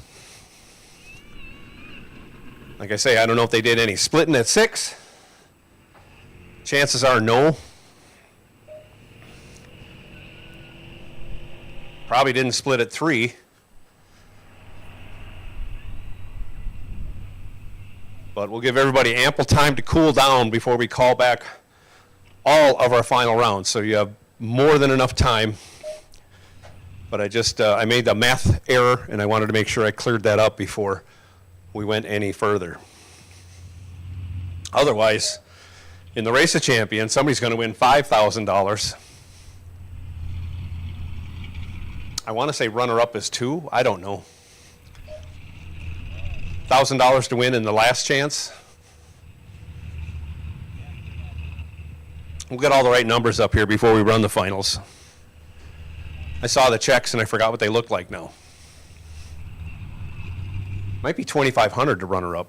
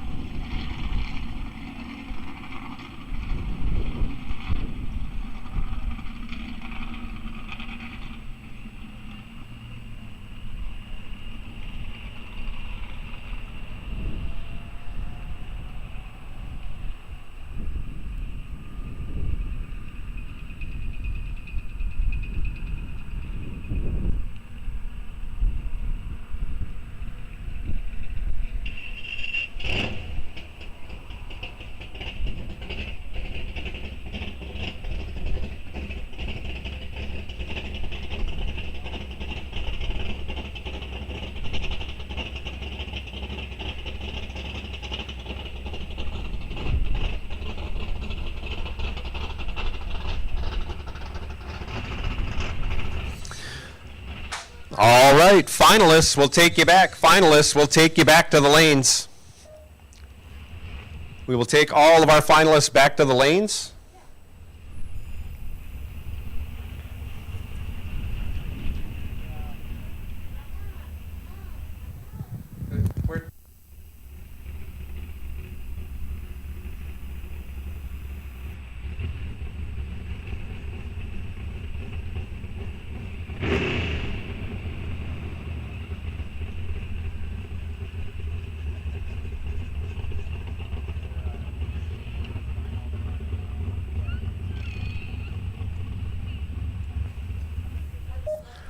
Here comes Gambler Final your way right now.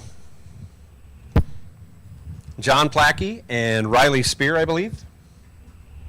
Plackey going to be dialed in 11, I'm going to say 18 again. Yep, he is. Riley dialed 994 left side.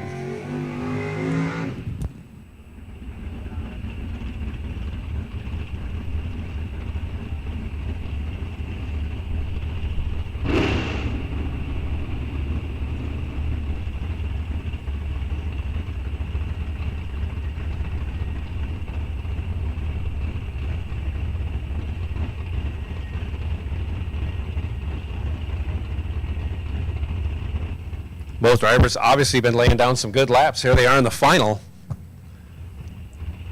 Over $1,100 at stake. Off they go. Doesn't get much closer. 33 to a 37. Give the 33 to Riley. Turns it into a win, going 17 thou over. 50 total. Plackey 37 green. Goes 46 over, ends up 33 thou behind. Congratulations, Riley Spear, on your gambler win. Congratulations to John Plackey on your runner-up. We'll take you both back to the winner's circle. And we will take our finalists for the Race of Champions and Last Chance Race of Champions. We'll take you to the lanes.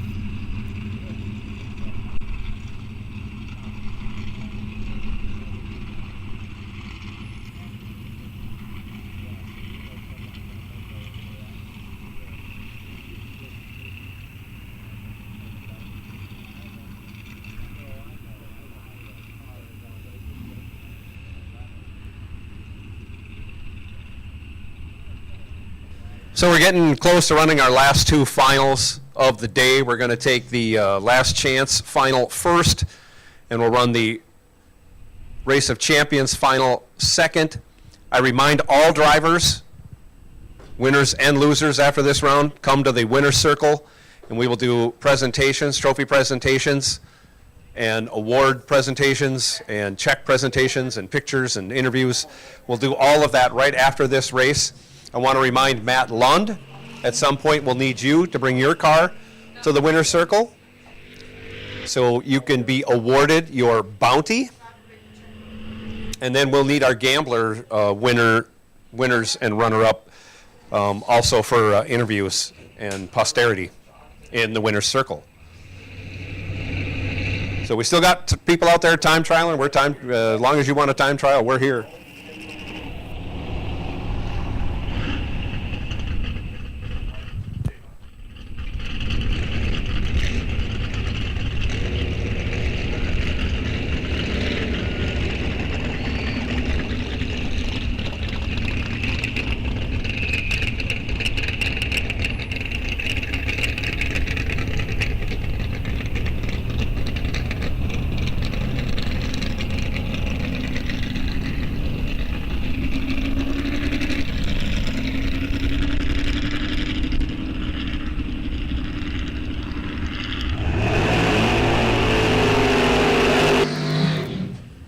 So we got a couple of test and tune pairs coming at you, and once those two are done, then coming out will be Last Chance final, followed by the Race of Champions final. So I'm going to turn it over to Charlie and Brian one last time. Thank you very much, Joe. Appreciate that.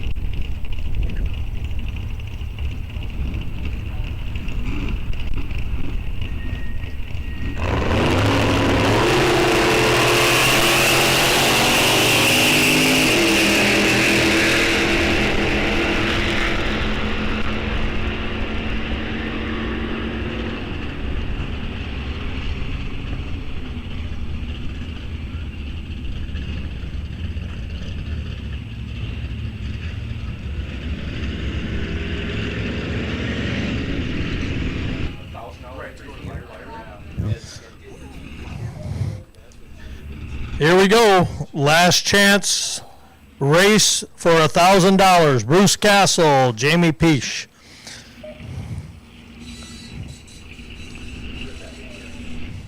'72 Buick against the Baby Blue Cougar. 351 Cleveland in that car. I believe Jamie has a 455, correct? I think so. The big block Buick.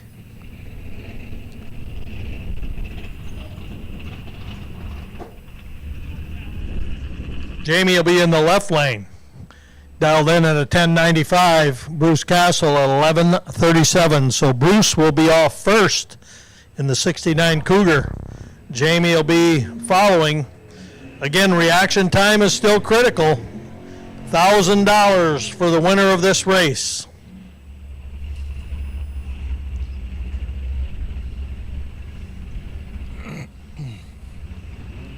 Both these guys really tough competitors in the MCR and stock super stock world.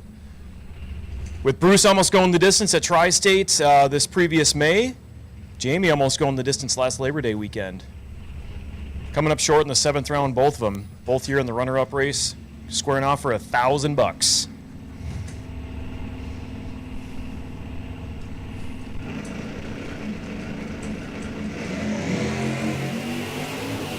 Oh, we got decent reaction times on both sides. There's one that's slightly better, though. You can hear him. Yep, and that There one it is. wins the race. Jamie Peach wins the race.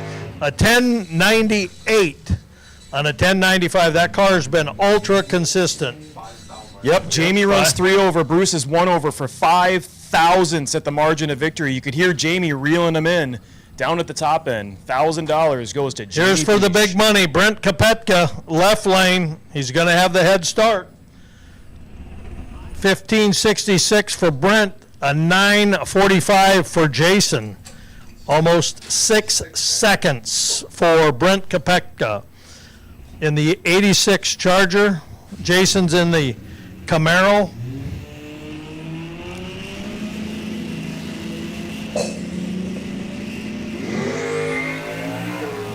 Beautiful wheel Beautiful wheel launch for stand. Jason. Here we go. Watch the top end. Can he catch him? He does. He Jason. catches him, Jason. But Brent Kopetka had his worst light, a 53 all day. He was no more than a 24 was his worst light. And Jason had a 24. A 9.46.5 for the win. The margin of victory, 69 hundredths. Congratulations, Jason DeForest. Yeah, I don't think. Go I ahead. was going to say, I don't think you could have drawn that up any better. Jason gets into the Race of Champions on his last qualifying effort by 1/100th of a second, goes the distance, and takes out Kopetka in the final round. You know, and beyond that, who did Jason knock out? Jamie Peach, who just won the right. $1,000 in the last chance race. Yeah. Kind of poetic justice, Yeah, so absolutely. to speak. A couple of really Excellent. good racers going the distance today. Excellent. Well, we'll be down. Come on, join us for pictures, interviews down in the winner's circle. Thank you, racers. Thank you for everyone that was here. And those that are testing and tuning, continue to test and tune. We'll talk to you tomorrow for $5,000 at the Badger Classic, Saturday. Yep, and we'll see you down at the concession stand, 6:30, Racer Appreciation Dinner. Here's Joe. Thanks, guys. What a tremendous job. Thanks for, like I say, you added much more flavor than I can add. You guys know the racers so well, and you know the cars. Fantastic. What a couple of great final rounds.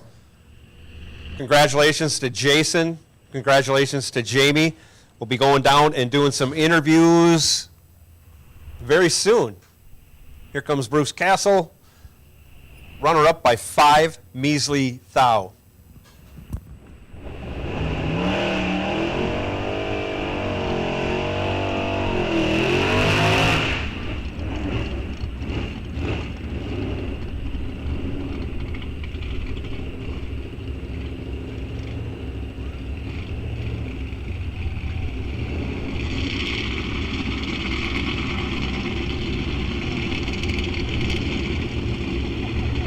So we still got some testing and tuning going on. I'm going to come down for interviews momentarily. And we will get the Winner's Circle celebrations kicked off. Just a few moments.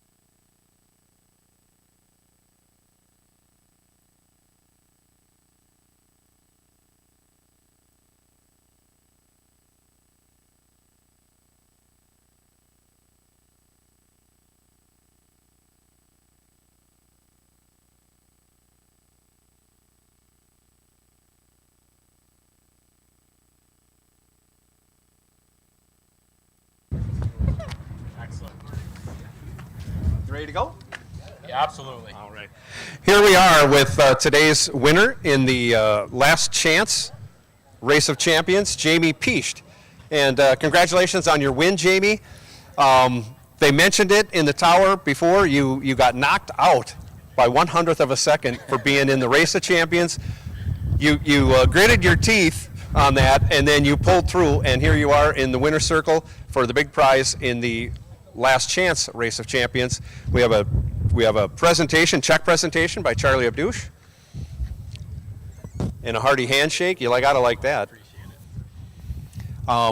Maybe a few words you want to share with us on how the day turned out and what you think of how the day worked for you. Well, obviously the day worked really well for me in the end. I was a little hurt by my friend Jason DeForest taking my spot from me, but like him and I talked over there, both worked out really well for the both of us, right? With him winning the regular race and then myself fortunate enough to win this race. So it's awesome. It really is. It's Charlie and everyone else does a great job. Travis at Rock Falls. I don't know. Thank you to everybody. It's a great thing that we have, and Charlie is a great person. He helps us a lot. So thank you, Charlie. And just because I'm not as experienced as some, the F-Stock, what is the motor size for this? It's a 455 cubic inch. It is 455, It is. okay. It's a 72, what they call the smog motor back in 72. So it's a low compression. That helps me understand, because Yeah. I know there was another guy that used to run a C-Stock automatic that used to live around this area Yeah. and did very well as a youngster. Now is doing other things for other people. Yeah. Mr. Line. That's where the C-Stock, yeah, exactly, there you are, Line Performance. That's where the C-Stock that I was thinking, it's like, well, what makes it an F? But now you let me know, Yeah. It's a 72 and it's a smog motor. That's terrific. right. That's Anybody you want to thank for the car stuff to help you get where you got here? Obviously Line Performance for one, but my whole family, my wife and my daughter and my son. All their subpar motorsports. Derek Fenner is going to be in my winner's circle picture today. I give Derek a hard time because I've been fortunate to win a few races, but one of my best friends, Derek, is never in my winner's circle picture. I'm not sure why. So I thank everybody. Thank my wife, the Knutson family, the Fenner family, Subpar Motorsports. Thank everybody. Just thank you to everybody. My mom and dad, everybody. Terrific. As I mentioned before, these races are hard enough to win, but it becomes a little bit more special. One, being at this race. Two, having all your family and friends here to Yep. celebrate with you. So if you're ready, we'll come in, we'll get pictures, and we'll get everybody in here. I'm ready. Thanks, James. Great job.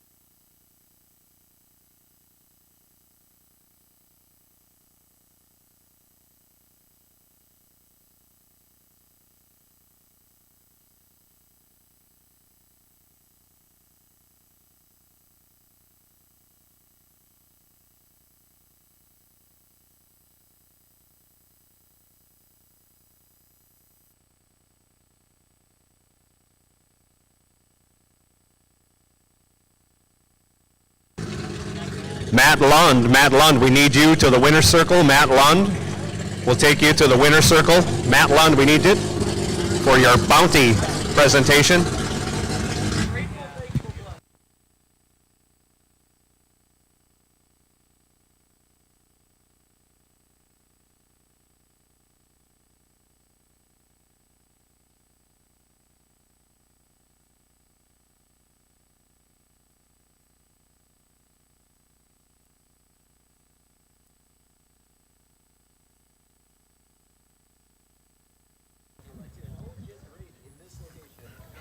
In the winner's circle with today's Race of Champions winner, runner-up, oh boy, I mixed that up.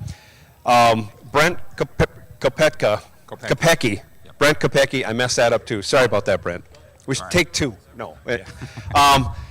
You were putting together some crazy laps, watching you take off down the track quite a ways in some instances. Yes. And then get chased down, and you were able, I want to say you were able to make some corrections on the big end even.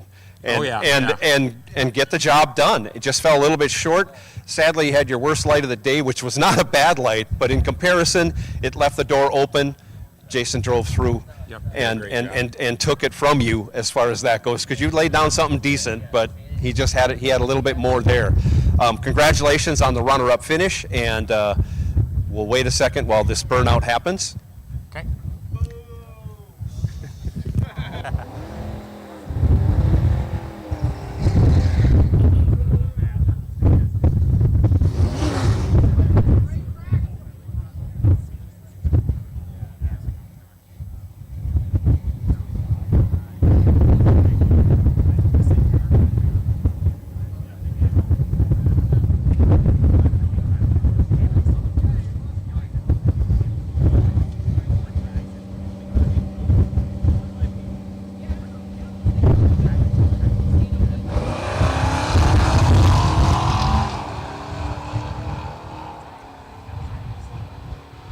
So with the extra noise out of the way, I'll let you answer whatever the question I want to ask. First off, where did you win to qualify? I won Marion, South Dakota twice. Oh, tremendous, a double winner. Yeah, in the fall last year and then spring this year. Oh, that's terrific. Like I say, you made a lot of great laps today, fell just a little bit short in the final. Anybody you want to thank for helping you get to where you got today? This is your time to shine. I mean, definitely significant others, spouses, kids, parents. Well, my family's right there. All right. My wife and kids, and then my parents. You know, I'm a rough track brat, so a lot of time at the track as I grew up, and then friends, Lee and Kent. They helped me a lot back home, and of course my engine builder, Sarah Performance. They can't do it without there. That's where it starts, you know. I'm not that familiar with stock, super stock, but I am familiar with this car. How long have you been racing this car? 2010. 16 years. I'm just trying to do some quick math here. Yeah. Charlie's right over here. He's got something for you. Awesome. Hey, thanks a lot, Charlie. Appreciate everything you do. I appreciate you being here.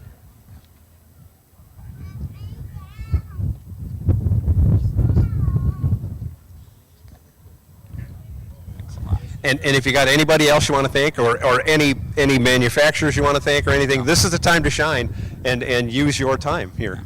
Well, Ellis Booth, Chris or Bruce Castle, they good friends that I pit with. They've helped a lot. Sometimes in these slower cars, the weather can get difficult to read. and so, but mostly my wife and kids. You know, you wouldn't be doing this without that support. So you're exactly right. The support of family. Sometimes family may not understand it, but as a driver, when your family gets behind you, you become better at what you do. You know, you all get to enjoy it together. That support is just immensely important, I have found over the years. Yep. Yeah, it really is. So. All right, terrific. And as far as, I mean, this car was solid today. Now, like you say, slower cars usually have a little more variance. This thing was really good today, and you were really good on the tree. Yeah, it's I found some things on the setup in the off season that I stumbled across earlier this year. It's really made this year a little bit easier. So, And me being a Mopar fan, of course, you got to say more power to us. But what motor is in this? it's a 2.2, naturally aspirated, so no turbo on it. So I worked on a million of these when I first came into the field because I used to be an auto mechanic. I came into the field right around the early 80s. Okay. And these, I did a lot of rebuilding carbs on these. So it's always a familiar sight to see one of these, and it's just how you drive it and the performance you get. It's just terrific. Thank you. Congratulations once again. Hey, appreciate it.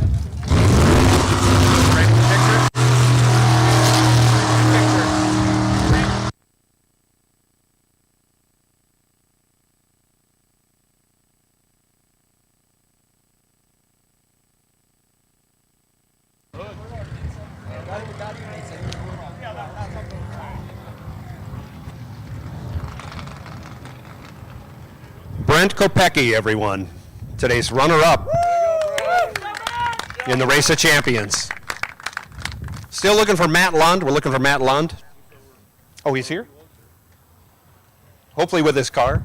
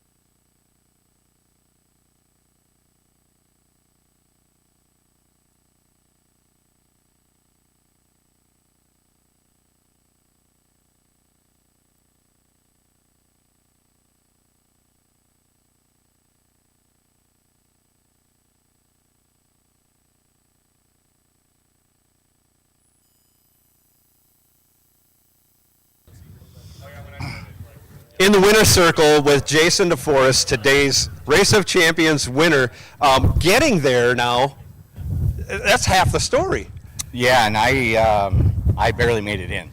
I was one of the runner-ups, and I come down to the last qualifier, and it worked out. Number 5 qualifier, you were on the outside looking in going into that last session, and you made a little change? Yeah, I changed a couple of little things, but nothing major. I had some bad luck earlier this year, hurting stuff, and I didn't want to hurt this because then it wouldn't have anything. Yeah. So, but yeah, and Brad Howgard helped me out, and yeah, it worked out. Yeah, I mean, and you got in by 100th of a second. Yes. And you leapfrogged over Jamie Peach. We mentioned it before. Jamie won the the Last Chance Race of Champions after you leapfrogged him, and here you are in the winner's circle for the Race of Champions. Well, that's awesome for him. I'm happy for him that he got it done. I kind of felt bad, that he had to be the guy that was right there with me, And it could have gone either way. The wind might have gusted and it could have flip-flopped, but.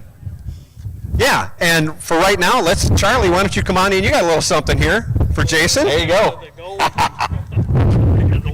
Perfect. And along with the swag, Jason, you know what this does for you? What's that?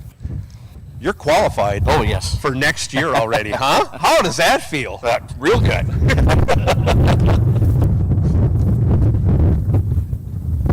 You're not done being interviewed. You're just taking pictures. Here, you hold that side. Okay. And I'll just-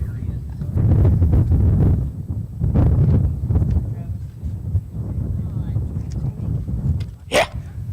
So once again, phenomenal day. Got to be some people other than who you've thanked already that you want to thank, or some absolutely. manufacturers. Absolutely. Charlie, first and foremost, for all the things that he does for MCR. My brother Jonas for holding up the shop when I'm not there. My parents, my fiance Tyra, good friends. Yeah. No, that's good. So what motor is in this? Because I'm a little green on some of this stuff. It's a 346 LS1, so the original LS1 motor. Okay. And what year is this? 87. 87. Yep. With a okay.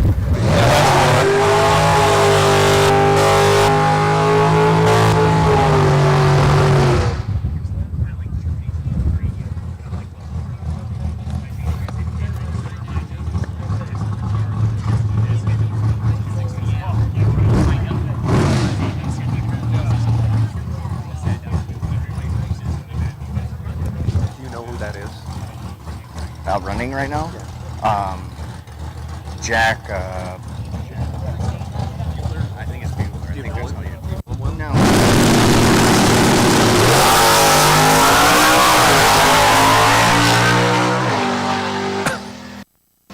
All right. Some people just don't like winners, and they just step all over their interview. No, I'm joking. No, I'm that's joking, right. Jack. No, He's a good kid. He's a good kid. Yeah, absolutely. So, like I say, we were talking a little bit about the car. How long have you been driving this?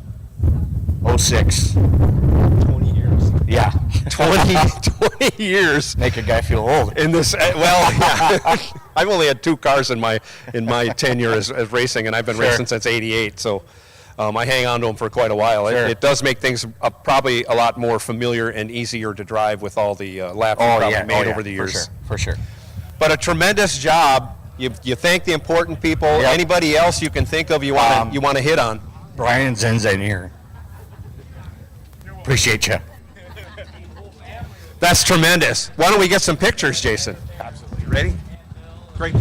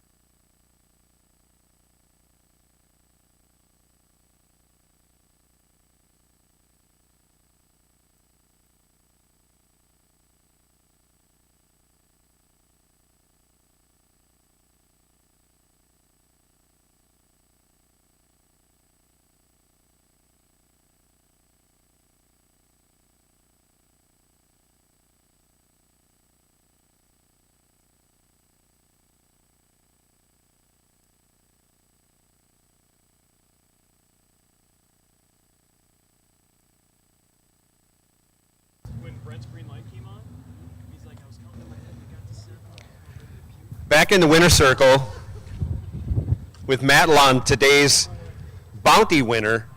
You had to take your brother out to win the bounty. I know you guys were probably trying to qualify a little different, but when we saw the ladder come out, we thought, well, if they both win, which the Lunds usually win around here quite a bit, you're going to square off in the second round. You guys did. You raced. There was no nothing going on there. You guys raced. You got $300 coming from you from Charlie Abdush. I'd like to know how you guys felt or how you felt about this deal, and I'm sure when the win light came on, you were happy. Although there might have been a little hesitation, like, well, he was racing for a lot more than I was. Well, this is our favorite race of the year, so actually just being able to qualify for the Race of Champions was good enough. But yeah, you're right, we didn't really have any opportunity to move around the ladder. We were just fighting to get in, so that we weren't really worried about opportunities. But I didn't get a whole lot of enjoyment of that win, but it was nice to get revenge from last year. But I don't know, we're just, every year we look forward to coming to this race. Thanks to Charlie and everybody for putting this race on. We love it. And obviously we look forward to you guys coming here. I don't know about everybody else that's here, if they look forward to you guys being here, but that's the way it goes. You guys are tremendous racers, and you always put on a good show. You do very well here. Congratulations, and best of luck the rest of the weekend. Thank you. We love this track and we love Charlie. Thank you. Terrific.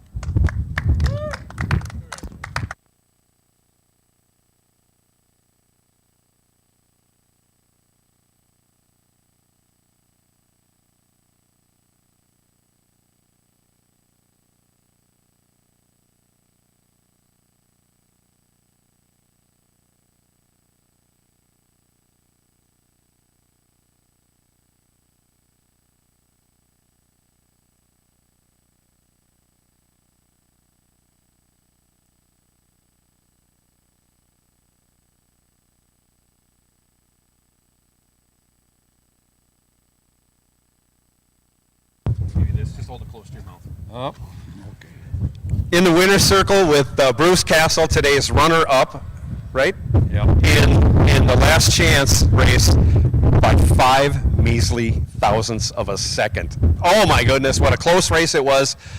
Sadly, somebody's got to win, somebody's got to lose. The coin came up tails for you, not heads. Yep. But here you are. You got to feel pretty happy at least getting to the final, getting a little paycheck coming your way from Charlie Abdush right now. Hello, Charlie. Thank you so much, man. Hey, it's a Ford, baby. Well, it's not a Ford. It's a Lincoln Mercury. It's a Ford. Cleveland, baby. Oh, that's I am not an animal. I drive. Yeah, this has got, they consider this like a Mustang platform. Yeah. It's got 2-inch longer wheelbase. This thing, it rides smooth. Yes. But yeah, I appreciate this. I appreciate all you do. This is the premier super stock association in the country. And I thank you for supporting it, and guys like Brian and all the other guys behind the scenes that obviously put a lot of hours in facilitating this. Good job at figuring out the chaos with the ladders. Perfect. You did a good job. So. Well, Bruce, there's got to be some people other than who you've already thanked, maybe some family or somebody you'd like to thank, or some people who have helped you with the car over the years. I'm guessing you've driven this one a while. Yeah, I've had it for, I don't know, over 20 years now, but yeah, it was a project. It's a great car. It's obviously the driver was a little better, you'd be a better car, but usually I have my dog, my lucky dog that brings me luck, but I left him at home. I brought my grandson, so apparently he's a suitable replacement. So this is his first race with me, and I got Alice Booth and Bill Dyer, my co-conspirator. Get over here, Bill. You're in the picture. And yeah, we wake up at 2 in the morning with stupid ideas, and we support each other. I want to thank Wheeling Machine, a good friend of mine for 40 years, that let me go into their shop and turn perfectly good pieces of steel and aluminum into chips and crazy ideas. And once every 10 times it works. but it keeps me busy, keeps me thinking, so. Yeah, I mean, when you're going to innovate and make your own parts like that, that's also something that a lot of people in this field don't do. So it makes, to me, it always made it a little bit tougher to be like your own builder and tuner and driver, where some people just drive, some people just tune. Well, I'm old school, and I started this back in the 70s when, to put wheel tubs in a car, you went and cut them out of a junkyard car and cut them open and added them to your, so I mean, I've been a fabricator ever since, and the engine, trans, everything I've done on this car myself, but it runs good.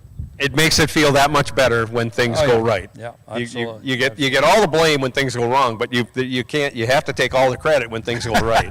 So good for you good. as far as that goes, and congratulations on today's runner-up finish once Thank again. you. Yeah, I've run it up to Earlville, lost by 1,000th of a second. So I broke out by 1,000th at Earlville, and now 5,000ths here. So We need just a little bit longer nose on this thing. Take care of those it's 2 extra inches. It needs to be 3. There you go. That would make the difference. That would certainly make the difference. Right. Once again, congratulations. Yep, thank Let's you. get some pictures. All right. Thank you.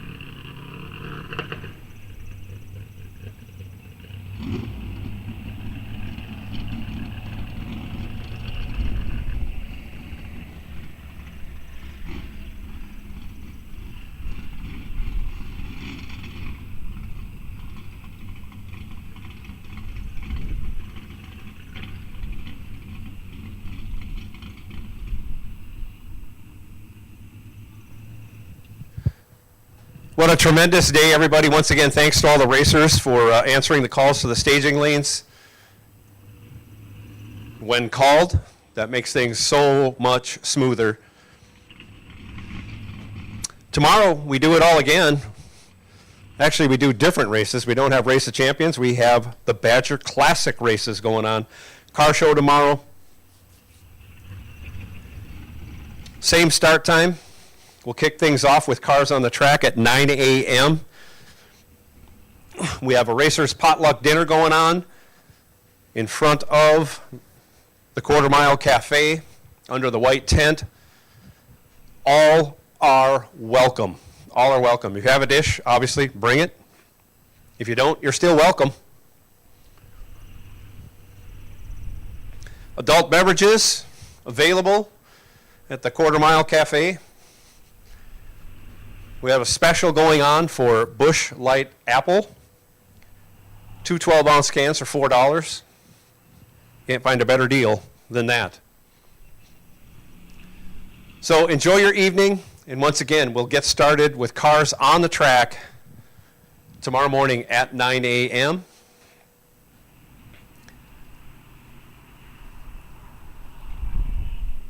Good evening to all.